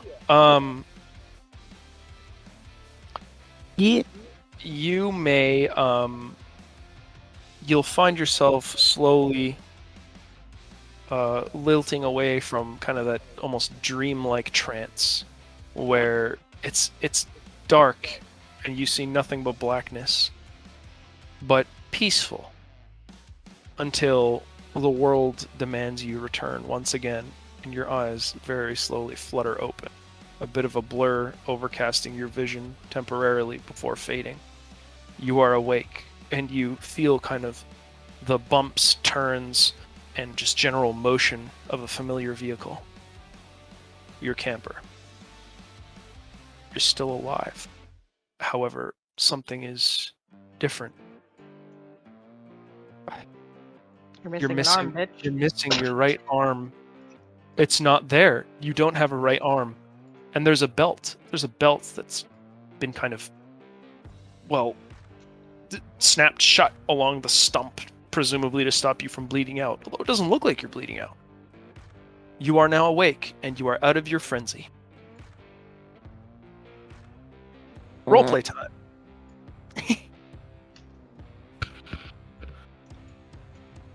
Who's driving? What? Is she awake? What are you doing? Lay the fuck back down.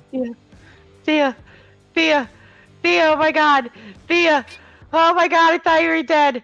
Oh my god. I ain't dead. Who? What? What happened? A fight?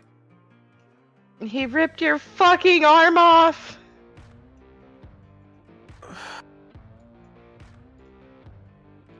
Well, that's unfortunate. Who's he?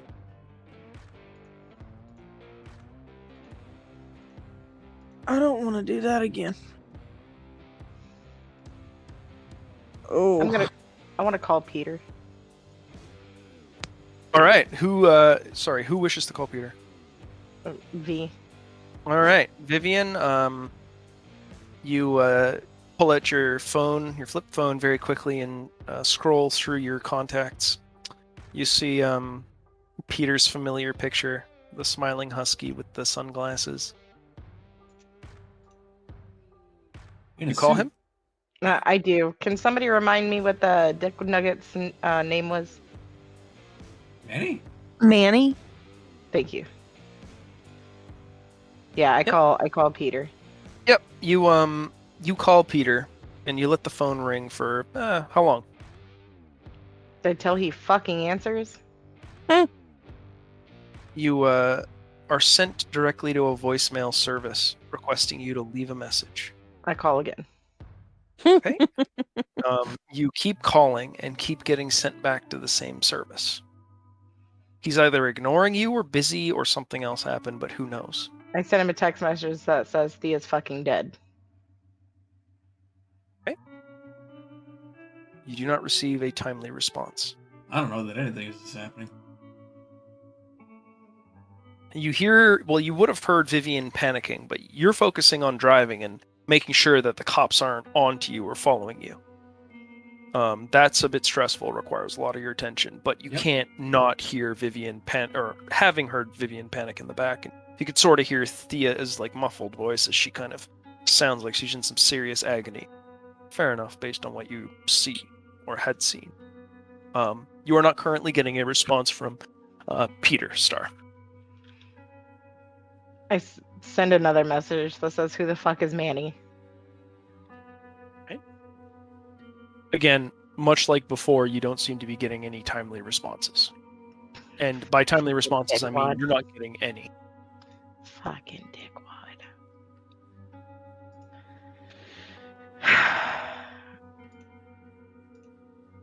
Okay.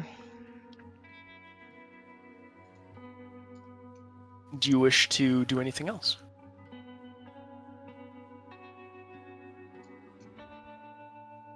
Tommy, what do we do? What do we do, Tommy? Tommy! About Tommy! what? I'm fucking driving! Did I see that? Tell me what to do! Calm the fuck down! Yelling. Oh,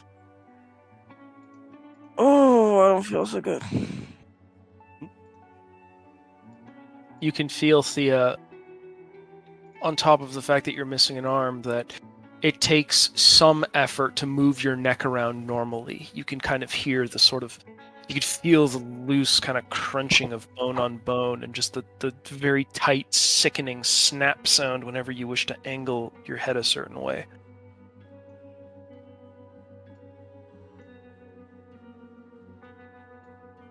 Hey, Viv, Yeah, Thea. is there something wrong with my neck? I'm pretty sure it's broken. Oh, shit. Well, that's new.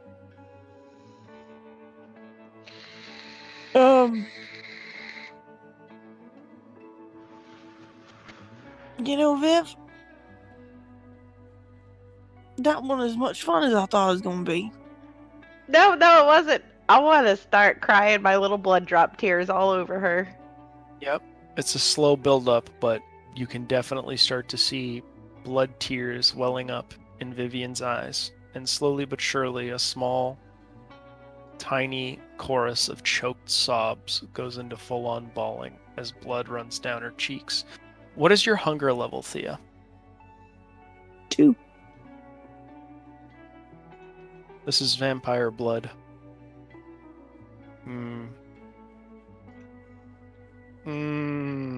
Give me a rouse check, please.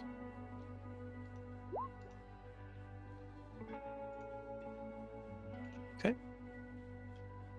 Today is not my day. Yeah, this is what we call getting put on the casting couch in fucking unblack.com. This is just not your time. You can smell the sweetness of Vivian's vampiric vitae. It wafts up to your nose and tempts you. The sheer power of it would surely help your body knit together. You can hear that familiar voice chortling deep within your gut. Oh, it feels bad for you. Hey, do you think she feels bad enough to give Daddy a sip? Huh? Just a little one. Just bite her a bit. Come on. It'll make you feel better. You increase your hunger by 1, please, Thea, as the beast torments you. Am I able to move? Yes, ma'am. It can be difficult. One of your legs is really badly splintered, so it'll take extra effort. You can make some rouse checks if you'd like to heal some of the damage. I want to try and sit up and give Vivian a hug. Sure, you kind of give as much effort as you can, kind of slide yourself up against the back end of the camper as you sit on your bed with Vivian nearby, and then eventually you kind of throw your arms around her in an embrace. I lick her face. Vivian, before you start getting all spicy, Vivian, do you reciprocate her hug? Do you try to dodge out of the way? What would you like to do? Would you like to respond in any way? No, I am panicking. Okay. I am having a whole ass meltdown. I Okay. want to go in for the embrace like I am trying to console her. Mhm. And the smell of her tears is so yummy. So yep, I'm just gonna lick her tears. It sounds like something a sociopath says, like, Okay. your tears, You delicious. you lean in and bring Vivian into a close embrace, tilting her face off to the side so that you may kind of lean in and just allow your tongue to glance along her soft flesh. The taste of her blood is the best thing that you've ever experienced. It's so sweet. It's like a dessert wine, cold and just refreshing, even on a day that it had no right to be. And before It blood dances along your taste buds and causes a brief rush as your thoughts soar to all sorts of places.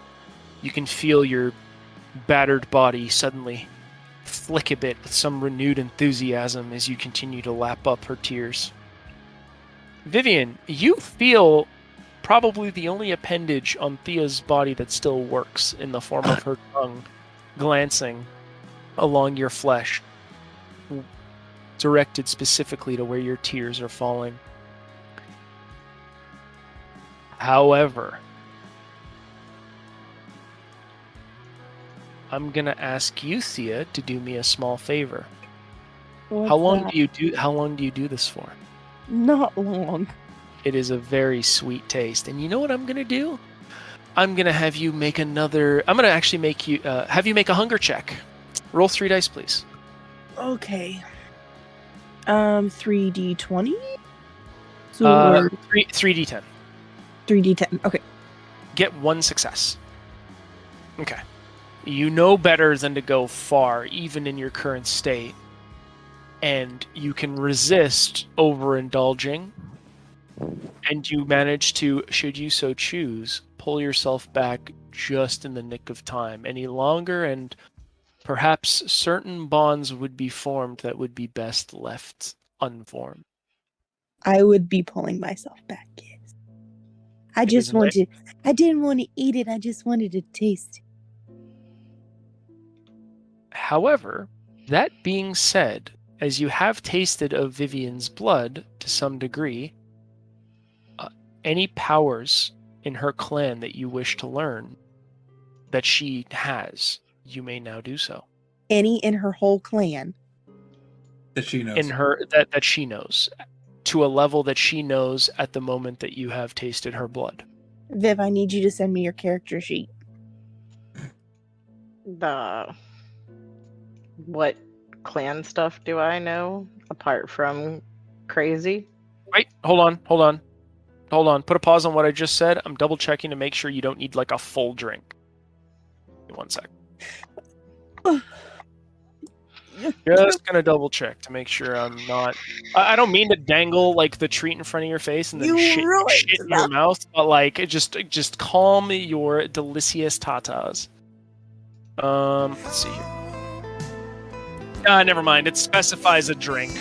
You're fucked. Never mind. Not a sample. It forces you to commit. You can't just like take a little bit. No, you have to commit a little bit more than that. You take a full drink without killing her or anything, and you can get something. How much is a drink? Multiple I would liters. imagine. I would imagine. I would say at least. I think there's a rule for this. Hold on.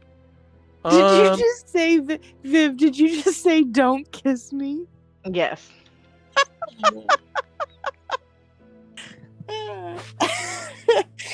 Oh my gosh. Hold on, I'm gonna see. Okay. Don't make Tommy turn around and say, "Don't use any tongue in the car."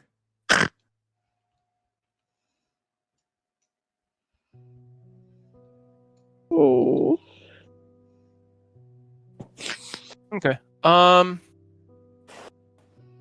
Yeah, you would require a bit more of a drink than that. So never mind. You can stay mad. Continue the roleplay. Sorry.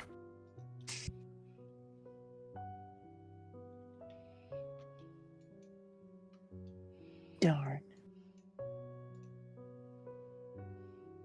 All right. Well, I still lick your face. That's fine. Just don't kiss me. What kind are you talking about? Like a lingering kiss, or you don't want me to like just kiss you in general? Look, you don't know how that works. It could be any kiss. Okay.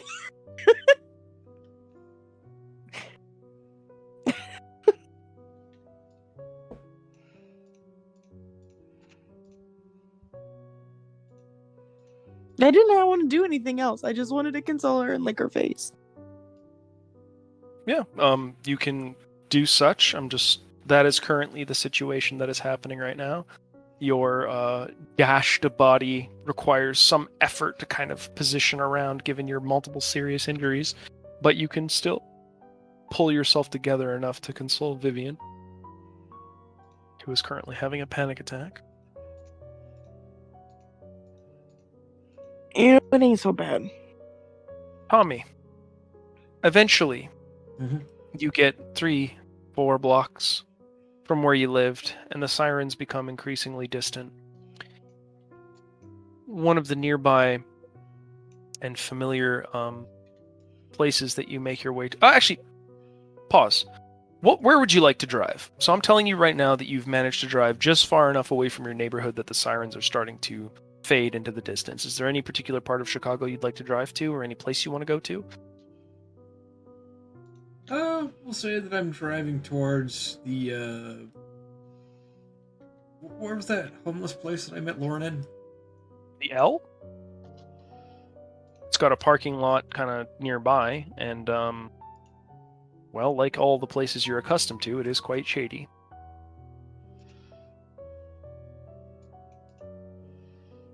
Yeah, fair enough. Is that where you want to go? Yeah, I guess I'm going to the L. Okay. Seeing as we've taken one, it seems appropriate. It is fair enough. Eventually, you pull into the parking lot, maybe a couple minutes from the L. The camper halts. The engine kind of simmers, and then eventually stops. You turn the keys and pull them out of the ignition, and are now free to discuss whatever it is you wish to discuss. Lauren, although alive, seems to be out quite well. Typically, unconsciousness does not last this long, so it's safe to say that whatever got him quite well, and maybe a bit more seriously than you had initially thought. However, he is not dead. A brief check on him will tell you that much.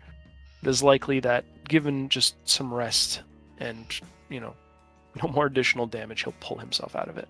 May I make a medicine check to make him heal damage? Yes, I will allow you to do so.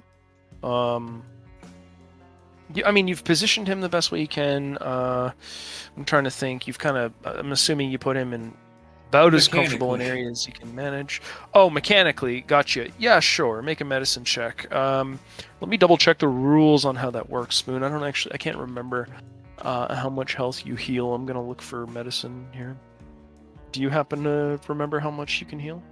I think it's superficial or aggravated based on check. I know you can't heal vampires like that, but people... like mortals. Yeah, so medicine. Okay, 160, 170. Characters can use medicine to heal aggravated health damage on mortals. So it seems to be aggravated specifically, but hold on here. Okay. He has not suffered a point of aggravated damage. He's battered and bruised, but aggravated is where we start losing parts, generally speaking, or having serious internal injuries kind of stuff. I'm just wondering if that would apply to superficial. It does say aggravated pretty specifically. At the moment, Spoon, all I can give you, since the book seems to be fairly specific, is you've put him in such a place where he will recover. It's just an issue of his natural healing, which for mortals is actually quite quick, so long as the damage isn't aggravated. So you do not need to do that. That is what I can tell you. All you can do is just kind of make sure he doesn't suffer any additional damage. And you've already done that to the best of your capability by positioning him in such a way that he's comfortable. Just hopefully that's good enough for you, man. Now, if you had suffered aggravated damage, I'd let you roll as normal. Do you wish to do anything else? Getting some real anima vibes with fucking medicine checks. Alright. Then I'm gonna check up on Thea. Sure, yeah. Not that my medicine can do anything for Thea. Yeah, she's a vampire, so yeah.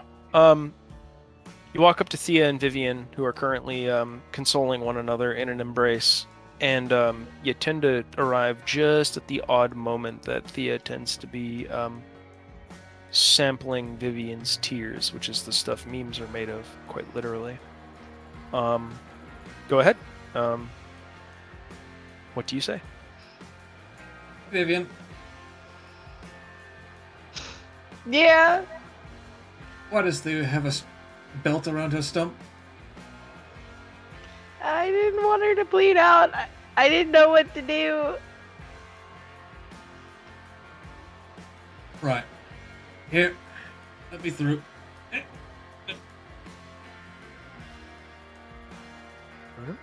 Brian, can I make a medicine check to determine if there's anything that I could do that would, like, not impede the supernatural bullshit healing? Spoon?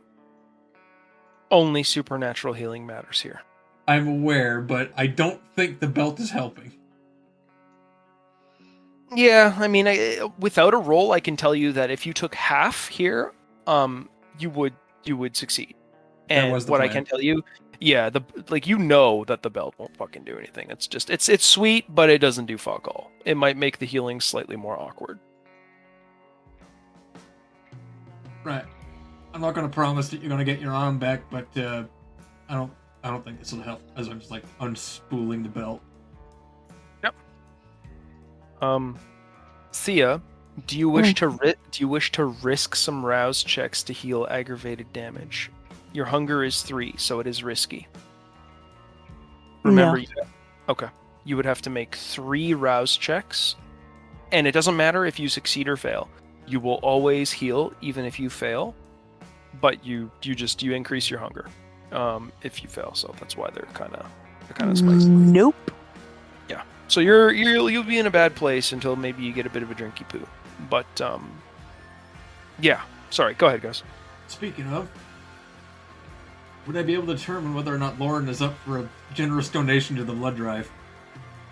Well, he's unconscious, so I mean, you could just take it. But I mean, maybe and when he survive the regains experience. Well, there's no guarantee there, but I mean, That's true. you could imagine that, like, once he gets up, you could ask, or just take it from him. It really just depends on the morals of the group. Yeah, you're right. Mhm. I'll probably look at the rest of the group and I'm just going to tell them, like, I'm going to go hunting.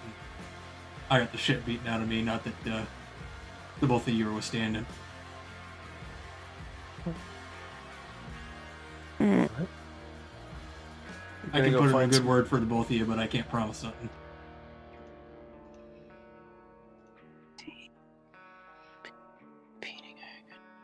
You're going to... Sorry, go ahead. I was gonna just cry all over Thea and tell her that I'll be right back. I'm also going to go and get something for the both of us. And then I'm gonna wipe off all my bloody tears first so that I don't look like super fucking crazy. Alright, We we're going to hunt will- for the concrete caribou. I'm will- gonna just stay right here. We will continue the hunt at the beginning of next session. But this one is at a conclusion for the moment. I can't wait for Lauren to wake up by himself with Thea and is like, oh, wait a minute, you're that chick. You're a bit more short-handed than usual, I see. Oh, how'd you guys enjoy that one? Bit of a change of pace. That was pretty interesting, I do say so. I'm not surviving this. Oh, you're surviving this. That's the worst part. Yeah, you guys did really well. Sometimes you can accidentally bite off more than you can chew. Sometimes Brian will just roll like 6 crits, which is kind of how Alex died the first time. I am not a good GM to have if you don't want random bullshit luck for enemies. That's not something I can ever guarantee won't happen. How'd you guys like the combat and kind of like how it sort of was paced? It was a bit longer, but I felt like that was a significant fight, so it kind of justified it being a bit longer. I think that it was pretty good. It Yeah. was fine. Right on. Could you kind of picture the fight as it was going, like the different characters, kind of like the environment and like how the injuries were taking place? Like, did you guys kind of like how that played out? Mm-hmm. The I did. map helped. I like how Yeah. no one made an indication that they noticed that my character essentially had one of his eyes bulging out of his skull. None of you look good right now. To be fair, Thea's missing an arm. Yeah, Thea's got a missing arm. Her neck is like obviously broken, and one of her legs has bones so fractured it is splinted out across the flesh and is essentially acting like an impaling device. But you know, Vincent- the good news is, I was wearing that stupid tank top you bought me from Walmart, so I don't have to worry about throwing away my good clothes. Eh? Disposable clothes? MVP? Mm-hmm. Silver linings. If I listen, I'm gonna be honest with you guys. I'm just very happy that firearms were used because if the cops hadn't shown up, that could have gotten really fucking ugly. I'm Oh, part of theirs. I think that if Thea had died, you guys would be in a very bad place for physical combat. You're not wrong. You guys outclassed literally everybody there except for Manny. He was the one person that could give you guys a good run for your money. As Thea is finding out. Oh. But I mean, maybe that who knows what kind of effect that has on Thea. You can't win them all, right? For every person you kill effortlessly, when you meet somebody that's kind of worthy of your ire, hopefully it builds up. Or you just avoid them, whichever. But it was a good fight. No, she's gonna be in a tough position mentally at this point now too, because her hunger's finally up to 3, and dealing with that guy, yeah. Getting incessant. It's once it hits 3, it starts to get more and more audible and very irritating to deal with. You generally want to be in the 2-1-2 range. Well, shit, now I'm just imagining fucking Thea crawling across the bed of her fucking camper to go and try and drain Lauren of all of his vitae.